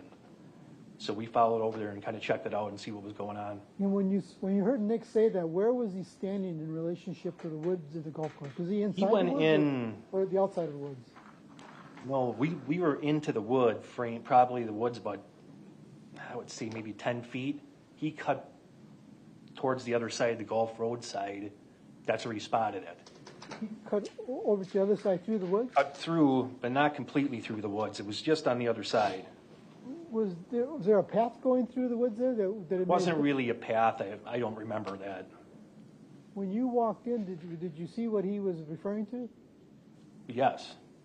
How far away were you from what he was referring to? We all got within about 15 feet, I'd say roughly, of it. And did you know, or did you ever figure out what that was laying there in the woods? Well, as time went on, kind of checking it out for a few seconds, we all settled on the fact that we're looking at a corpse here. Yeah, could you tell did you make any guess or figure or thought as to whether or not that strike that? Did you know whether or not the corpse was a human versus an animal? I'd say it was pretty evident when you saw shoes and stuff on it, yes. So your thought was this was a human versus an animal in the woods? That's correct. And you had a thought as to whether and that was a female or male? When I approach it, I assumed, I'm not a dead body expert of what gender they are, but I saw what I thought looked like women's shoes on the body. And so you thought it was a woman? The coloring is, I think, what sold me on it. And you thought it was a woman laying there? I thought, but I couldn't tell by the rest of the body. Did you exit the woods with the other two? That's correct. Do you know, did somebody contact the police? Yes, Nick Ficano did. Did the police arrive on the scene? Yes, they did. How long did it take for the police to arrive on the scene? 15 minutes. Did you get interviewed by any of the police officers? I'm going to say this was a couple years ago, but maybe a short period of time. Yeah. Did you tell the police officer what you saw? We filed police reports, so yeah. Did you tell the police officer that you thought it was a woman? I believe so. I believe that was on the report.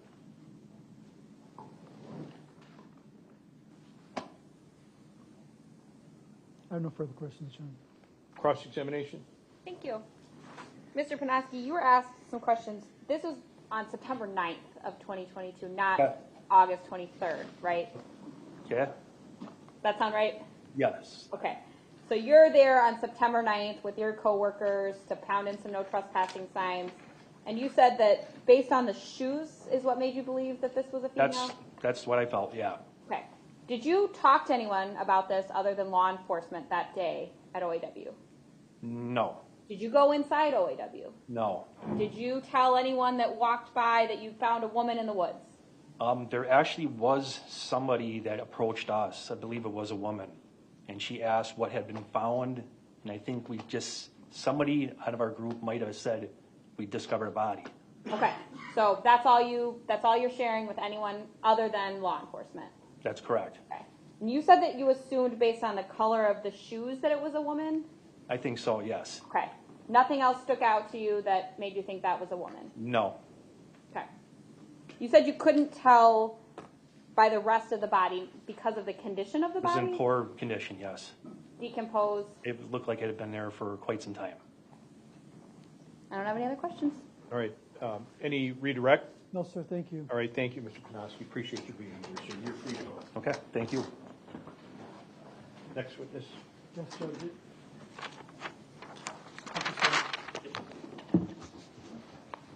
Principal Dr. Dale.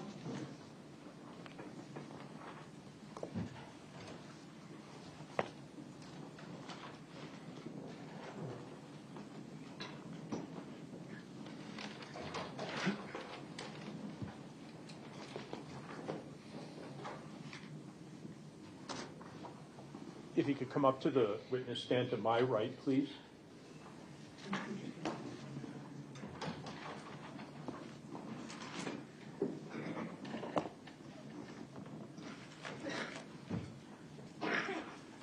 And if you could step up and then raise your right hand to be sworn in, please. Do you swear the testimony you're about to give in this matter before the court shall be the truth, the whole truth, and nothing but the truth, so help you God? Yes. All right, please be seated. Could you tell us your name, please? Yes, my name is Dr. Stacy, Stacey, Hail, Hail, like a hailstorm. All right, thank you. Go ahead, Mr. Galaviz or Mr. Galaviz. Okay, go ahead. Dr. Hill, you currently employed? Yes. And where do you work? I am an associate professor at the University of Texas Southwestern Medical Center located in Dallas, Texas, and I staff the emergency department at Parkland Hospital, which is also located in Dallas. It's also where JFK was taken when he was shot, and the single busiest emergency department in the United States. And at the hospital, what capacity do you work? Can you repeat that? At the hospital, what do you do? I am an emergency physician, and I'm also a medical toxicologist. I'm showing you what's marked as defense exhibit number 441, and just for the witness.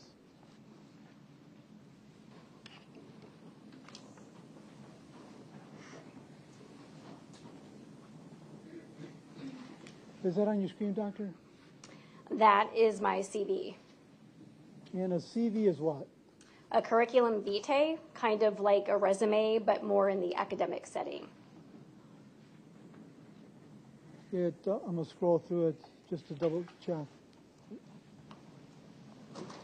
And did you draft this purposely for this trial, or is it your CV? Yes.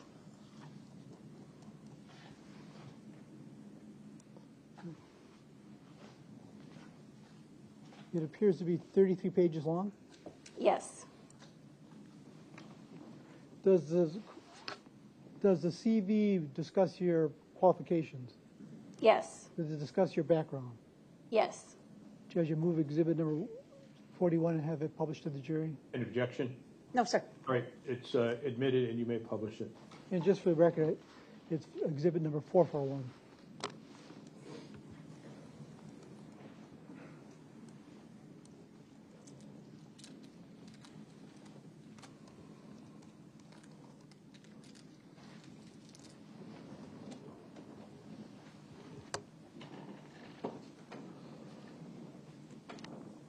Let me go through the CV with you, just and the jury. Now, page 1 of exhibit number 441 lists your education. Yes. Could you briefly describe your education to the jury? Well, I received a Bachelor of Science in Chemistry from Southern Methodist University in Dallas, Texas.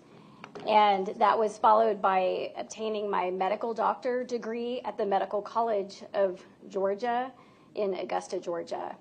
And then I returned to Dallas, Texas, where I did my internship and residency at UT Southwestern, and that was at Parkland Hospital. And my residency was in emergency medicine. And then I did a 2-year fellowship in medical toxicology, and that was also through Parkland Hospital and the North Texas Poison Center, which is located at Parkland Hospital. So you indicated that you're a professor, true? I am an associate professor in the Department of Emergency Medicine at UT Southwestern. And you also work with the Poison Center? Yes. Now, page 1 also lists your professional work experience, true? Yes. Could you briefly discuss that with the jury? Well, I've been, whether a clinical professor all the way up to an associate professor at UT Southwestern since I finished my medical toxicology fellowship or actually my emergency medicine residency. And in the medical toxicology fellowship, you also continue working in the emergency department. So that's been since 2002. Page 1 also discusses your professional certifications, true? Yes. And what are they? I am board certified by the American Board of Emergency Medicine, and I'm also board certified. It's actually a sub-board of emergency medicine called medical toxicology. And are you still board certified today in both of those? I continue to be board certified in both specialties. Now, page 2 of your CV lists your licenses? Yes. And what are they? I hold a medical license in the state of Texas since 2001, a Texas Controlled Substance registration since 2001, a DEA registration that's to prescribe substances since 2001, and I am from Texas, so I have a concealed handgun license. Page 2 also lists your honors and awards? Yes. And could you briefly outline those to the jury? Well, the most recent and pertinent awards that I have received, first, fellowship status by the American College of Medical Toxicology, and that is a distinction within medical toxicology when you've practiced for a number of years in that field. And then I received an award by the Organized Crime and Drug Enforcement Task Force. It was a national award, and that's associated with the Department of Justice, and it was for specifically assisting federal agents and federal prosecutors in combating the threat of fentanyl in communities in the Pacific region of the United States. Now, page 3 through 22 discusses cases that you've worked on or testified to as a medical expert witness, true? Yes, and this is not my most up-to-date CV because I'm constantly adding to it, but for the most part, yes. And could you go through some of those cases that you've listed for the jury? Yes, I have testified in civil matters, basically on both sides, plaintiff and defense. And then I have also testified in criminal matters.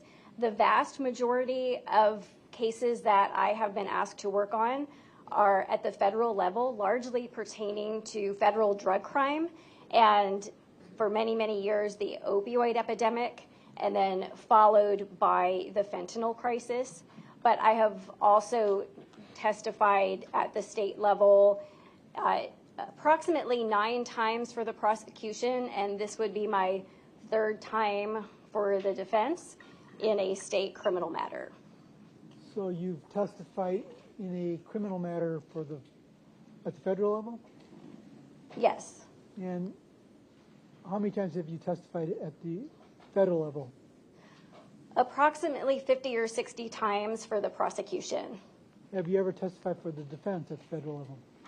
Not in a criminal matter. Have any of these cases that you've testified to involved homicides? Can you repeat that? Have any of these cases involved homicides? Yes. Percentage-wise, how many of the cases that you've testified to involve homicides?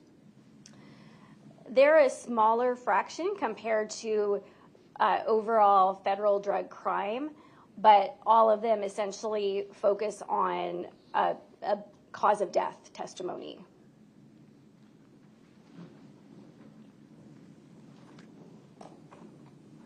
When was the last case that you testified to as to the cause of death? Let's see.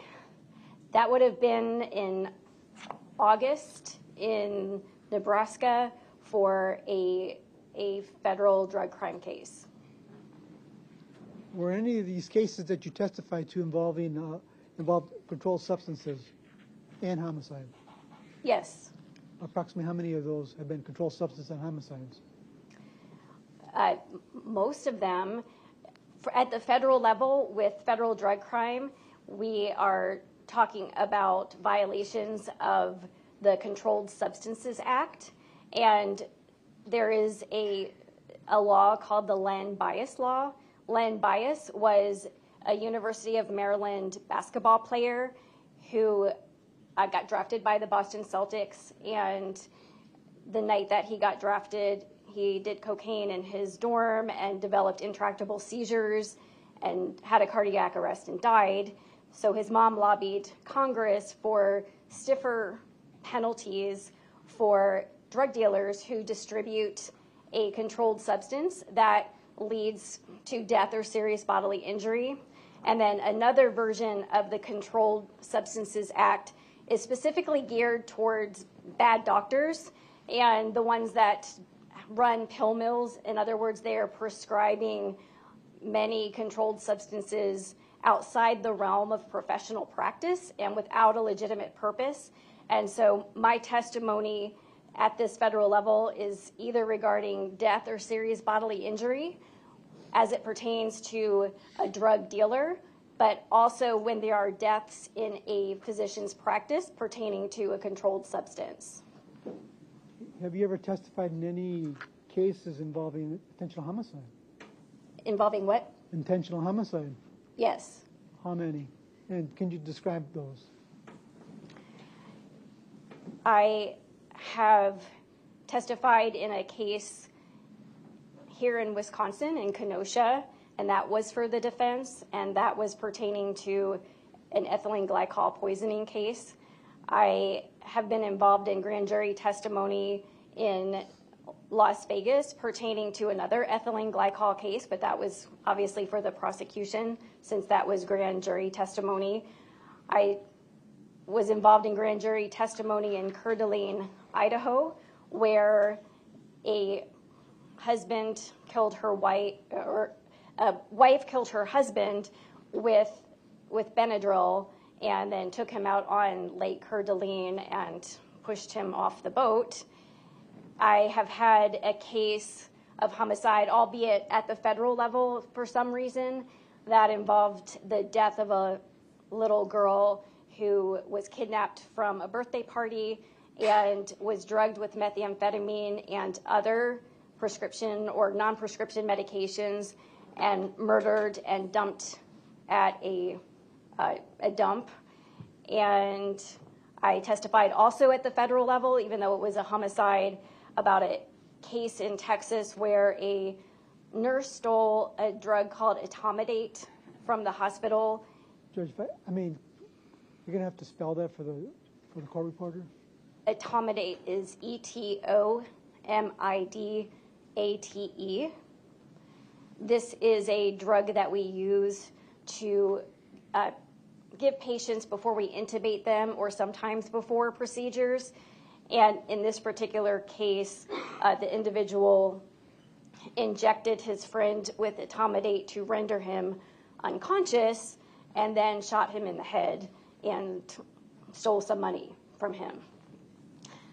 think that's the ones on the top of my head right now. You ever testify in a case involving an accidental homicide? Accidental homicide, any cases? Well, I don't know what you mean exactly by accidental homicide. Yeah, accidental death.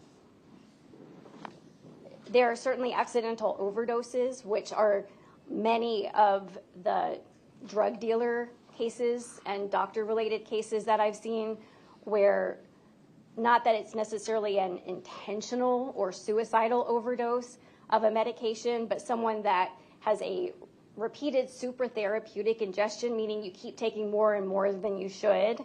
And of course, most people that are shooting up heroin or fentanyl don't mean to kill themselves. Are there any kind of homicide cases that you've testified to that I failed to ask you about? Not that I can think of on the top of my mind right now. And when you've testified in these cases, were you testifying as a medical toxicologist expert or a medical emergency? Well, you can't differentiate the two.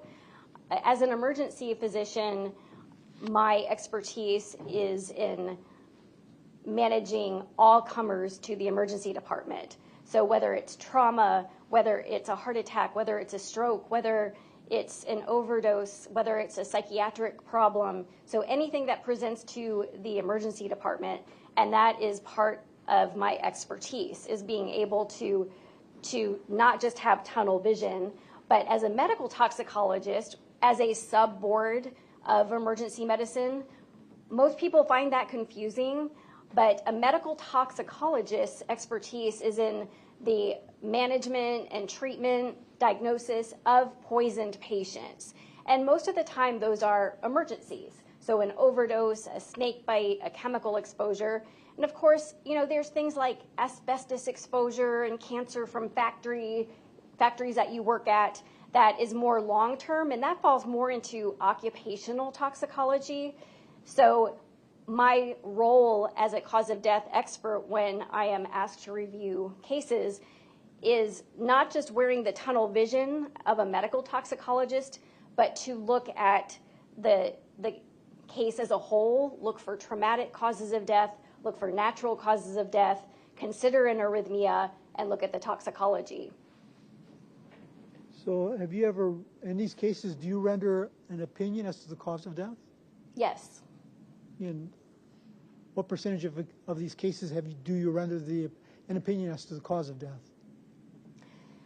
Well, with regard to federal cases, there is a standard that I have to meet, which is the but-for cause of death. So typically, medical examiners will render a cause of death, which is, in terms of toxicology cases, they will list all of the substances that are found post-mortem. And it's not very common to find just one substance post-mortem. So therefore, they need, in order to render a but-for cause of death opinion, meaning but for this particular substance, this person would not have died, you need to have a medical toxicologist review that toxicology testing in the context of the totality of the evidence. And about 50% of the time when the federal government asks me to review a federal level death case, I cannot meet that but-for standard because there may be some fact or some hole in the investigation that renders it not possible to render a but-for cause of death opinion.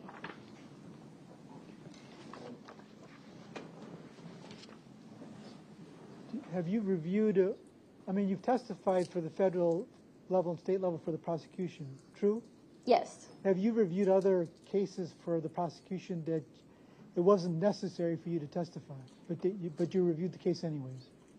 I've reviewed hundreds and hundreds of cases where I will write a report and the defendant may plead guilty or the case resolves in some way such that I don't ever have to go to court and testify. Judge, if I haven't done so, let's keep page on your CV, I'm scrolling through all the cases that you've testified. True? Yes.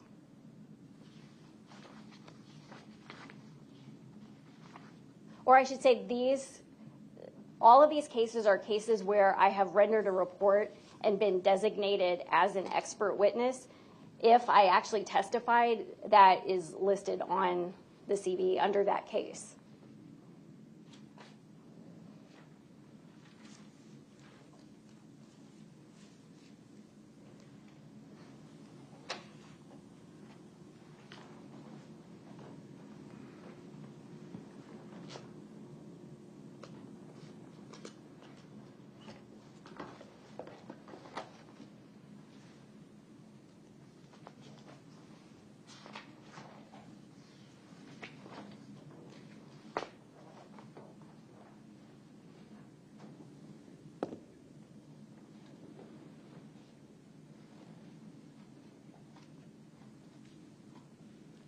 Now, page 22 of your CV lists your research experience, true?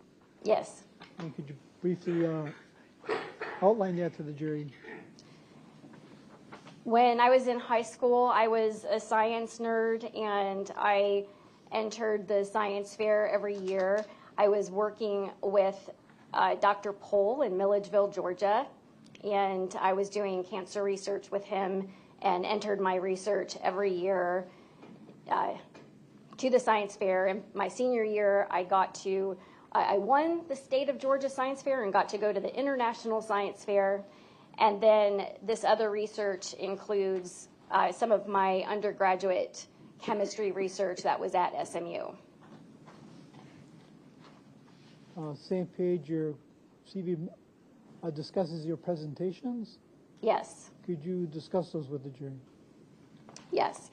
And again, my most recent presentation, which was not on this CV that I gave you, was for the high intensity drug trafficking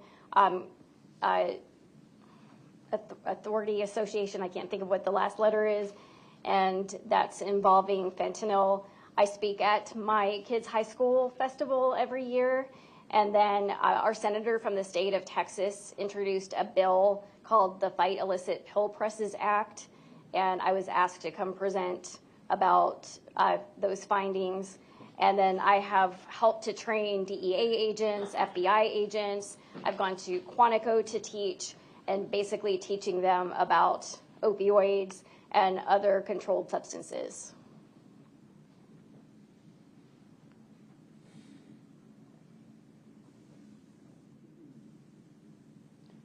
It appears that most of your presentations have been with law enforcement? Yes, kind of a parallel universe to my cases that involve opioids and fentanyl or other controlled substances for the federal government. A lot of cases involve sudden death in custody cases, and these are different kinds of drugs that cause this. These would be things more along the lines of cocaine or methamphetamine or PCP, some of these drugs that cause people to be very agitated, and they will end up dying in police custody. And so I often teach our law enforcement with regard to how to manage these types of very complicated cases, because they, of course, become very high-profile cases in the media.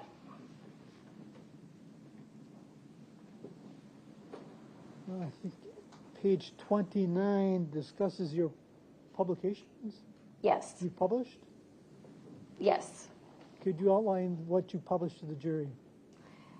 Some of my publications have involved these death in custody cases and hyperactive delirium or severe agitation. This was part of the American College of Emergency Physicians task force. Again, these kinds of cases are very challenging, and so we're always looking for better ways to restrain patients that are in police custody that are very agitated. The National Association of Medical Examiners position paper was medical examiners and us, the medical toxicologists, that got together to discuss best practices for rendering cause of death opinions in the setting of opioid toxicity, and the other things are not necessarily relevant.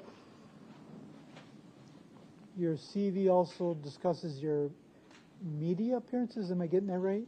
Yes. Could you briefly discuss that with the jury? Well, I end up doing a number of media-related appearances, whether voluntarily or involuntarily, just because sometimes cases end up in the media and are high profile, and also because a lot of poisoning murder cases are of public interest. So I have been on Dateline NBC.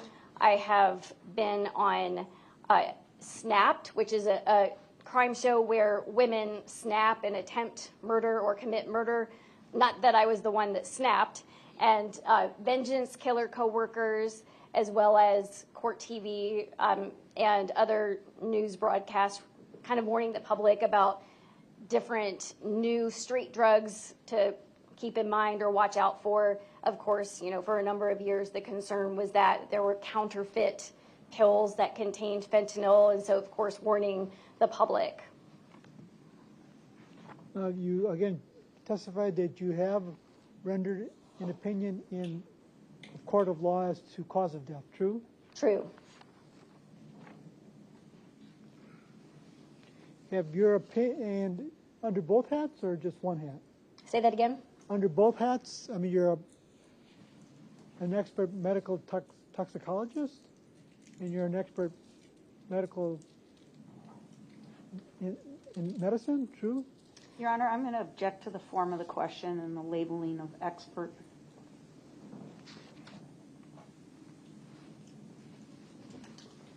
I'll sustain the objection. Next question. Well, you've testified as an emergency medicine doctor, true? Yes. Have your opinions always been accepted in a court of law? Yes.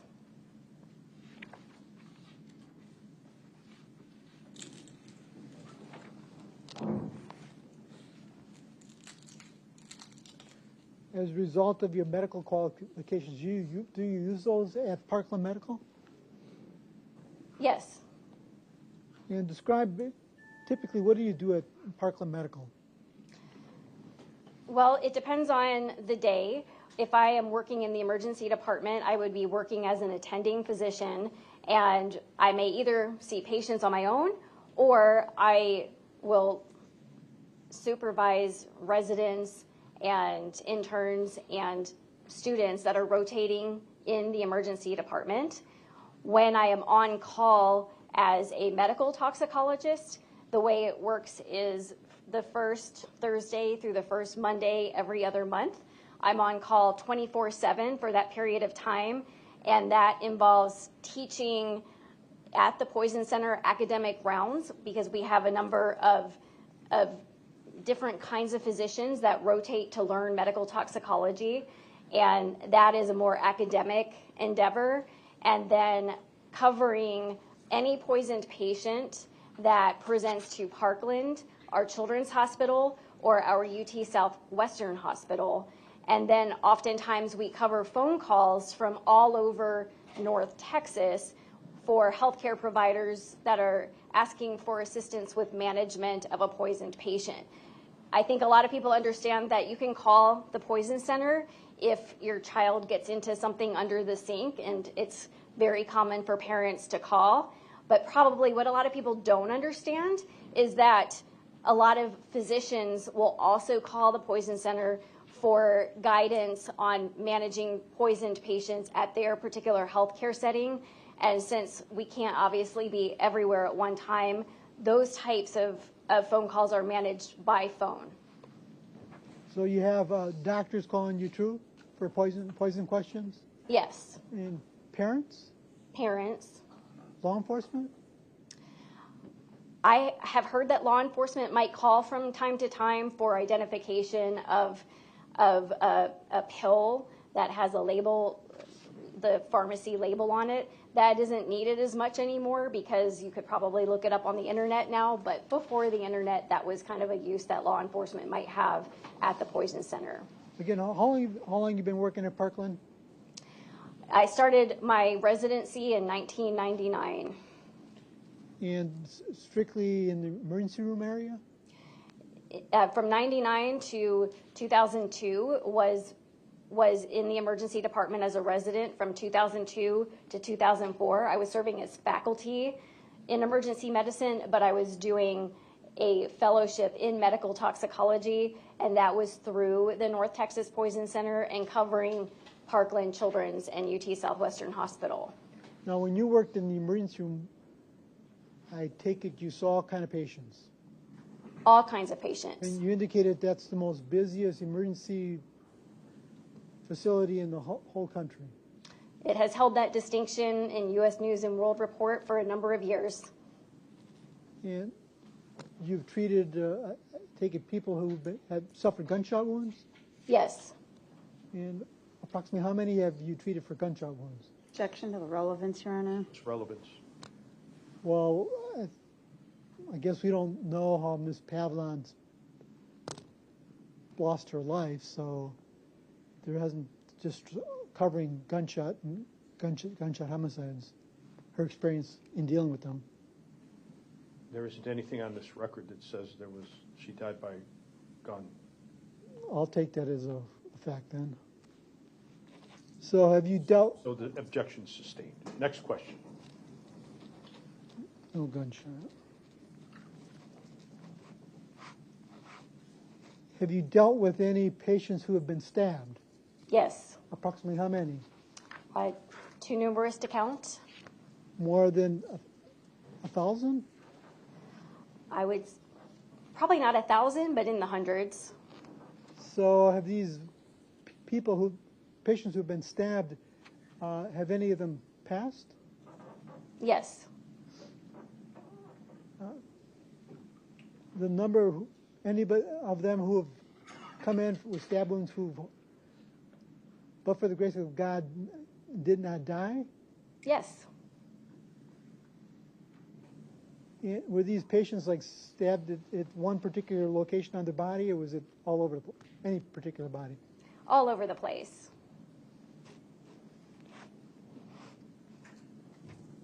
And what kind of were these patients that you saw that were stabbed, did majority of them, or if not, have clothing on?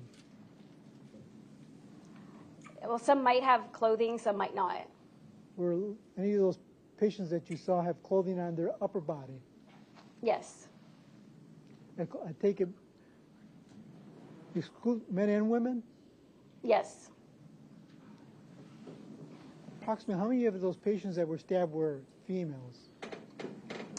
I couldn't say. Is it safe to say that the females that you saw were clothed?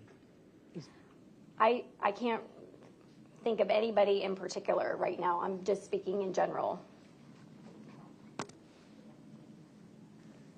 As far as those that were clothed and only stabbed in the upper area of their body, what kind of injuries would you see, internal injuries? Well, if somebody is stabbed in the upper part of their body, there's obviously very critical real estate, so to speak, the heart, the lungs, solid organs, and somebody that would die from a stab wound to the upper body would have a significant amount of blood loss if that was what they died from. Would there be a lot of blood on their clothing? Yes. And that's only of those who were stabbed and passed? Or stabbed and critically injured. The concern would be, you could stab somebody in the leg and hit a major artery and you would bleed to death and there would be blood all over the pants. Or you could stab somebody in the chest and just happen to miss anything important and they don't die and there's not significant blood loss. Have you dealt there at the emergency room with patients who were brought in and had overdosed?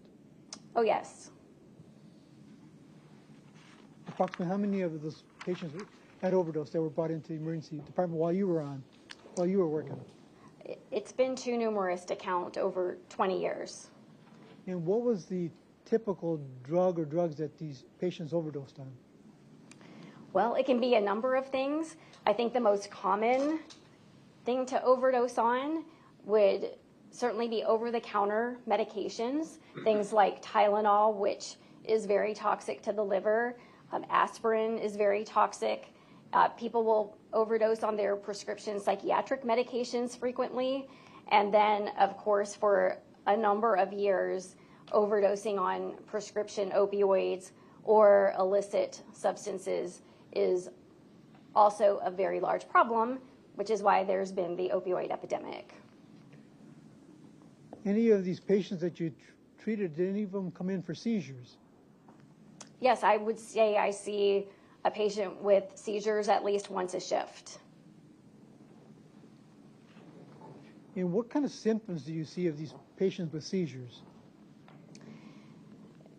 Frequently, patients that have seizures, you know that they might either shake uncontrollably, but they can also become very rigid. One of the concerns is them biting their tongue, and that is a finding when someone has had a seizure that lets you know that they probably really did have a seizure. And then another thing that is not uncommon when somebody suffers a seizure is to have urinary incontinence.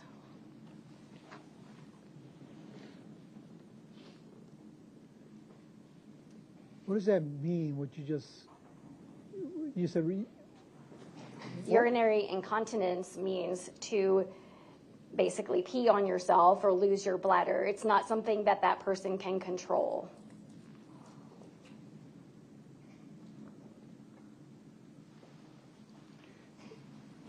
Any patients that were brought into your emergency room that dealt with having been suffocated?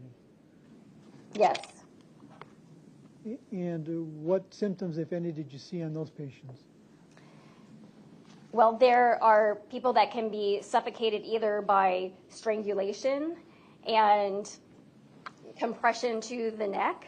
And if that's by hands or by significant force, then there's a bone in the neck called the hyoid bone, and that frequently can fracture in a situation like that. Not 100% of the time, but when you see that, that is concerning for some type of neck trauma. And it also has constriction of the arteries that go to your brain. So as soon as the blood is not getting, or the brain is not getting blood and oxygen, you can lose consciousness and pass out. And another thing that you can see with compression is what are called petechiae, which is spelled P-E-T-E-C-H-I-A-E, which are teeny tiny little punctate bruises that you would see from your neck up on the face. And that's not uncommon with compression to the neck. Now, in this case, I contact you to render an opinion as to the cause of death of Stephanie Pavlons. True? True. And did you make an opinion in this case? Your Honor, I'm going to object based on prior rulings of this court.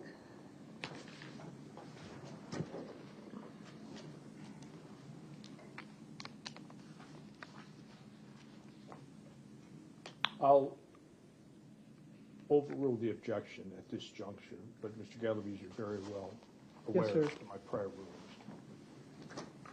What materials did you have to rule or strike that review to make that determination?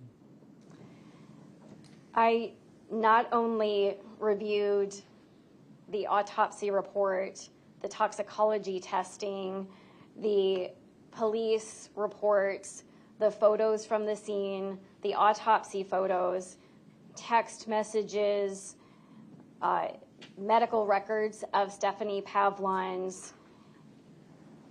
There was some video footage that I reviewed, or still shots of video footage, transcripts of interviews of Matthew Pahl, of other family members.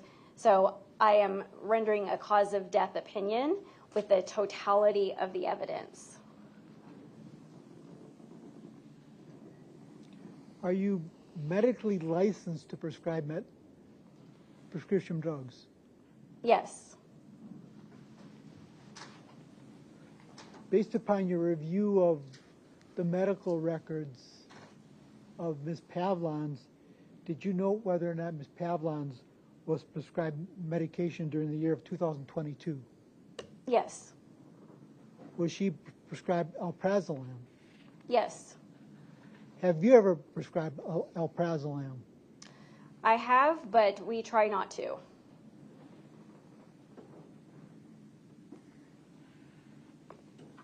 Why is, strike that. What's alprazolam prescribed for? Alprazolam, also known as Xanax, is what's called a benzodiazepine, which is benzodiazepine. And a benzodiazepine is a drug that is prescribed for anxiety, and it is a sedative hypnotic.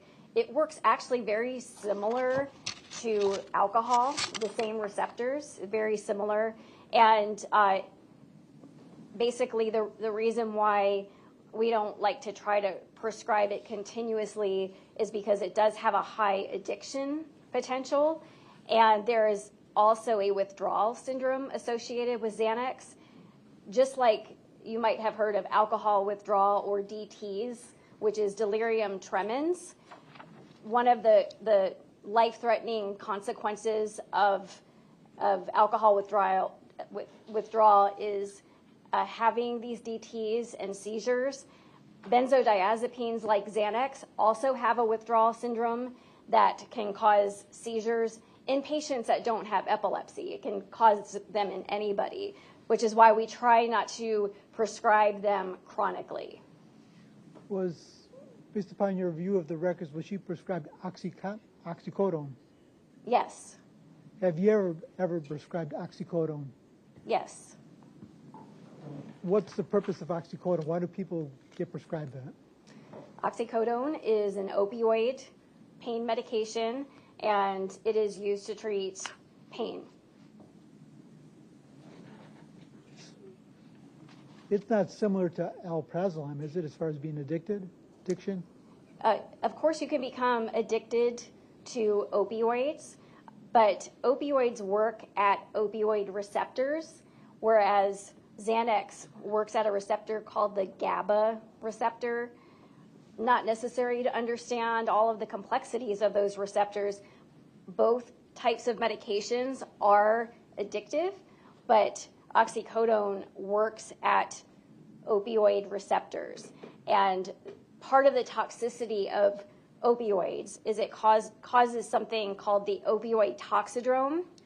Toxidrome is the words toxic plus syndrome mashed together in one, and it's a bread and butter term that we use in medical toxicology, and that is the constellation of signs and symptoms that are unique to a certain substance. So all opioids cause the same kind of toxicity, which is pinpoint pupils, so your pupils get teeny tiny, and then central nervous system depression, which is anywhere from being very sleepy to comatose, and then finally and most importantly, respiratory depression, which is when you're breathing slower and slower until you stop breathing and die.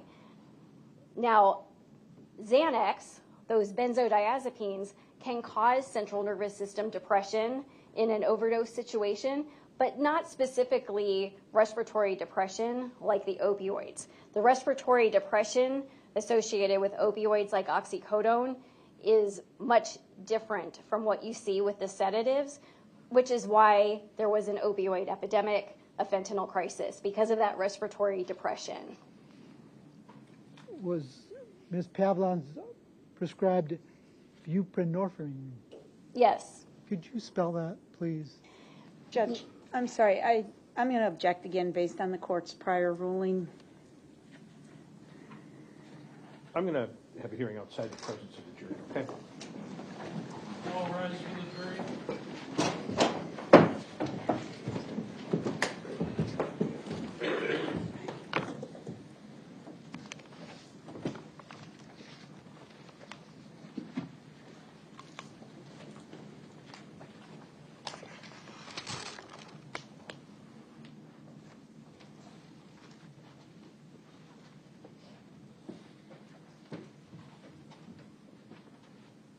All right, have a seat, everybody. Thank you. You can be seated. So, Ms. Opper, his last question was whether Ms. Pavlons was prescribed a certain substance. Yes. The name escapes me right now, and you objected. So I agree that question on its face is probably not objectionable, but the concern is, just like what we just had with the alprazolam, Your Honor, in the report that was authored by Dr. Hale, which I have, the last one I have from her is dated August 7th, 2025. There's no reference to alprazolam. There was no alprazolam detected in Ms. Pavlons' toxicology. Yet, they just asked her to opine, how can alprazolam kill you? There's no buprenorphine found in her toxicology, and he's about to go into how can withdrawal from buprenorphine kill you, or what effects can that have. He's implied to this jury that she knows the cause of death, and yet, based on your earlier ruling, she's not going to be able to provide that opinion to the jury. So this is very confusing and misleading. There's no reason to be discussing these drugs that are not part of the toxicology and specifically referenced in her report. Ms. Galaviz, your response? Doctor, based upon your review... No, your response to me. Oh, Judge, there was alprazolam, I believe, in Ms. Pavlon's system. So I'm not sure what the objection is about alprazolam. These were things that Ms. Pavlons was described that she was taking during that month of, from the summer of 2022.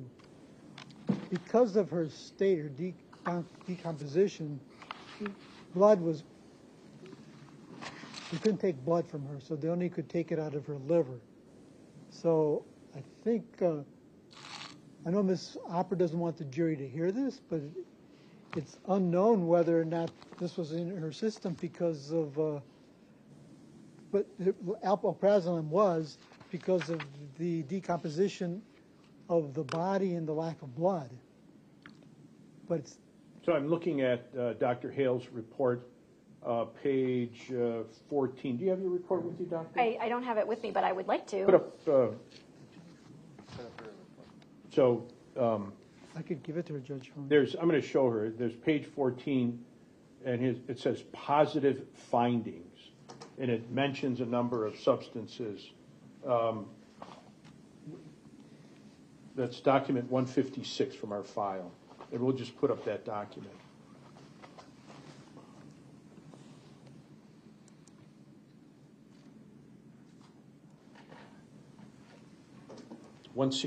Document 163, I'm sorry.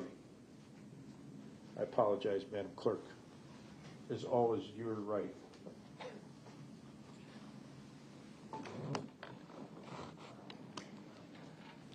Page 14.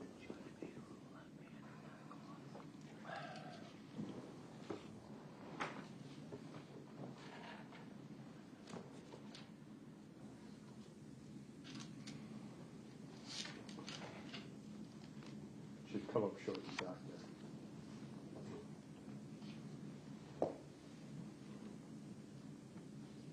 It's frozen. All right.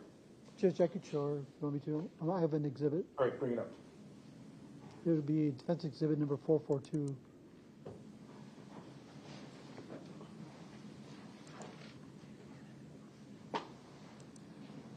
You want me to go to page 14? Yes, sir.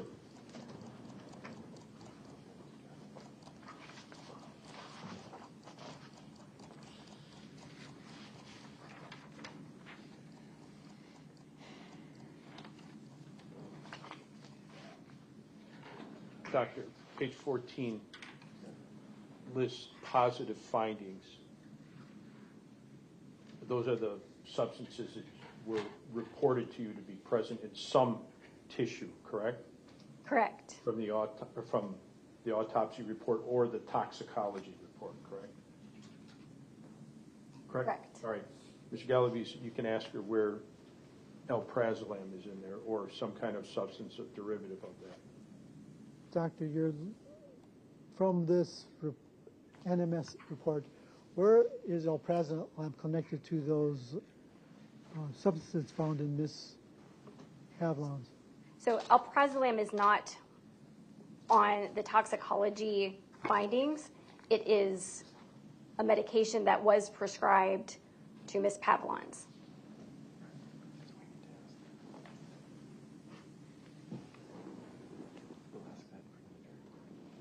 But you don't dispute that it was prescribed to her, Ms. Opper? It was prescribed, Okay. but, Right, no, I understand. okay, But it wasn't found in her system. correct. Right. So, and then oxycodone or its derivative? So what other objections do you have, ma'am? So that was on there, and that's in her report on the bottom of page 14, that oxymorphone was found. Right, a metabolite of oxycodone. Yes. So your concern was the The alprazolam. alprazolam and then the buprenorphine. And what is buprenorphine, which was just testified about? What substance is that, doctor? Does it have a common name or generic name? Do you want me to answer? Yes, doctor. Buprenorphine is a medication used for opioid addiction. It does have a brand name Suboxone when it is mixed with Narcan, but buprenorphine is the generic name. Did she have excuse me for a second, did she have a prescription for it, Mr. Galaviz? Yes, sir. Okay, and do you dispute that, Ms. Opper? I don't dispute the prescription. I doubt that it was detected. Okay, all right. So I've previously indicated that the doctor can report about the substances found in Ms. Pavlon's tissue. And we've had other evidence about the tissue or the strength of the findings and so on. So there was a prescription for alprazolam or Xanax, and if there was a prescription for Suboxone and it's some substance in it, I am going to allow that testimony that there may have been a prescription for it. Okay. But I think whether or not it's relevant is a subject for cross-examination. But I want to be really clear here. I've made my ruling about what this doctor can report. She can report about the toxicology findings and the other verbiage about the cause of death, what she believed golfers could see or not see. That is off limits. And I think I've made that very clear previously before. And if you get even close to that, I'm not going to wait for an objection. All right? Right. Could you clarify for me what? Mr. Gallagher should have done that for you already. Judge, I did, but I think you ruled that she could not testify as to the manner of death, not the cause of death. She is able to testify about her beliefs about the toxicology. Right? Right. Her report sets those things out. She says certain things. And each of the substances she makes findings about, I'm just going to start looking at page 15. The end of the first paragraph. Acute overdose cannot be ruled out. Death from caffeine toxicity is rare and thus unlikely. Death from cotinine, C-O-T-I-N-I-N-E, toxicity is unlikely, etc. She's made those findings about those substances. And I think I've made it very clear about, in the motions in limine, her ability to testify today. And I've made those findings already. Correct. All right, and I presume you've related them to her clearly. Correct. It's your responsibility, not my responsibility today. Right, and again, your ruling was that she was not to give an opinion as to the manner of death, not the cause of death. She can testify about the substances that she made findings on and whether or not they contributed to or caused the death. I think I made that clear. So my concern, Your Honor, is that nowhere in this report does she say the cause of death for Stephanie Pavlons is blank. I understand that. So I have a lack of notice as to what she's about to say. absolutely no idea what she's about to say. But you do. You have her report, and if she says something else, you can impeach her with it. But I can't because she never says in the report her cause of death is oxycodone overdose or alprazolam overdose, or she doesn't say what the cause of death is. Her ultimate conclusion is suicide must be considered, which is what you Specifically indicated was not to be testified to. correct. Correct. And suicide is not a cause of death anyway, it's a manner of death. Right. But that's what her report says. But my concern again, Judge, and I'm sorry to be repeating myself, but I have no problem if he says to her, was she prescribed alprazolam? Yes, she was prescribed alprazolam. But to allow her to say what are the effects of withdrawal of alprazolam, or can death result from alprazolam, when there's nothing in this record, gives an improper miscommunication to this jury that, boy, there must be something more here. He could, I believe, my request is he can ask what she's prescribed. But if it's not in her toxicology, we don't know if she consumed it or not. We just simply don't know. Nobody knows. Dr. Hale doesn't know. I don't know. Nobody knows unless it's in her tox. I understand that. And I think that's a proper subject for cross-examination. So I'm going to allow that testimony. All right? As to what she was prescribed, and perhaps what those substances may or may not do. But again, the fact that there isn't any indication in the toxicology report, and that whether or not alprazolam could cause X, Y, or Z, that's a fair and appropriate subject for cross-examination, whether or not it was at all present. All right, thank you. All right, we'll bring the jurors back.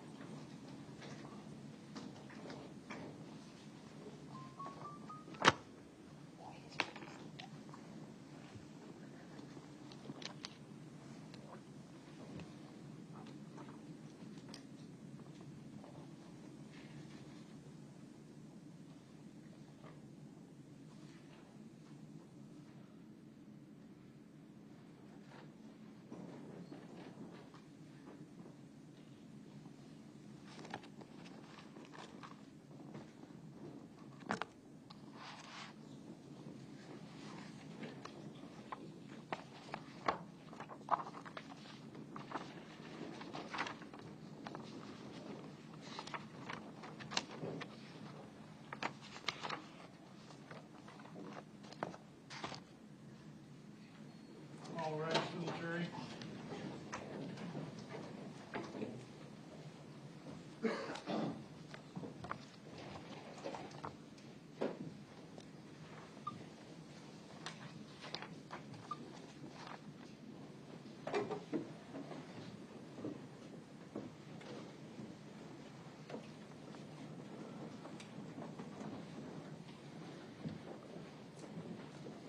All right, have a seat, everybody. Thank you very much. Thank you very much for your patience, ladies and gentlemen. As I indicated, from time to time, there's going to be a legal issue that has to be taken up between the court and the lawyers. That's exactly what we've done. Mr. Galavis, continue. Yes, Judge. Doctor, was she prescribed buprenorphine? Yes. Have you, for the court reporter, could you spell it, please? B-U. She's got it. Okay. Have you ever prescribed that medication? Yes. What's the purpose of that medication?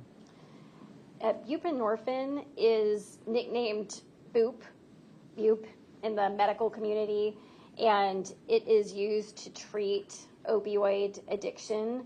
And the way that it works is it goes to the opioid receptors and partially binds to those receptors. So it tricks the receptors to having an opioid there. And you may have heard the name Suboxone before, which is a trade name associated with this medication. And we are starting to prescribe this more and more in the emergency department setting to help people with opioid withdrawal. Was she prescribed sertraline? Yes. And just for the record, Sertraline. Have Yes. you ever prescribed that? No, we try not to prescribe psychiatric medications from the emergency department. That is something that we would do in conjunction with our psychiatric faculty. Was she prescribed Torpiramate? Yes. How do you say that? Topiramate. Have you ever prescribed that? I have, but again, topiramate is a medication that can either treat seizures or it can also treat migraines. And we might prescribe it short term, but our hope would be that that patient receives continuity of care either by their primary care physician or their neurologist to continue that kind of long-term prescription. Was she prescribed clonidine? Spelled Clonidine. Yes. Have you ever prescribed that? Yes. What's that for? Well, clonidine actually has two purposes. The first, most commonly, is to treat high blood pressure. The other reason why it may be prescribed is to treat opioid cravings. Was she prescribed bupropion? Yes. Spelled Bupropion. Have you ever prescribed that? Again, this is a psychiatric medication, and same thing, we try not to prescribe psychiatric medications for emergency patients because we would want that to be in conjunction with our psychiatric colleagues. Again, you are a medical toxicologist, true? True. And your expertise is in prescription drugs or illegal drugs? Yes. And your expertise in this field, how long have you done it? Since 2004. Is it dangerous for a patient to mix these drugs? It can be, yes. Is it dangerous for a patient who's prescribed any of these drugs to stop taking them? It depends on which one. Alprazolam is, again, a medication that if you stop it, you can develop a withdrawal syndrome. So part of that withdrawal syndrome that is dangerous is seizure activity. Alcohol withdrawal, benzodiazepine withdrawal is a life-threatening condition, whereas opioid withdrawal, albeit extremely uncomfortable, is not a life-threatening condition. Opioid toxicity is, but not opioid withdrawal. Now, you talked about the documents you received from the medical examiner. Does that include the NMS report? Yes. Prior to this court case, have you ever seen an NMS report? Oh, almost every day. I'm showing you it's marked as State Defense Exhibit number 442, and just for the witness, please.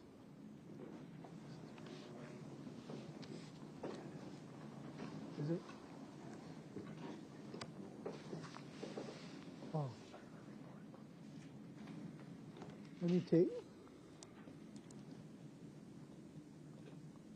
I made a mistake. Exhibit number 443, Doctor.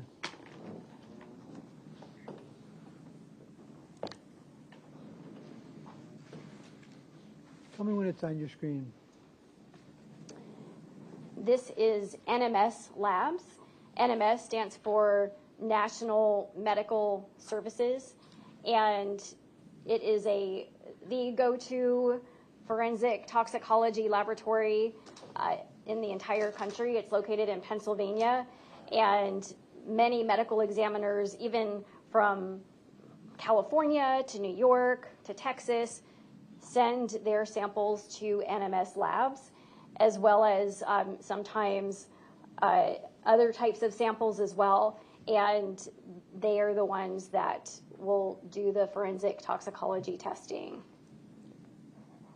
Now I'm going to scroll. Does this appear to be the NMS report for Ms. Pavlons? Yes. Do you recognize this as being the report from Ms. Pavlons? Yes.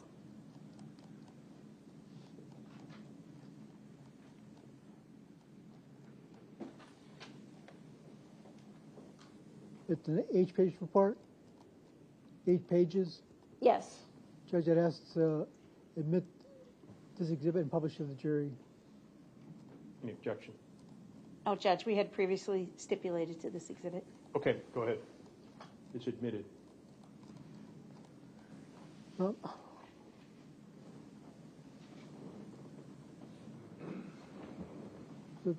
what the jury's seeing now is the initials for NMS too.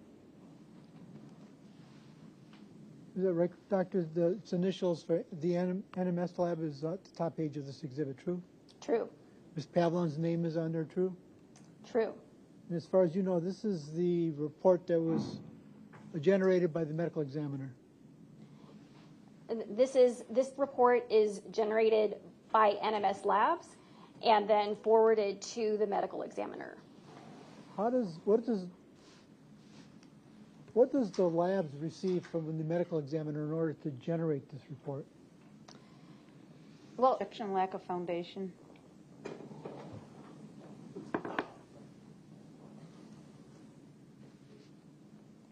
I'll sustain that objection, yes, for that question. Have you ever submitted samples to the NMS to the lab in Pennsylvania? No, I have not. I'm showing you as marked as, again, page 1. What is the jury seeing right in front of them? So these are the final results of the toxicology testing that was performed on Stephanie Pavlons. So in other words, they may test for a whole menu. It's actually when you submit samples to NMS Labs, there are different menus that you can choose as far as what to have tested. And in general, they're pretty broad testing of a number of different substances. And they'll test for all of those different substances. And whatever ends up being positive will get reported inside this black box. Is there anything significant about what you see on these results from Ms. Pavlons? Well, typically, when the medical examiner sends samples to NMS Labs, it's usually blood or urine. It's not as common to submit liver or muscle tissue, but what has been described is the advanced state of decomposition in this case, where there was not any blood or urine, or oftentimes vitreous, which is the eyeball jelly that can be tested for. Because of the state of decomposition in this case, vitreous was not available, but you can still confirm the presence of substances in other types of tissue, in this case, liver and muscle.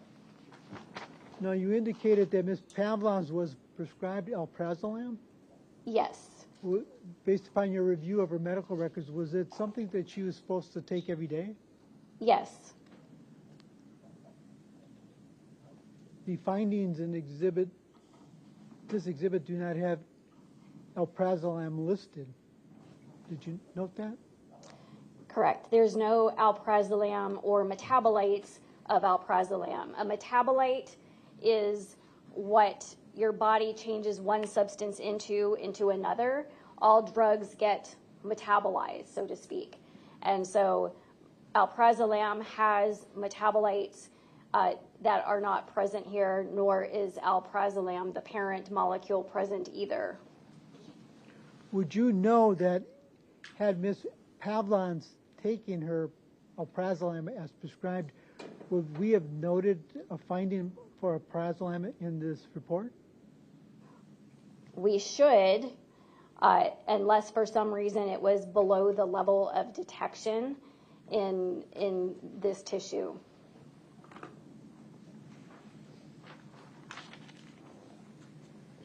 Was there anything else that you needed to receive from myself, or in this case to render any kind of opinion? Can you be more specific? Do you believe I gave you all the material that you needed to render an opinion in this case? Yes.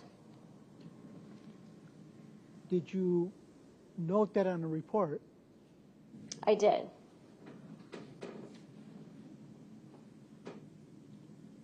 I'm going to show you it's marked as exhibit number 442.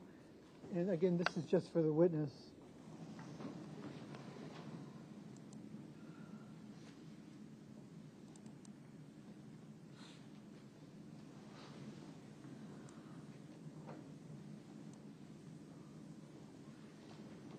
And let me know when you see it.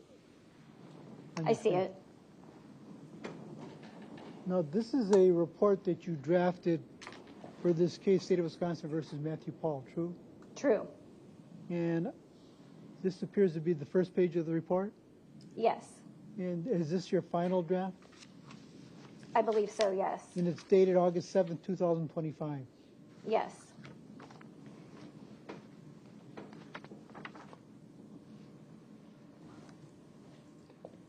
Page 1 of the report discusses your qualifications, true? Yes. Why did you find that significant to list that on this report? Why do I put qualifications in a report? Yes, ma'am. I put qualifications in every report that I generate just to describe my education, background, and experience. Page 2 of your report, it's labeled methodology? Yes. What's the purpose of that? Well, methodology is how an expert goes about reaching an opinion. And whether it's somebody in a laboratory who describes the technique that they use to analyze something, or fingerprints or DNA, that's the methodology that they use. When a medical expert is giving or rendering a medical opinion, it is also, there is a certain methodology that we follow, and that is the method of differential diagnosis. That same page discusses, in general, the cause of death, true? Yes, in general, yes. And it lists traumatic causes of death. What does that mean?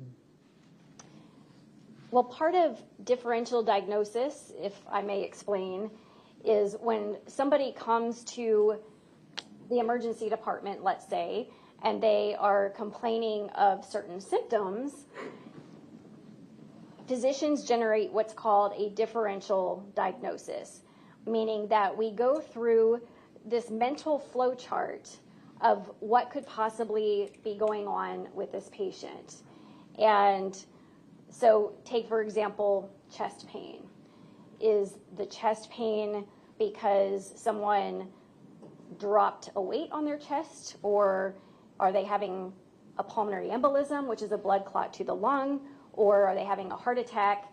And so we ask a series of questions, and we will do a physical exam, and then we will obtain ancillary studies like laboratory, EKG, x-rays, CAT scans, in order to rule in or rule out a diagnosis. And there are some diagnoses in that mental flow chart that are high in the differential, and then there are some diagnoses that are low in the differential. So more likely it's this versus that. And so when you are doing a cause of death opinion, remember, cause of death is a diagnosis. And so the methodology of a medical physician is to go through the same type of methodology for cause of death. And so first you want to rule out traumatic causes of death. Then, in general, you want to look at natural causes of death. And then finally, you will consider the toxicology findings. And then last but not least, you consider an arrhythmia, which is a lethal heart rhythm. And the reason why that is last but not least is because there's nothing that you can see on an autopsy to rule in or rule out an arrhythmia, so it becomes a diagnosis of exclusion. So that is the differential diagnosis or methodology that all physicians would use in rendering a cause of death opinion. Judge, I'm going to object and move to strike based on prior rulings in the court's earlier discussion with counsel outside the presence of the jury. I'm going to overrule that objection. You can continue, Mr. Galavis. Your report mentions the things you just discussed with the jury. It also talks about toxicological causes of death. Yes. What's that? Well, a toxicological cause of death is a death from a substance or a poison. It can be a prescription drug, it can be an illicit drug, it can be a chemical type of exposure, but specifically when we're talking about a toxicologic cause of death, it involves interpretation of post-mortem drug levels. And typically, if you were to do an autopsy or look at a dead body, there's really not much that you can see to determine whether or not someone died from a toxicologic exposure, illicit or prescription medication. And so what you're left with are these drug levels. And what's very important when you're considering a toxicologic cause of death is not to hang your hat on a specific number. And I will tell you that when I tell lawyers this, and honestly, when I tell a lot of other physicians this, it's like telling them that there's no such thing as Santa Claus, because it's hard to believe that impairment, for example, in a driving while intoxicated case, or intoxication, or cause of death is determined by a blood level alone. And this is true if you have blood. This is true even if the person is still living, because, for example, if someone gets into a car crash and they have methamphetamine present, it is not determined that they're impaired based on that level, and that's living blood. So there are only a handful of substances that we check blood levels on in the healthcare settings. There's just a few. Everything else, you have to correlate the post-mortem or the ante-mortem blood levels, which we don't typically get, with peri-mortem circumstances, with how a person may have been looking around the time of their death. And it is not determined by the level in and of itself. So if it's not something that we can determine from blood, you certainly cannot make a determination based on a level that is in liver or muscle tissue.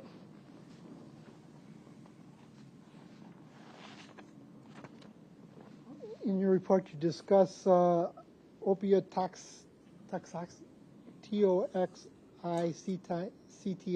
and death. You have a page of that discussion. What's that about? Objection, relevance, Your Honor. What's relevant, sir? Mr. Galavis.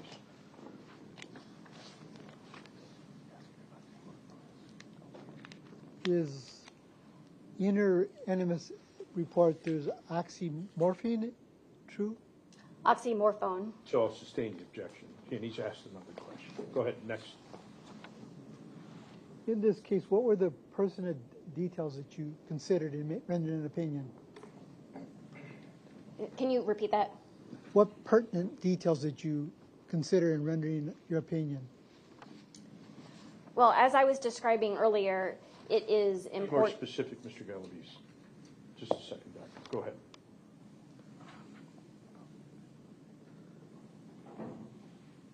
Well, you looked at the pertinent details about Ms. Stephanie Pavlons, true? True. And that's what you took into consideration? Yes. And what was pertinent about her that you considered? All right, let's excuse the jury for a second, okay? All right, jury. No, I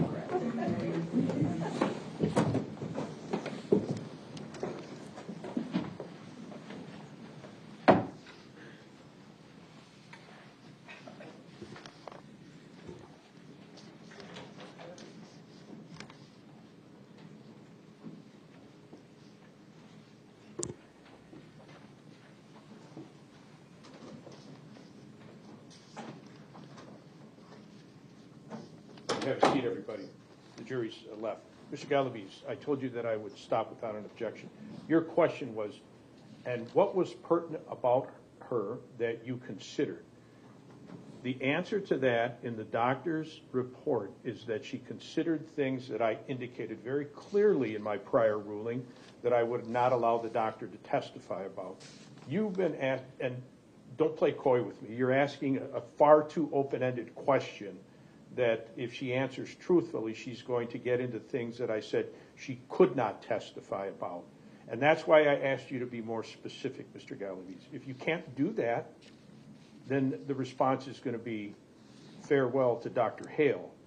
You need to be more specific in light of my prior ruling on the motions in limine. All right?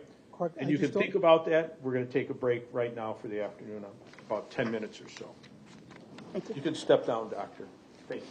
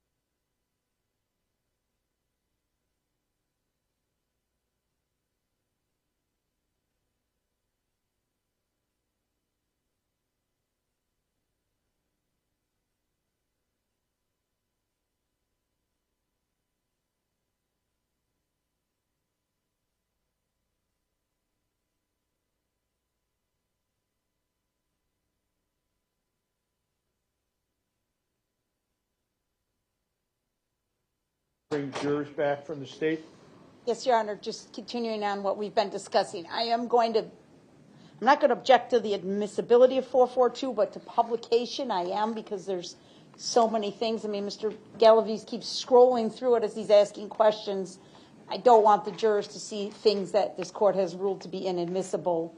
And so I'm going to object to just wholesale publishing and scrolling through it in front of the jury and things like that. I guess if there's a particular area of the report that he wants to ask about that the court has allowed, I wouldn't object to that. I'm but very cognizant of that, ma'am, and I have been watching and looking at the report as we go through this, and I'm very cognizant of that. And when and if there's a request, I'll rule appropriately. Okay, thank you. All right, anything else, Mr. Galaviz, before I bring the jurors back? Yes, Judge, for purposes of my witness, I'm a little confused. I know she's a little confused, because I read your motion ruling on the Dauber hearing several times. She's read the transcripts herself. And again, your ruling was she was not to discuss in any shape or form manner of death. And she understands that. We're not discussing any kind of manner of death here thus far. It's just cause of death. You didn't prohibit her to give an opinion as to the cause of death, just the manner of death, that she wasn't qualified to give that opinion. I understand that, Mr. Galaviz, but I want to be really clear. That question that caused me to stop was when you asked her, and what was pertinent about her that you considered? And that's a very open question, and the things that she considered in her report were some of which I said, no, she doesn't have the ability to testify about it. Right. And look, and she knows not. Mr. Galaviz, let me finish, all right? This is not my first rodeo, okay? The way you asked that question was a very open-ended question that called her to respond with everything that she considered. Ask a question, you can, and this is not your first rodeo. You know what my ruling was. You know what's not to be testified about. You can make a question. You can construct a question that keeps the doctor to those areas that are permitted. Right. And if you can't do that, we'll stop. No, and she knows what she can't testify to. I've instructed her what she cannot say. Then ask better questions. Anything else? No? Ms. Opper? Again, Judge, I renew my objection on the grounds of lack of notice to the state of Wisconsin. At no time in this report or at the Daubert hearing did she testify, I conclude cause of death is blank. Now she's going to get up here for the first time in direct examination and tell the jury what she thinks happened. It's nowhere in her report. They've given us no notice whatsoever. She's testified about, when I look at her report, the way I read it, it says these things did not cause her death. Or that there was inconclusive evidence of the cause or the amount. So that's what I read. And if she strays outside that, then I'll take care of it when I have to. And I think my ruling has been clear from the time we had the motion in limine, what she can testify about.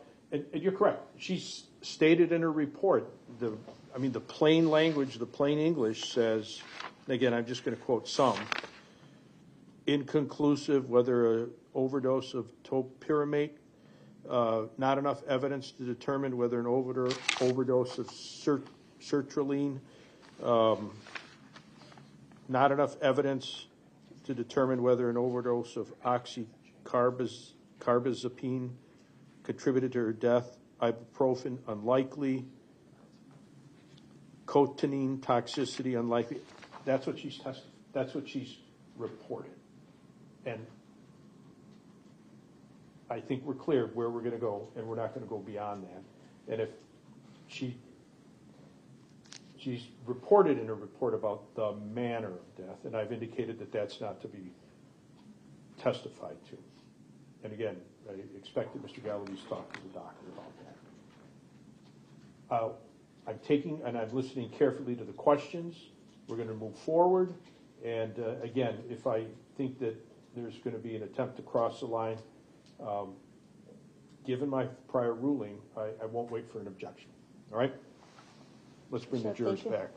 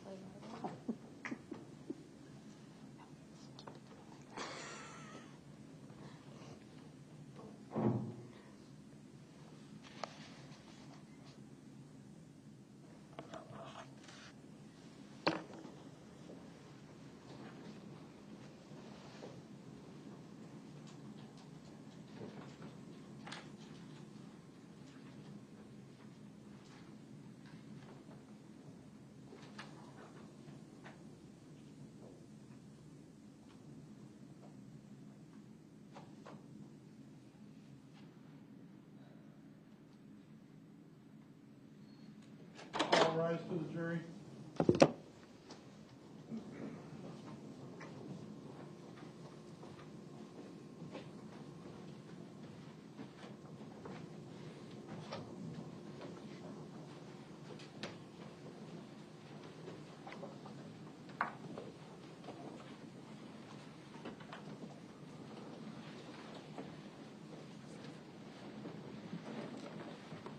All right, all 14 have returned. Thank you very much. Have a seat, everybody. All right, you may continue, Mr. Galaviz.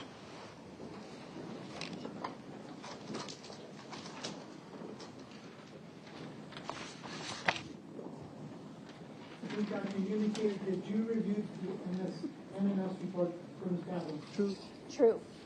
She was on prescribed alprazolam, but you did note alprazolam in the NMS report. Correct. She was on seizure medication. Did you note any seizure medication on the NMS report? There was. Was there a lot of seizure levels in the lab report? Well, as I testified earlier, you cannot make any kind of decision based on a post-mortem level.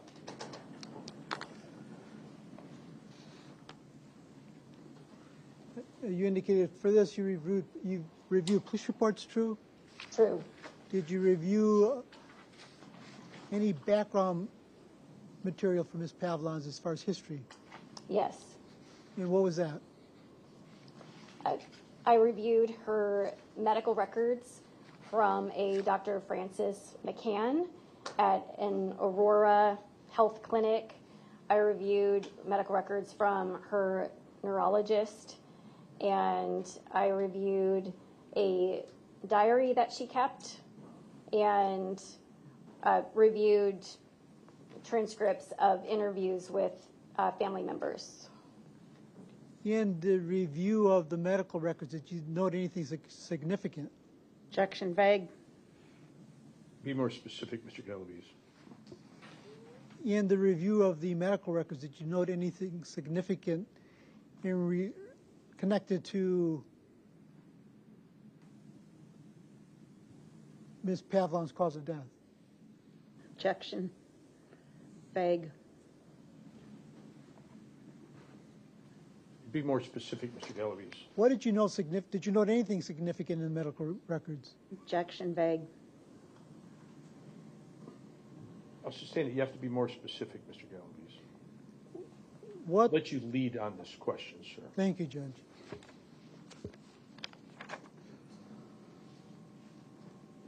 In her past medical history, there was a discussion on her being treated for seizures, true? True. And convulsions, true? Convulsions are seizures. There's reports in her medical records about depression? Yes.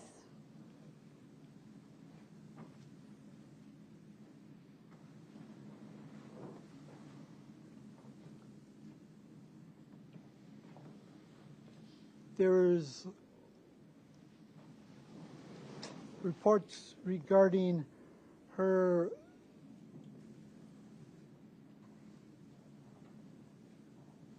opiate dependency, true? Objection, Your Honor. Prior ruling. Hang on a minute, Doctor. I'll allow it. I'll overrule the objection. Go ahead, Doctor. You can answer. Yes, there were indications in her medical records about opioid dependence, which is why she was prescribed buprenorphine.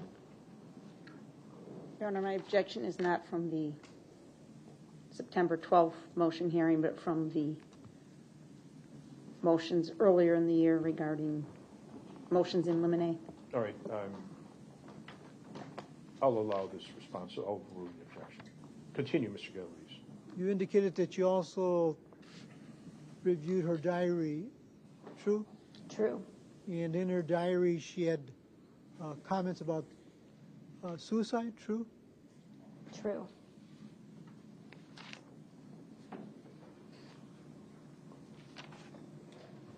You reviewed the note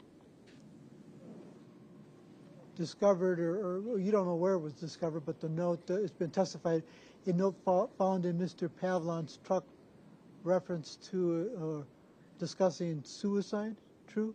Objection, Your Honor. Sustained. Don't answer it. Next question. Did you review the note that was found in Mr. Pahl's truck? Yes.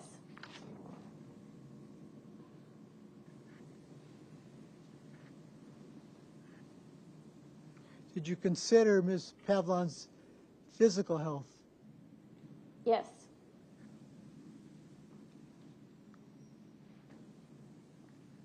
Did you consider her mental health? Yes.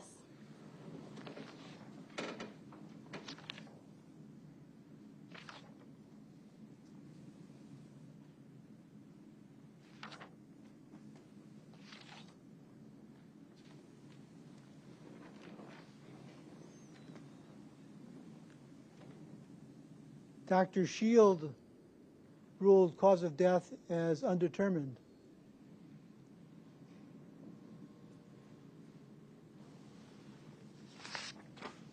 Is that a question? Objection? Basis. I'm not sure if that was a question for the witness or just a statement by Mr. Galaviz. I didn't finish. All right. I'll sustain the objection. Next question. Dr. Shield, well, ultimately you saw the autopsy, Dr. Shield's finding after the autopsy, true? True. You also saw the final death certificate with Dr. Shields' finding, true? True.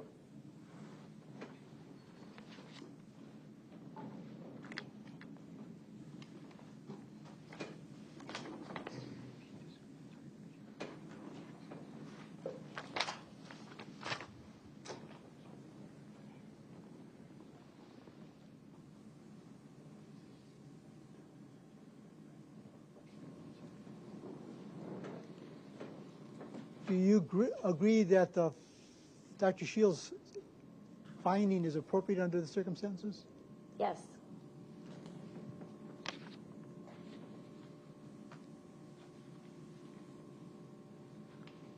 Would you agree based upon, again, you're under the totality of circumstances that there are other possibilities? Yes.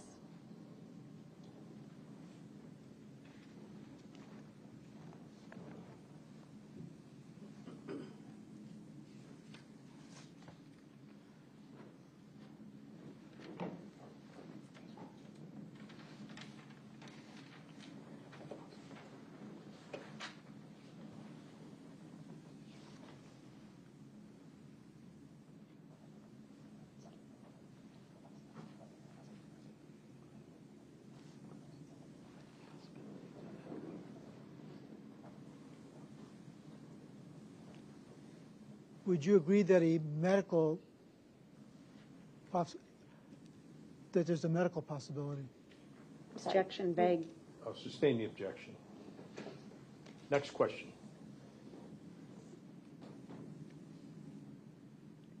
Was, in this case, a seizure a possibility? Yes.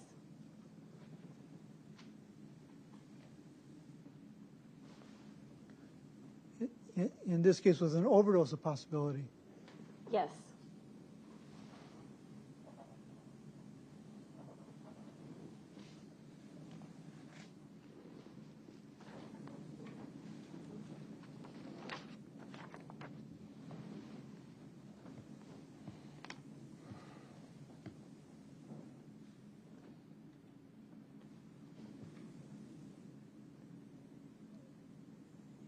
Do you believe a natural cause of death is a possibility? Yes.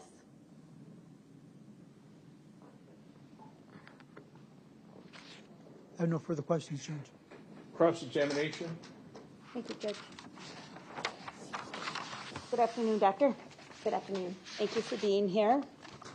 I'm going to start with your work at Parkland. You said it's the busiest ER in the country, right? It is. And you're known for having treated President Kennedy after he was shot. Well, not me personally. I wasn't born yet. Parkland. Yes. There you go. All right. And let me ask you a question, Dr. Hale. Have you ever treated a victim of domestic violence in your ER?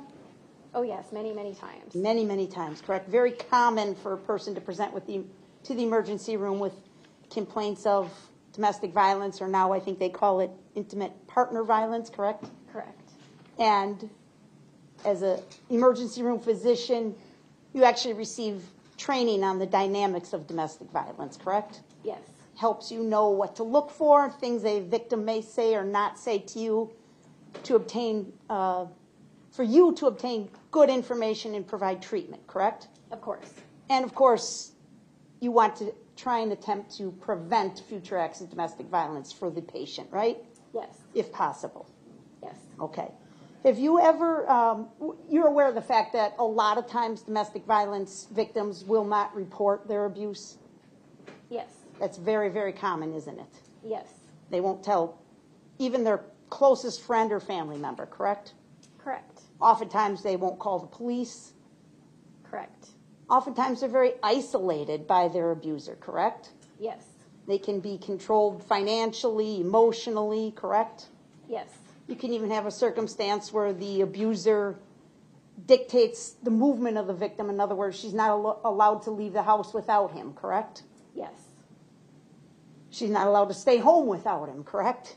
Sometimes. Okay. And you would agree with me that a person could lose control of their bladder when they're confronted with life and death fear, correct? Sure. They could also lose their bladder when they are strangled, correct? Possibly, yes. In fact, the research shows that even within a shorter period of time as 5 to 10 seconds, a person can lose control of their bladder when they're being strangled, correct? Possibly, yes. Okay. And death can occur, I think the research says something between like 60 seconds to 157 seconds. Does that sound right? I don't know. It depends on so many different circumstances. Sure. But there is research that would support, at least in a strangulation case, death can result in a range of 62 to 157 seconds, correct? Again, I'm not aware of any specific literature on that topic, so I can't speak to that. And yes, it does kind of depend on different circumstances. Sure. Loss of consciousness can occur in 5 to 10 seconds. That sounds right? Yes. And loss of bladder control within about 15 seconds? Possibly, yes. Okay. You would agree with me that the research that was published in the Journal of Emergency Science indicated that a prior non-fatal strangulation is a very strong predictor of a future fatal strangulation, correct? I am not aware of which literature you're referring to. Okay. Have you ever heard of a report that was published, maybe I said the name wrong, the Journal of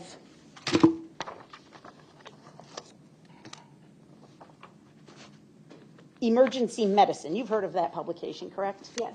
And it's a very well-respected journal, correct? Sure. I'd imagine as an emergency room physician, you probably read it frequently. Depending on the topic, sure. Okay. And are you aware that in 2008 they published an article that primary author was a Dr. Nancy Glass, who concluded that prior non-fatal strangulation was associated with greater than 600-time odds of becoming an attempted homicide and over 700-time odds of becoming a completed homicide? No, because I have not memorized the medical literature. Okay. You don't dispute that conclusion, though, do you? I don't know how I can possibly dispute a conclusion of an article that I have not reviewed. Okay. I'm asking based on your training and experience. Like, if a person presents to you in the ER and says she was strangled by her intimate partner, that sets off a huge red flag for you, correct? Of course. It's extremely dangerous behavior, correct? Sure. It doesn't take long to kill somebody by strangling them, correct? Correct. Okay. And because of this conclusion of this finding, it's recommended that doctors, nurses, and other people working in the ER screen victims of domestic violence for non-fatal strangulations, correct? Again, I'm happy to answer your questions in general, but I am not going to answer a question specific to a study that I have not reviewed. Sure. So I'm asking you, in your hospital, do you try and screen victims of domestic violence for prior acts of strangulation? We screen every single patient that presents to our emergency department for domestic violence. Because it's such a dangerous behavior, right? Of course. And it's a huge risk to a person's health and safety, correct? Yes.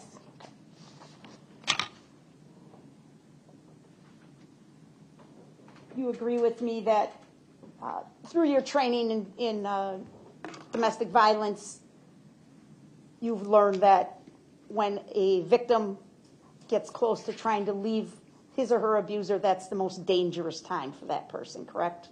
It can be, yes. And that's why you do safety planning with a victim, right?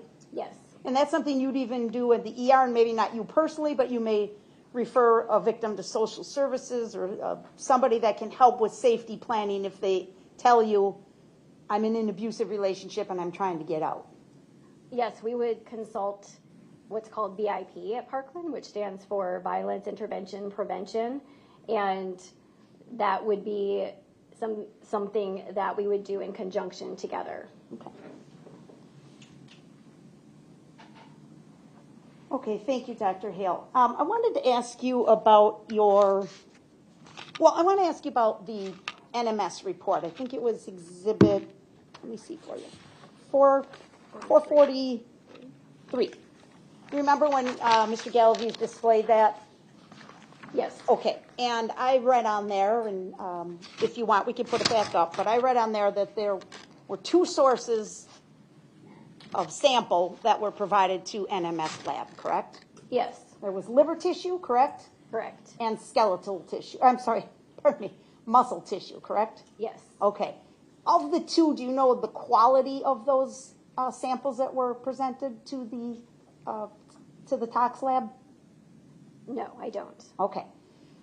If I told you that Dr. Shield testified the other day that the quality of the liver tissue was extremely compromised and that she was very concerned about it because there was a presence of maggots in the liver and maggot droppings in the liver, and she had grave concerns about cross-contamination. As a toxicologist, does that cause you concern as well, ma'am? It certainly would affect the levels, which is why I've testified before that you can't rely on levels in a vacuum. However, believe it or not, maggots and other insect casings are frequently also tested in post-mortem toxicology situations because you can find those substances in the insects and their pupil casings, I think is the word. I am not a bug expert or a forensic entomologist.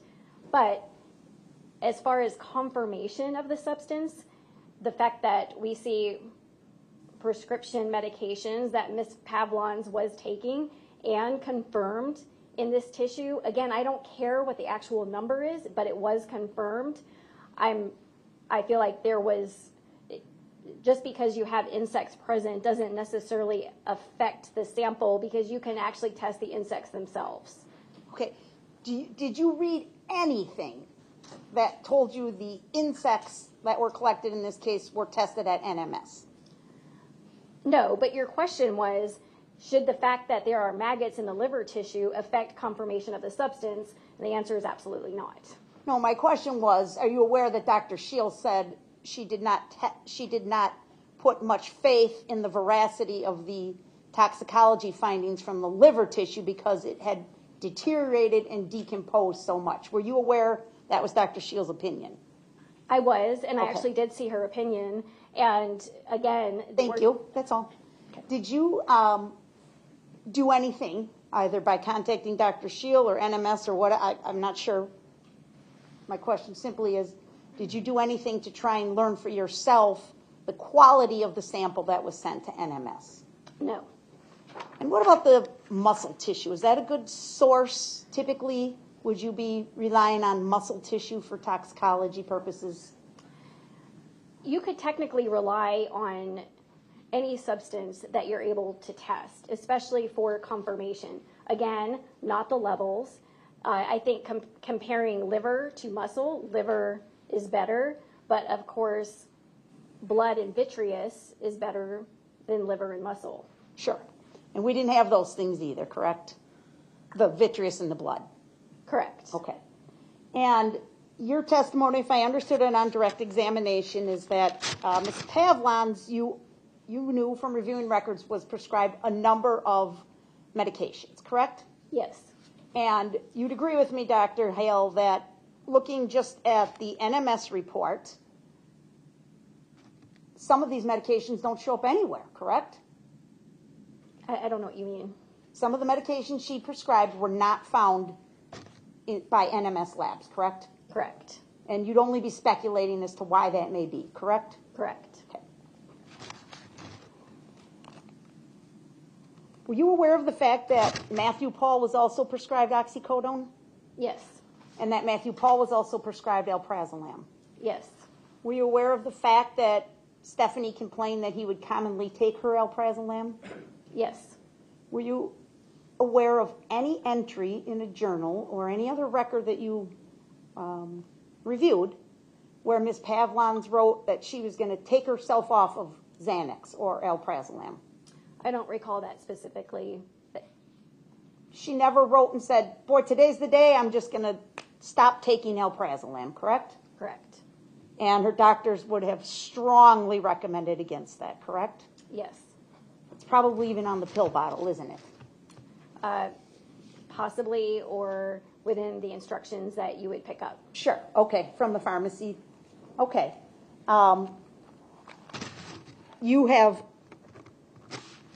There's no basis to believe, based on the record and what the information you have, that alprazolam played any role in Ms. Pavlons' death, correct? Again, I can't rule that out. Okay. Can't rule it in, can't rule it out. Well, and to be more specific, not alprazolam toxicity, because it's not confirmed post-mortem. However, as I described before, alprazolam withdrawal, even in individuals without a seizure disorder, can develop seizures.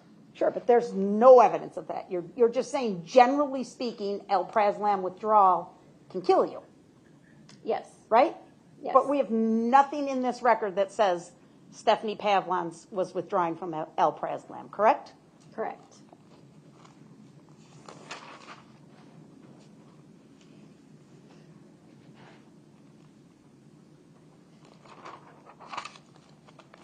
Did you review the photographs and the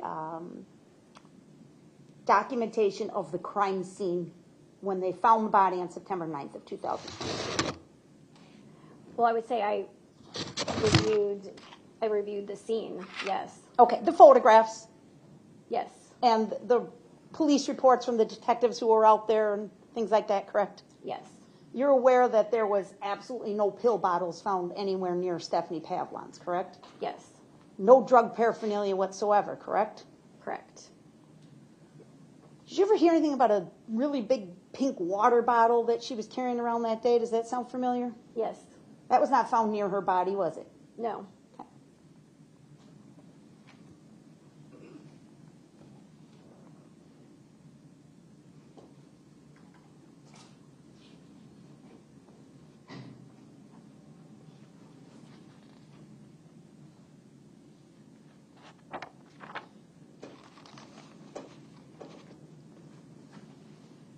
Just one second, please. I don't.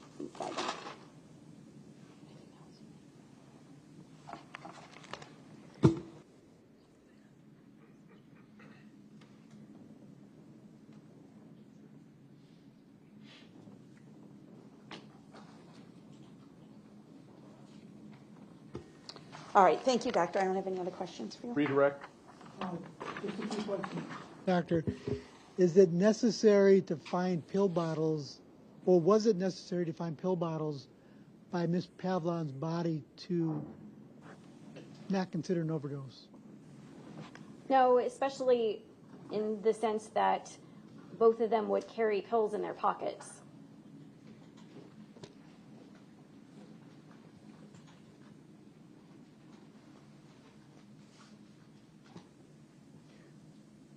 You were asked that if you were aware that Matthew Pahl would take Stephanie Pavlon's pills. You remember that question? Yes. Do you remember, by reading the police reports and interviews, why Stephanie Pavlons wanted Matthew Pahl to monitor her prescriptions? Objection calls for hearsay. Sustained. Next question.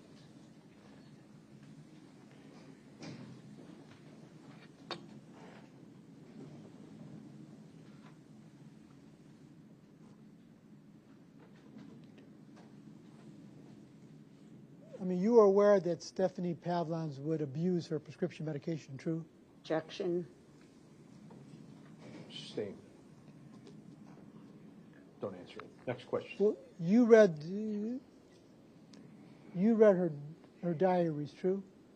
True. And you read the police reports, true? True. And you read or listened to family interviews, true? Yes.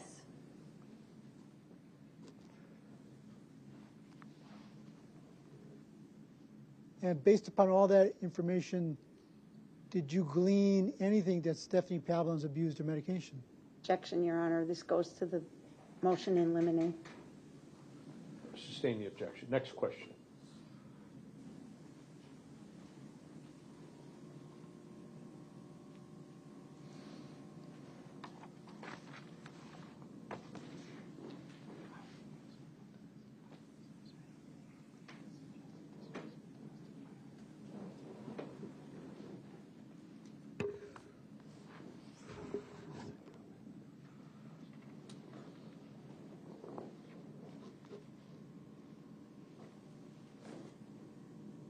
I have no further questions, just thank you. All right. Recross.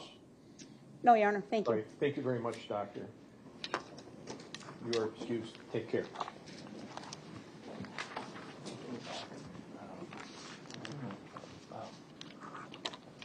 Who's next, Mr. Galaviz or Mr. Wolf? Your Honor, the next witness will be Emily Pescador, our canine expert.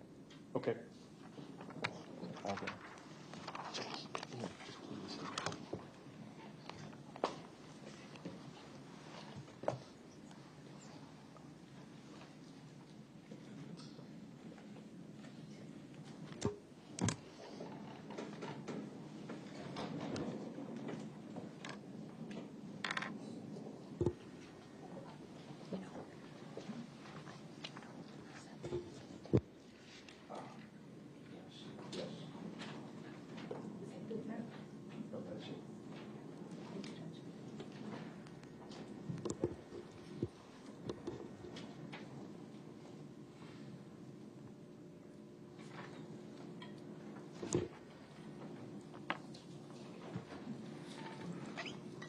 Ma'am, if you come up to the witness stand to my right, and once you get up there, remain standing to be sworn in. That's not her?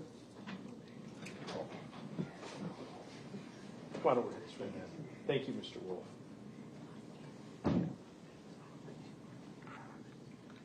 And if you could, once you get up here, raise your right hand and face her. Swear the testimony you're about to give in this matter before the court shall be the truth, the whole truth, and nothing but the truth, so help you God. Yes. All right, have a seat, please.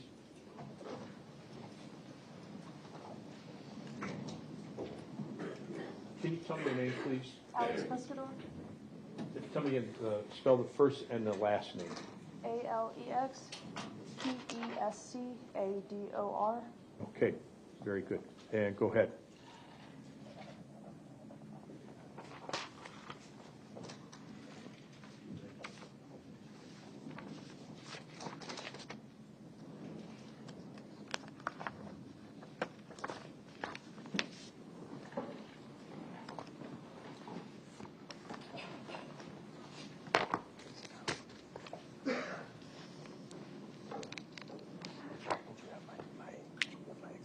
Okay, let's go.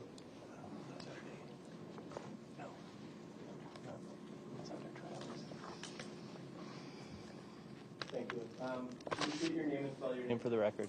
Did that already. I'm sorry, Your Honor. Got it. That's okay. Ms. Pescador, how are you employed? I own DNA Canine. It's a training company for cadaver dogs. And generally, what does that company do? I do consulting and I sell training equipment generally, and I teach at seminars for human remains detection or cadaver dogs. And how long have you been in that business? Since 2022. Okay. Where did you go to college? The University of Southern Mississippi. And when did you obtain your degree? This year, 2025, I graduated in May. Okay, and what was your degree?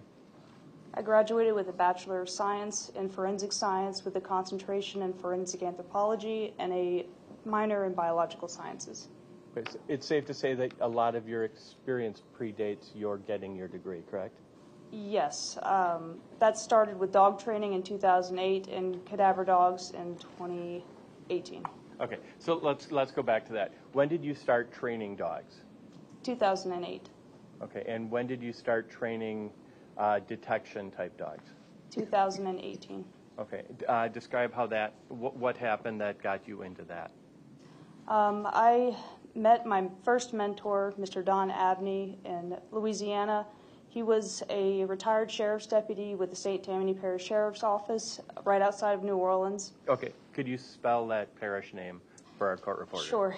St. Tammany's S-T and Tammany T-A-M-M-A-N-Y. Thank you. Sheriff's Department. And I apologize. The gentleman's name is well, his last name? Abney, A-B-N-E-Y. Perfect, thank you. Okay, go ahead, sir.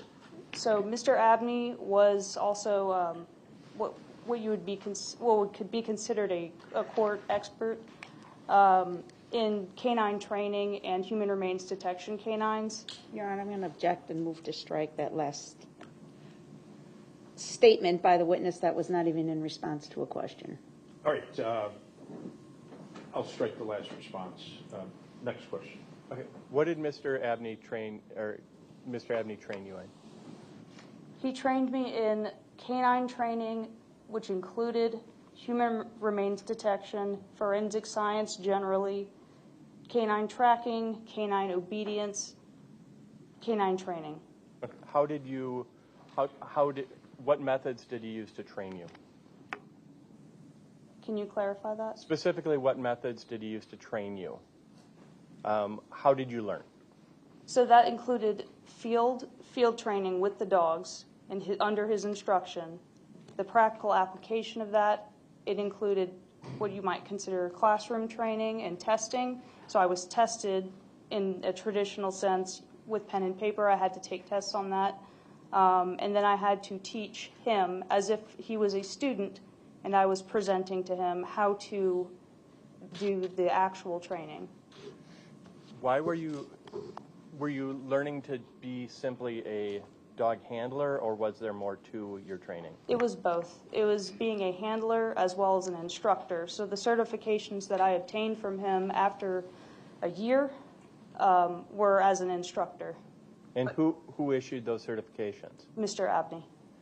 Was there an organization that gave you certifications? It was his company, Abcantra. Okay.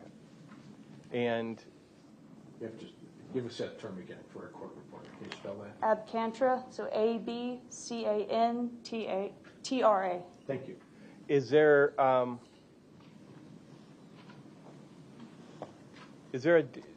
did Mr. Abney also do other types of dog detection?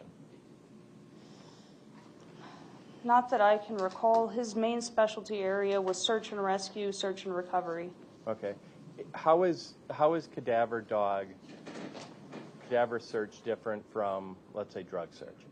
It's very, very complex as far as the target odor profile that your dog is searching for, because it changes over time based on the stage of decomposition, based on the environment that you're searching in, and based on the training of the dog. Okay, so would you say that training a cadaver dog takes more or less training than training a drug dog? It takes consistent training. It takes consistent training. I'm not sure if it would be correct to say more training, as in more often, but it takes more consistent training. Okay, tell me more about your specific education that you took in this field, or related to this field. Could you clarify? What classes in college did you take related to cadaver dog training? Okay, so at the University of Southern Mississippi, with forensic anthropology, it's very much related to cadaver dog studies, as you might imagine. And I was able to base my education around human decomposition studies with forensic anthropology, and being able to mentor under Dr. Marie Danforth and being able to conduct research under her. I was able to complete my undergraduate thesis, which was canine scent discrimination of human remains. And that was conducted over 2 years, and I was able to do the practical application of that in the field with a dog. Would you like me to explain how that worked? Objection, Your Honor. Okay. Witness I asking apologize. questions. You've never testified in court before? This is my first time. Okay.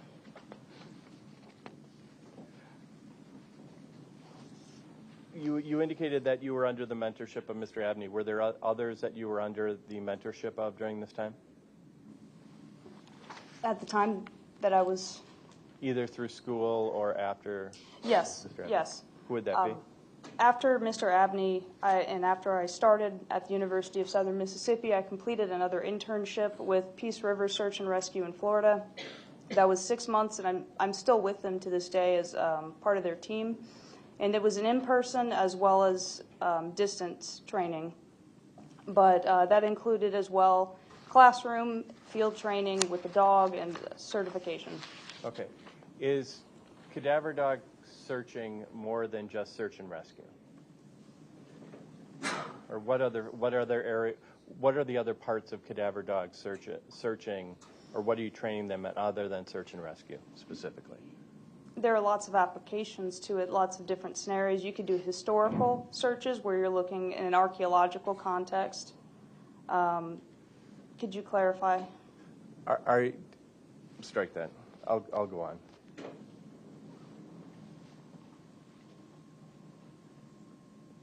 Have you participated in investigations for law enforcement agencies? Yes. Can you give me some examples of that? Typically, I try to keep confidential with some, if it's not in the news or if it's not something that they published, I don't want to speak on it, but there is one example I included in my CV. Out of Forest County, Mississippi, they were able to identify the remains of an individual that one of my dogs was successful in finding. Can you just tell me more about how that search started and how you came to a conclusion? With the dog search? Yes. Okay. So a lot of what happens in Mississippi, we get cases where people will find part of remains, they'll find part of skeletal or tissue remains in the woods, and they'll call the university, or a coroner's office might email me, or even the sheriff's office. And so I will deploy to that area and with my dog and try to recover the rest of the remains. And a lot of times that involves scattered bone or scattered human tissue, and that involves environmental analysis. So I'll have to look at the conditions of the environment, and historically as well, has it rained there, and how might that move odor through the environment? Has it soaked into the ground? Is there elevation changes that might cause gravity to pull the odor away? And how that might affect the dog's search pattern or search behavior when I deploy it into that area. So these are things I have to consider before I even put the dog in there to search. When we brought the dog out, he was successful in locating several of her remains, and what I'll do is I'll also use a GPS device, and I'll mark points on the map where the dog alerts. And this is just my method of doing it in that specific context. And then I'll go back and recover the remains, or if I have other people with me, in this case the sheriff's department and the university anthropology department, we'll work on recovery at the same time. And we were successful in recovering the rest of her remains. Can you tell me about just one more, and you don't have to name the law enforcement agency, if you want to keep that confidential? Okay. There was another one in Louisiana where, you know what those pipelines are, they're just long stretches of open area, and they go on next to highways a lot of the time, and they had these cross trails that go across them. So long, open pipelines, and then there's lots of cross-trend going across them. So I had a dog, same dog that I brought out there, and he's going along and meets one of these cross sections, makes like a T. And so he goes in there and he goes through the right cross section. There's nothing there, but he's catching odor where it intersects, right at the intersection. Goes in and there's nothing there. So he turned around and come out and he goes to the other side, but there's clearly nothing over there. So he's focused around this tree at that cross section. We look up and there's nothing there. He's not focused on any burial. He gets hung up on that tree and we stop. So if there's nothing there, nothing up, he loses odor.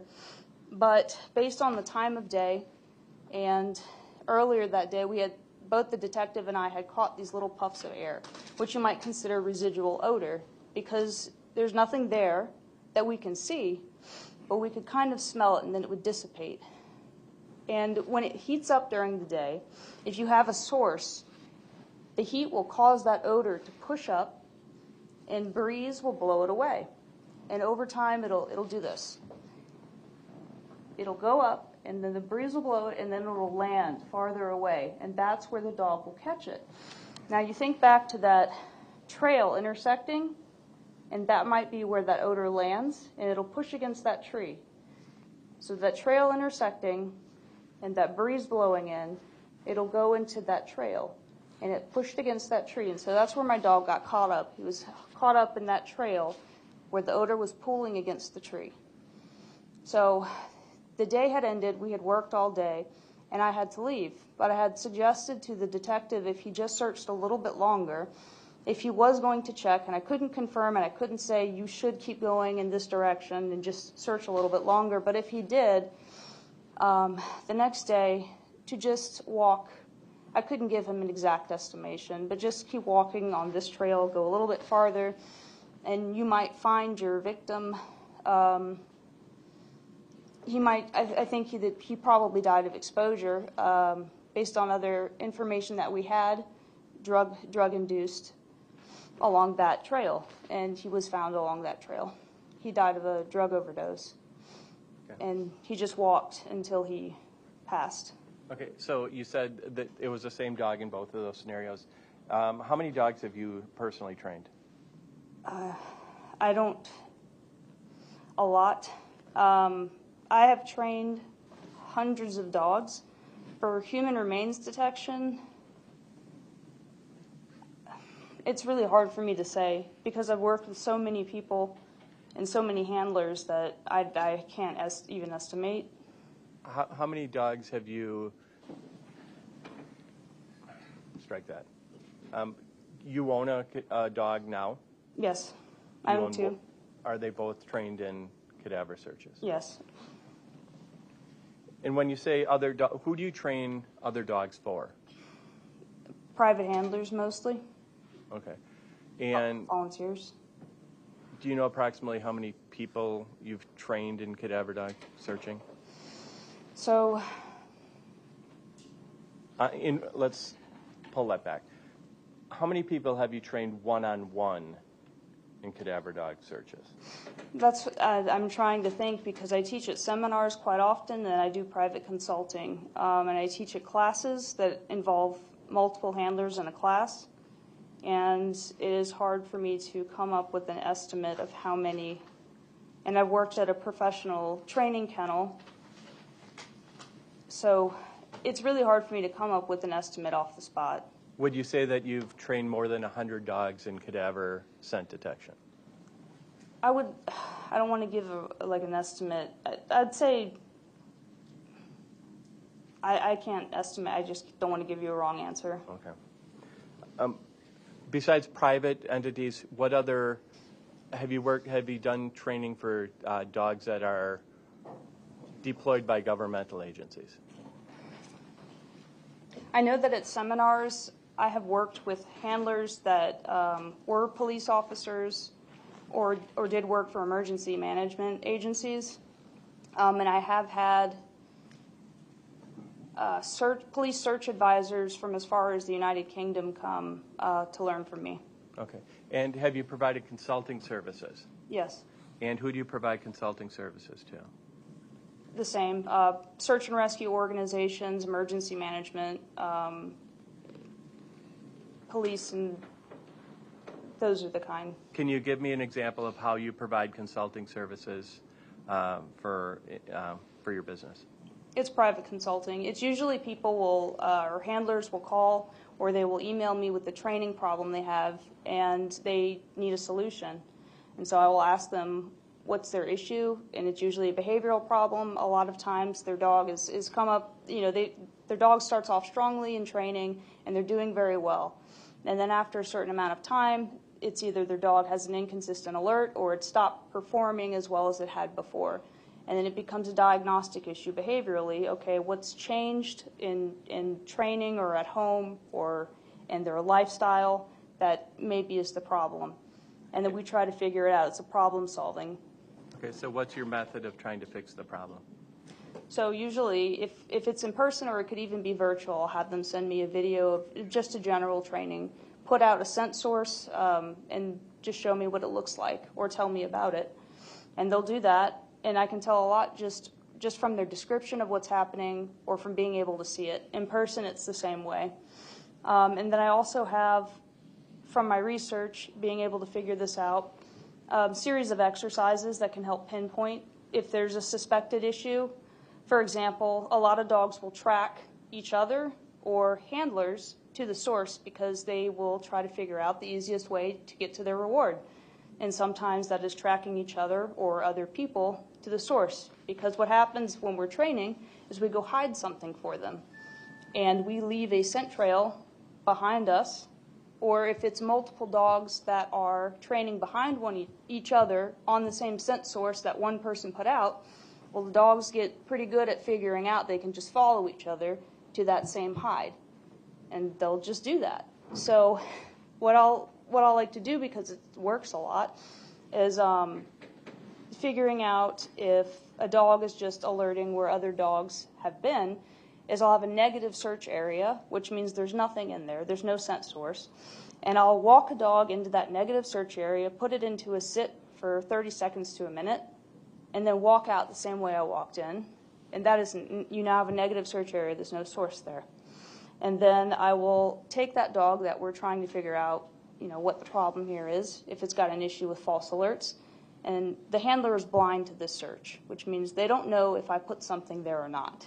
But then they'll deploy the dog as if this is just a regular training exercise. And if that dog follows the trail that I walked and alerts where I put that dog into a sit, I know we have a false alert problem with that dog. So that's one way to diagnose a false alert problem. And there are ways to fix it. It just takes time. So that's one example. Okay. You said you currently, I'm going to show you what's, just for the witness, Exhibit 611, Defense Exhibit 611. Tell me when you can see that. Scroll through it. And we'll scroll through it real quick.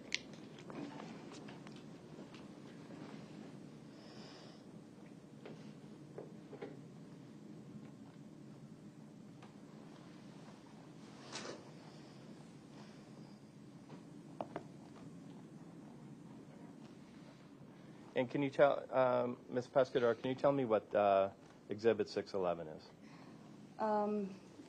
It looks like my CV. You're scrolling through it. Okay. You're under permission to publish this to the jury. Can I just consult with Attorney Wolf for Yes. 1 second, Your Honor?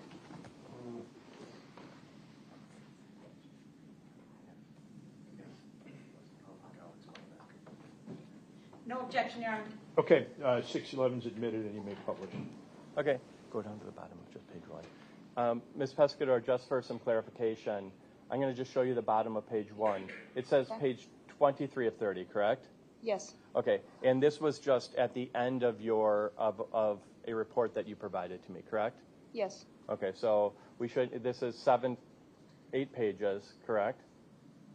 Yes. So it's basically pages 23 of 30 of that report. There wasn't more CV in front of this, correct? Correct. Okay. You can scroll back up. Okay.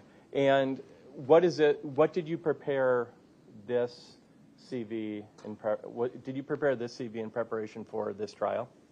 I actually prepared this for another job as well.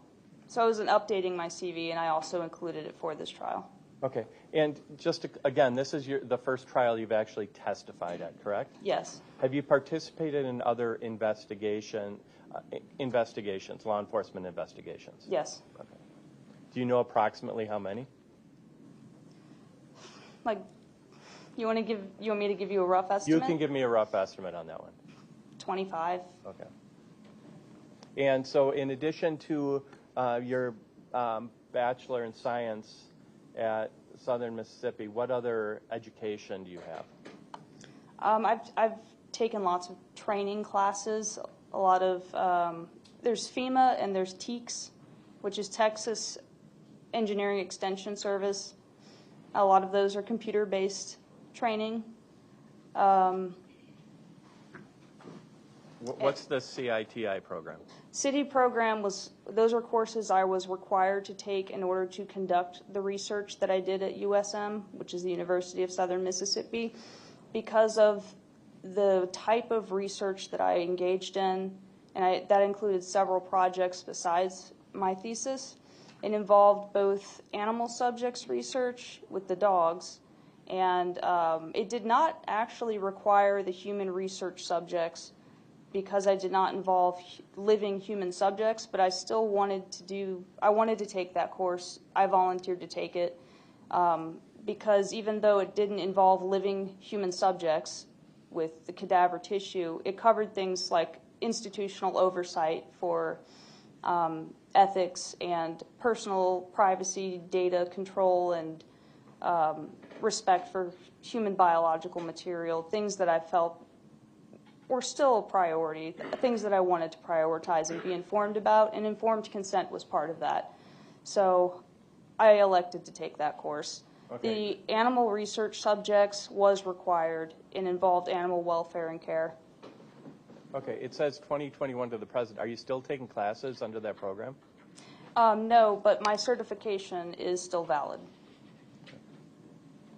When you say what do you mean certification?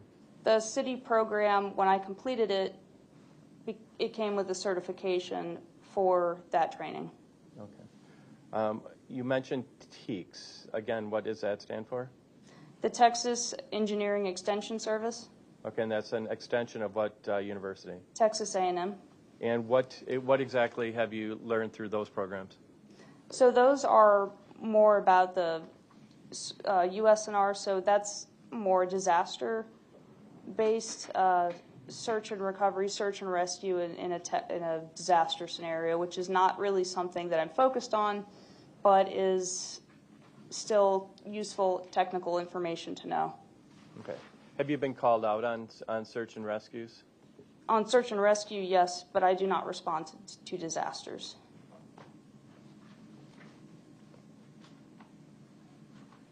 You've also done, it appears, some work directly under FEMA. Is that right? That is training classes. So I've not worked for FEMA, to clarify. Okay. Can you briefly describe your research, some of the research and special projects that you've been engaged in?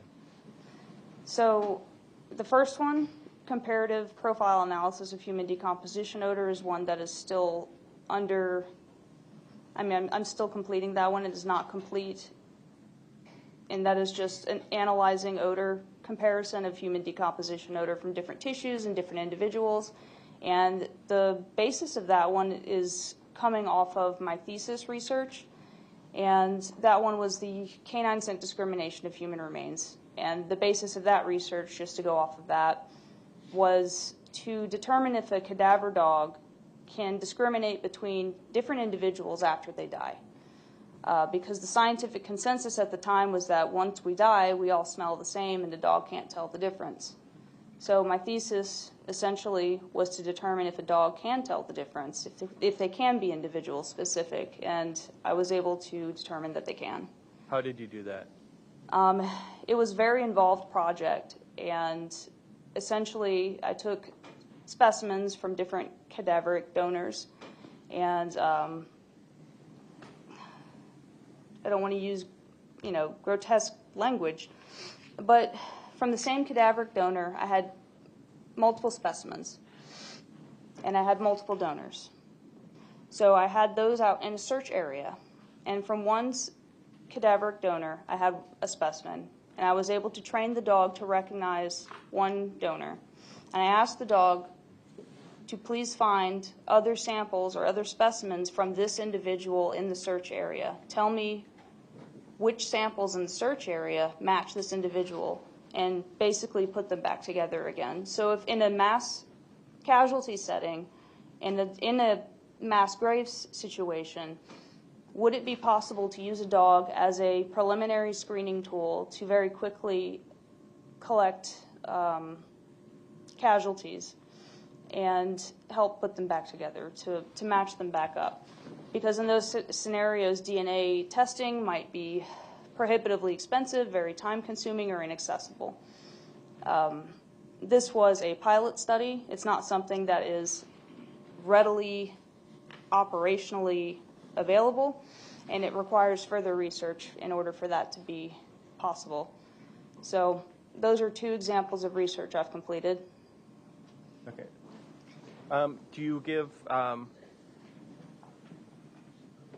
Do you know approximately how many presentations you've given to organizations? Several. Can you give me an example of 2 presentations that you've given to national organizations? Okay. The canine scent discrimination of human remains is one that I've given several presentations on. It's one that I've gotten awarded on, or at least was well received. False alert is one that I've received good feedback on. It's a problem a lot of handlers want to receive information about. Who have you given those presentations to? Seminars. I'm gonna ask for clarification. What organizations? You said seminars. Who is providing those seminars, or who organized those seminars? North Star International Canine Training Association. Okay. For both of those? Yes. Okay.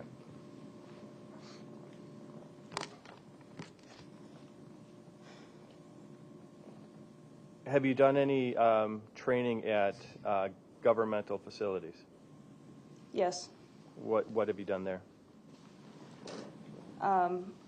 What have I done there? What did you do? What training or presentation did you give? Okay. So that's in-person training. The facility was Muscatatuck Atterbury Urban Training Center. Okay. So you need to spell that. Okay. Muscatatuck, it'd be easier to MUTC. I can't recall how to spell Muscatatuck. Okay. I'll get it for the court reporter afterward. Thank you. It's in Indiana. It's the Department of Defense's largest scenario-based training facility. Okay, and what did you do there? I hosted a week-long, or not hosted, but I was an instructor and evaluator for a week-long cadaver dog seminar, which included certification testing for handlers that came from all over the United States.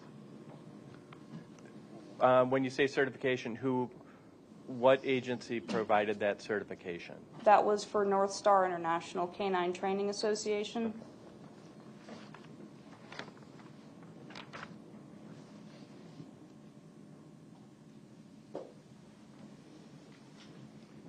While you're pausing, Muscatatuck is M-U-S-C-A-T-A-T-U-C-K.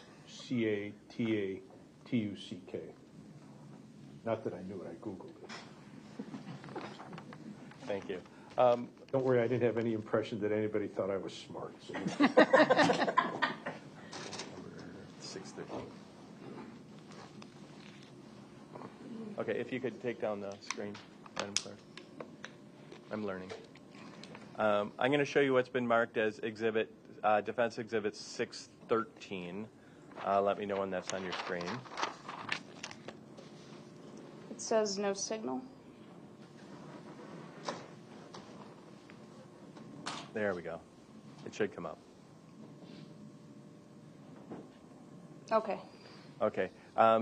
We'll scroll through that really quick. Can you tell me what that document is?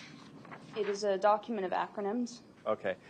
We're going to talk, and we're going to talk a little bit about certain organizations.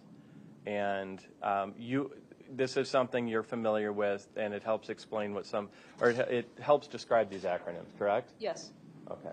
So it's not going to be any earth-shattering regarding this specific case, No. but it's going to help explain a lot of things that you're going to talk about next, correct? Yes. Okay. Let's go, if we could, Your Honor, if you could indulge me and let me go through these acronyms with her, and I'd ask to publish this to the jury. Go ahead. Any objection to that? No objection. Okay, go ahead. Okay. Thank you. Thank you. Okay, we learned that Deputy Willis with the Racine County Sheriff's Department is a member of the NNDDA. What do you know about the NNDDA? It is a national certifying organization for multiple detection dog disciplines. Okay, and you're familiar with that organization? I am familiar with it. Have you ever worked with with members of that organization? Not that I can recall. Okay. What about NIST? Yes, I'm familiar with NIST. Okay. I know we've had other experts testify about it. What is the National Institute of Standards and Technology? It's a federal agency. What is another federal agency, but what are they charged with? They're charged with developing standards for all kinds of things, including forensic sciences. Okay. So would they, when we had the individuals from the Wisconsin State Crime Lab talk about how they come up with comparisons? Yes. Wait for my question. Sorry. They would follow certain NIST standards. Is that correct? Yes. Okay. What about the next? What is OSAC? So OSAC is organizations of scientific area committees, and they're under NIST. So NIST is responsible for overseeing OSAC, and OSAC is composed of different subcommittees which are charged with developing the specific standards for the different areas of forensic science. And those are usually developed from working groups. So you have under OSAC, SWGDOG is the short name for it, the Scientific Working Group of Dog and Orthogonal Detector Guidelines, which is a mouthful, and we're going to call it SWGDOG if that's okay. Okay. So just so I'm clear, we heard, I believe it was a detective, and for the jury it was Detective Schrader. He said he follows the Scientific Working Group on Digital Evidence. Yes. So that would be another subgroup under OSAC? Yes. Okay. And specifically, what's the product, or why did Swig Dog, or what do they do? What did they do? So all of these working groups, they help develop the standards that are adopted under OSAC. If there needs to be standards developed, it usually starts with a working group for different areas of forensic science. So if a question needs to be answered about developing standards, it usually starts with the working group, whether it be for digital evidence or dog evidence, and then those get developed into a subcommittee under OSAC. Okay. So with dogs and sensors, that's the subcommittee under OSAC, which develops the standards for forensic dog evidence. Okay. And so, just so I'm clear, NIST doesn't develop standards, it's OSAC that does, correct? NIST is the federal agency that publishes the standards and is in control of the development for them, essentially. So okay. So OSAC is kind of under NIST, or is under NIST? Yes. Okay, just so I'm clear. And then we heard from several experts, including crime lab people, and they were a member of the American Academy of Forensic Sciences. What is that? It is a professional membership organization of forensic science. Okay. Did they set standards? No. Okay. Do they? What about? What's the American Standards Board then? So the American Academy of Forensic Science established the American Academy of Forensic Science Academy Standards Board, which is an SDO, standards development organization. Okay, so, when you say SDO, what does SDO? Standards Development Organization. Okay, sorry. Okay, so what is the Americans? So what do they do? So they do separately develop standards, and it does get kind of confusing because they do cross-publish from OSAC, and they also at the same time develop forensic standards. Like I said, it can be kind of confusing. But American Academy of Forensic Science, and then there's the American Academy of Forensic Science Academy Standards Board. Two separate organizations, but related. Okay. And then just some terms we've heard in during dog searches and things. HRD, what does that stand for? Human Remains Detection. Okay, so when you talk about an HRD canine, that's the canine who does human remains detection. Yes. Okay. And then COB, we've heard a little bit about that. That again, can you explain what that is? It's a change of behavior. Okay, can you explain a little bit more about what you believe that is? So whenever the dog does its searching and there's a difference in its behavior that the handler recognizes as being associated with detecting its target odor, and whether that be characteristic head snap or its tail starts wagging, and it is something that is consistent with the dog recognizing its target odor it's been trained to find. Okay. And then VOC. Volatile organic compounds. These are the odors that the dog is trained to find. Okay. Thank you. Again, we're going to be talking about those a little bit more as we go through this.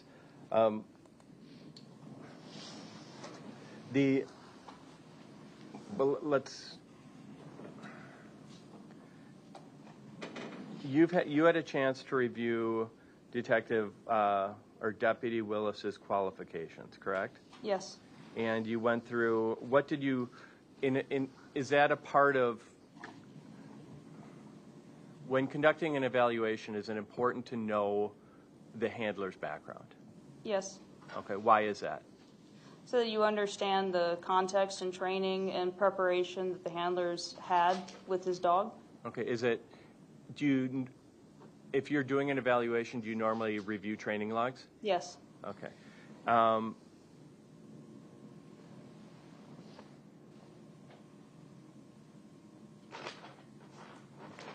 I'm going to show you what's been, I just want to make sure I get the number right. It has been marked as Defense Exhibit 604.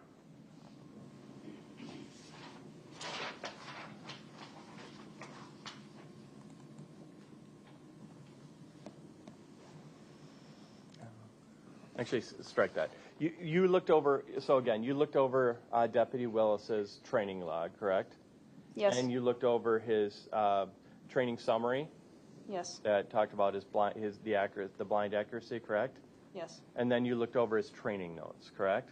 Yes. In reviewing that documentation, what conclusions did you reach? The training notes, the time logged in the training notes, and then the time documented in the log, these were different documents, were not the same. Okay. What is the what do you believe is the standard for how often a handler should be training a dog? So there are a few different standards, whether it is cadaver dog or human remains detection dog standard for maintenance training, but they are consistent with 16 hours of maintenance training per month, which is on average about 4 hours per week to train your dog to maintain the performance that it's at. Okay, where does that standard come from? It's multiple different standards, but SWIG dog is one of them. One of the standards we talked about before, and it's also referenced in some court precedents, which gives it some priority as far as its importance. Okay,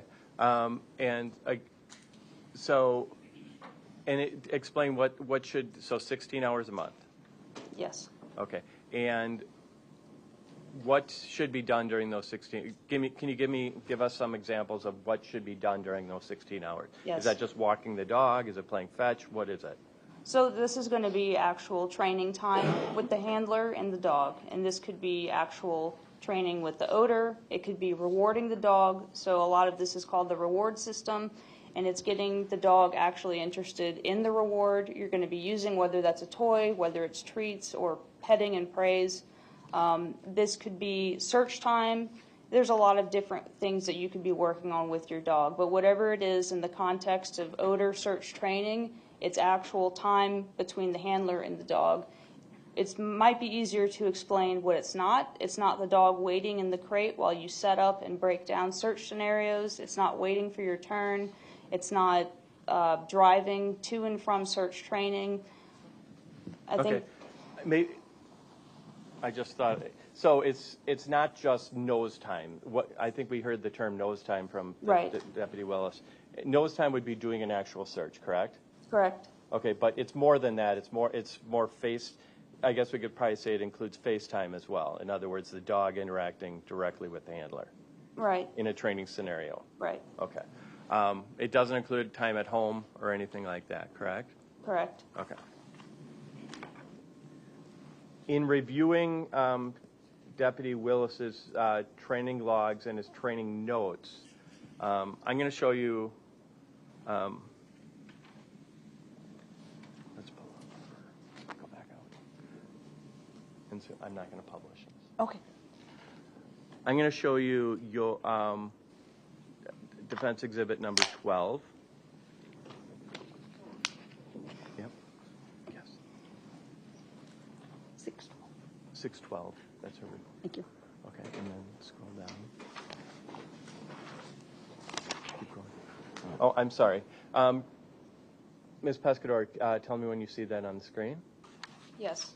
And we'll scroll through it. It's 31 pages, though, correct? Correct. And I believe that includes your CV. Is that right? Correct. Okay. We'll scroll through real quickly. We'll go through this. But can you tell me what that is? This is my report. Okay. So you took, what else, in preparing for this report, what else and this is you looked at the canine search that was done by Detective Willis, correct? Correct. And you looked at the police reports and you looked at a whole bunch of sources and then put this report together, correct?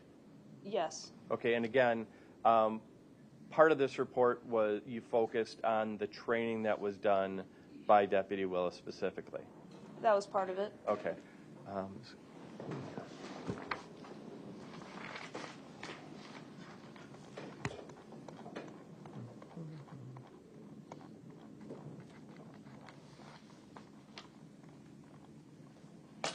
You went through some you analyzed some of the specific training that he went through, correct? Correct.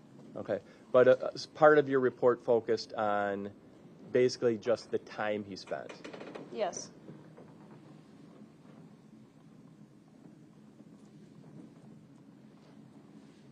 And this was what's considered maintenance training, correct? Correct. Okay. I'm showing you what is basically table 1 of your report, correct? Correct. And again, it's did Deputy? Are you aware that Deputy Willis had some training standard that he was following? Yes. And what was that? Well, let me correct that. I understand that he was using information from his mentor, Karen Corcoran, and he cited a 90% accuracy rate, blind accuracy rate figure. Okay. Were there standards on the amount of time he should be training with the dog? I don't recall him citing any standard he was using. Okay. Did he cite any goal that he had for trying to get a certain number of hours for training? Not that I recall. Okay. But basically, your understanding, according to, I got to get the acronym right. SWIGDOG, which is under the Organization of Scientific Area Committees. Your understanding was 16 hours, correct? Yes. So you took that standard and then you reviewed his training log and his notes, correct? Correct.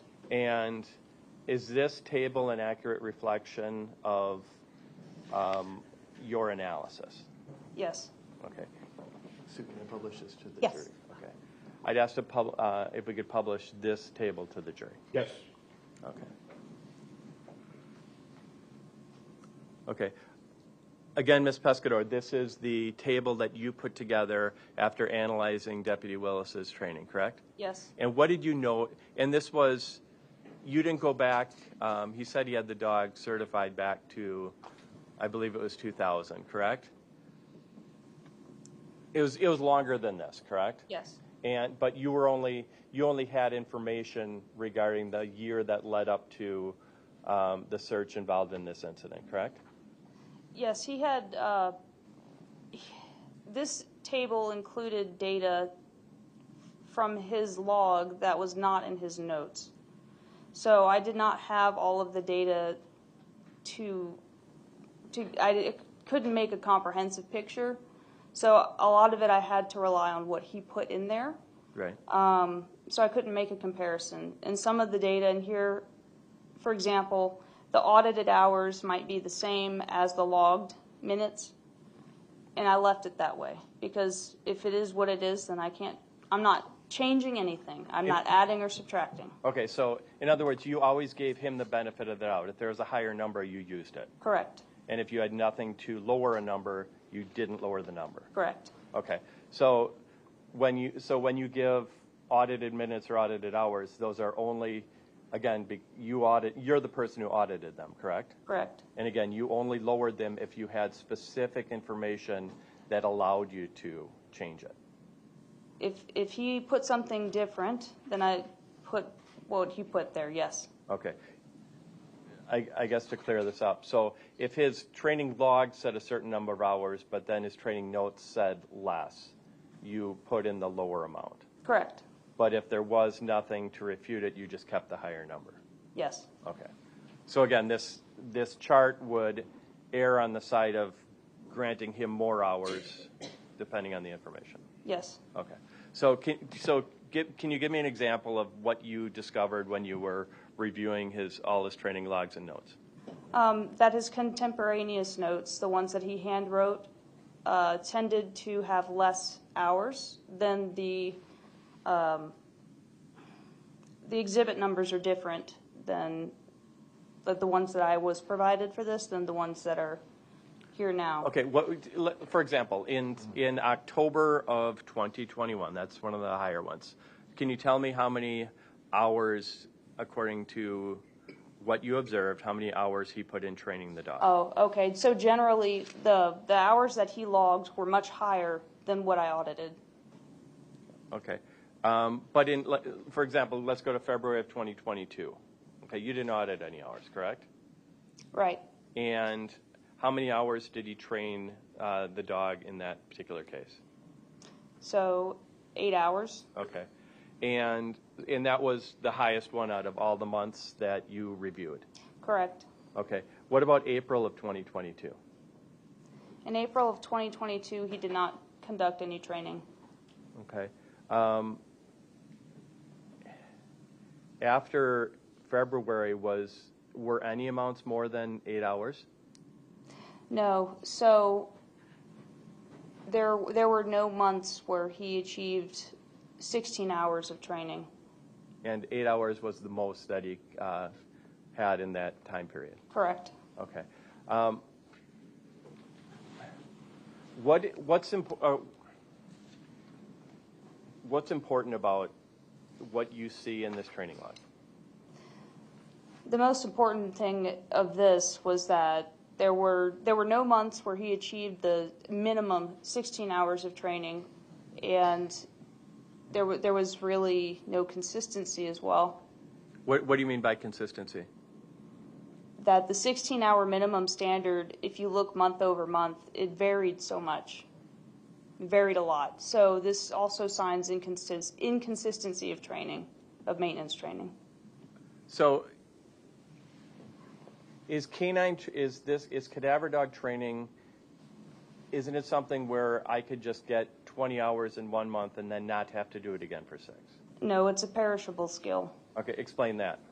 It means that if the dog does not receive consistent training, it can forget. It can start relying on other cues and clues to try to get to where it needs to go to get its reward. In the search context, if it does not receive consistent training, then it's going to start to look for other cues and clues in that situation that are more consistent and reliable.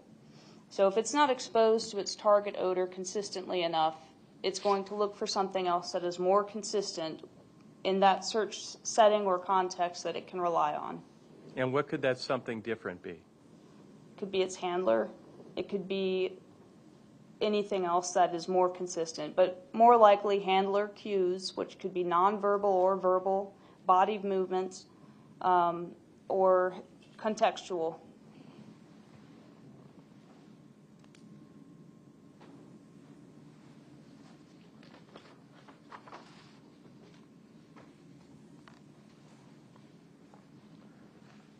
Your Honor, I'm going to get into the actual search itself. I don't know if the court, which will take a while, I don't know if the court wants to stop now or keep going. I do. You want me to keep? I'm fine going. No, I want to stop now. Okay. All right. So it is 4:34. We've had a long day, folks, and I appreciate, again, your attentiveness. And let's come back. If I don't have anything tomorrow, Mackenzie, right in the morning, and we'll start up again at 8:30. Okay? So follow the instructions, and again, don't look at anything. Don't Google anything like I did for that name of that city. Don't try to find out about anybody here, please. And let's preserve the integrity of the trial process. Okay? Follow Mike's instructions, please. Thank you. All right, Yeah. For some reason, we don't have the public. Yeah. Thank you for that, Mr. Wolf, too.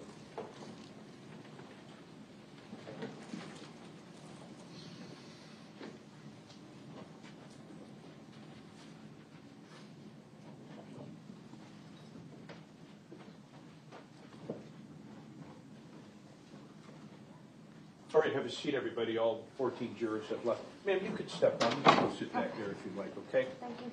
You bet. But of course, they're going to expect you to come back tomorrow, okay? All right. So, anything before we break from the state? No, Judge. Anything, Mr. Wolf? Your Honor, there may be an issue, and it's something Attorney Opper and I are working out about the publishing of the entire report. So if I can either provide a copy of what's on the screen right now and call it maybe 612A, and that way we know that for sure that's coming in, but we can deal with the rest of the report down the road. I see that probably because the term expert is frequently in there. Is that the problem? I thought it was taken out. Which one do you have? That might be your old report. Expert witness report, I'm looking on page 11 of 30. Correct. That's not what the word expert has been removed. Okay, all right. But I'm not, I'll let you work on that. Okay. All right. Yes, it's a different, we had it changed based on the court ruling that we had about a month ago to pick it up. The content of the report is generally no problem. I always am concerned, even in the instructions that it says expert witnesses, I always take that out. Understood. So, all right, anything else? No, I just ask if it can still be captured, that we capture that and designate it as Exhibit 612A. All right, we'll do that then, sure. And then that be admitted. Okay. Yeah. Judge, Wait, hang on a second.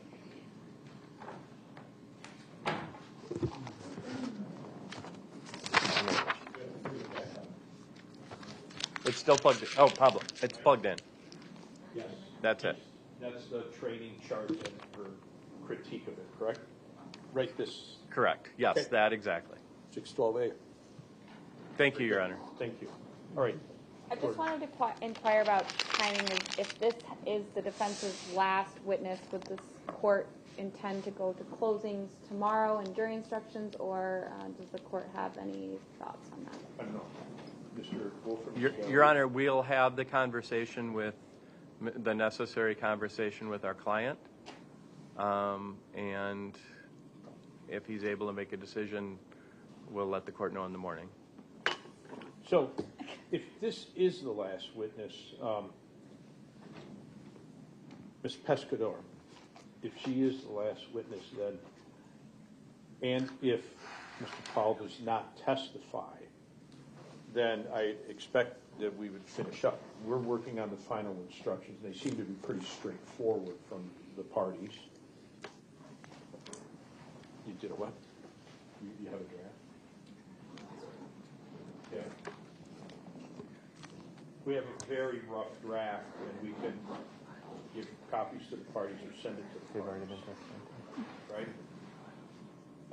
Again, very rough. It's just what you've given me, more or less. Okay. And then we would take a break if we finish with this witness, and if this witness is the last witness. And then I would expect we could perhaps do a closing in the afternoon. All right? It depends. And did you want a copy of the special instruction 28 about testifying or not testifying, Mr. Wolf? Yes, if you could just put it in the, and again, we'll make a final decision when. I'll give it to you. I'll give you a copy of it.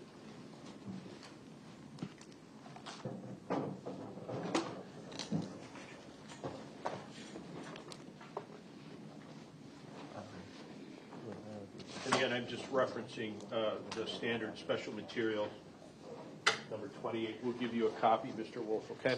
Thank you. All right. Anything else from the state? No. Defense? Mr. Wolf, anything else? No, Your Honor. Okay, thank you.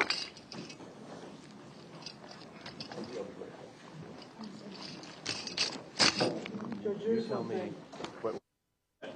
Can we get in a little bit early so we can discuss the testimony, whether he's going to testify tomorrow or not? Like maybe 8:15? Give me 1 second.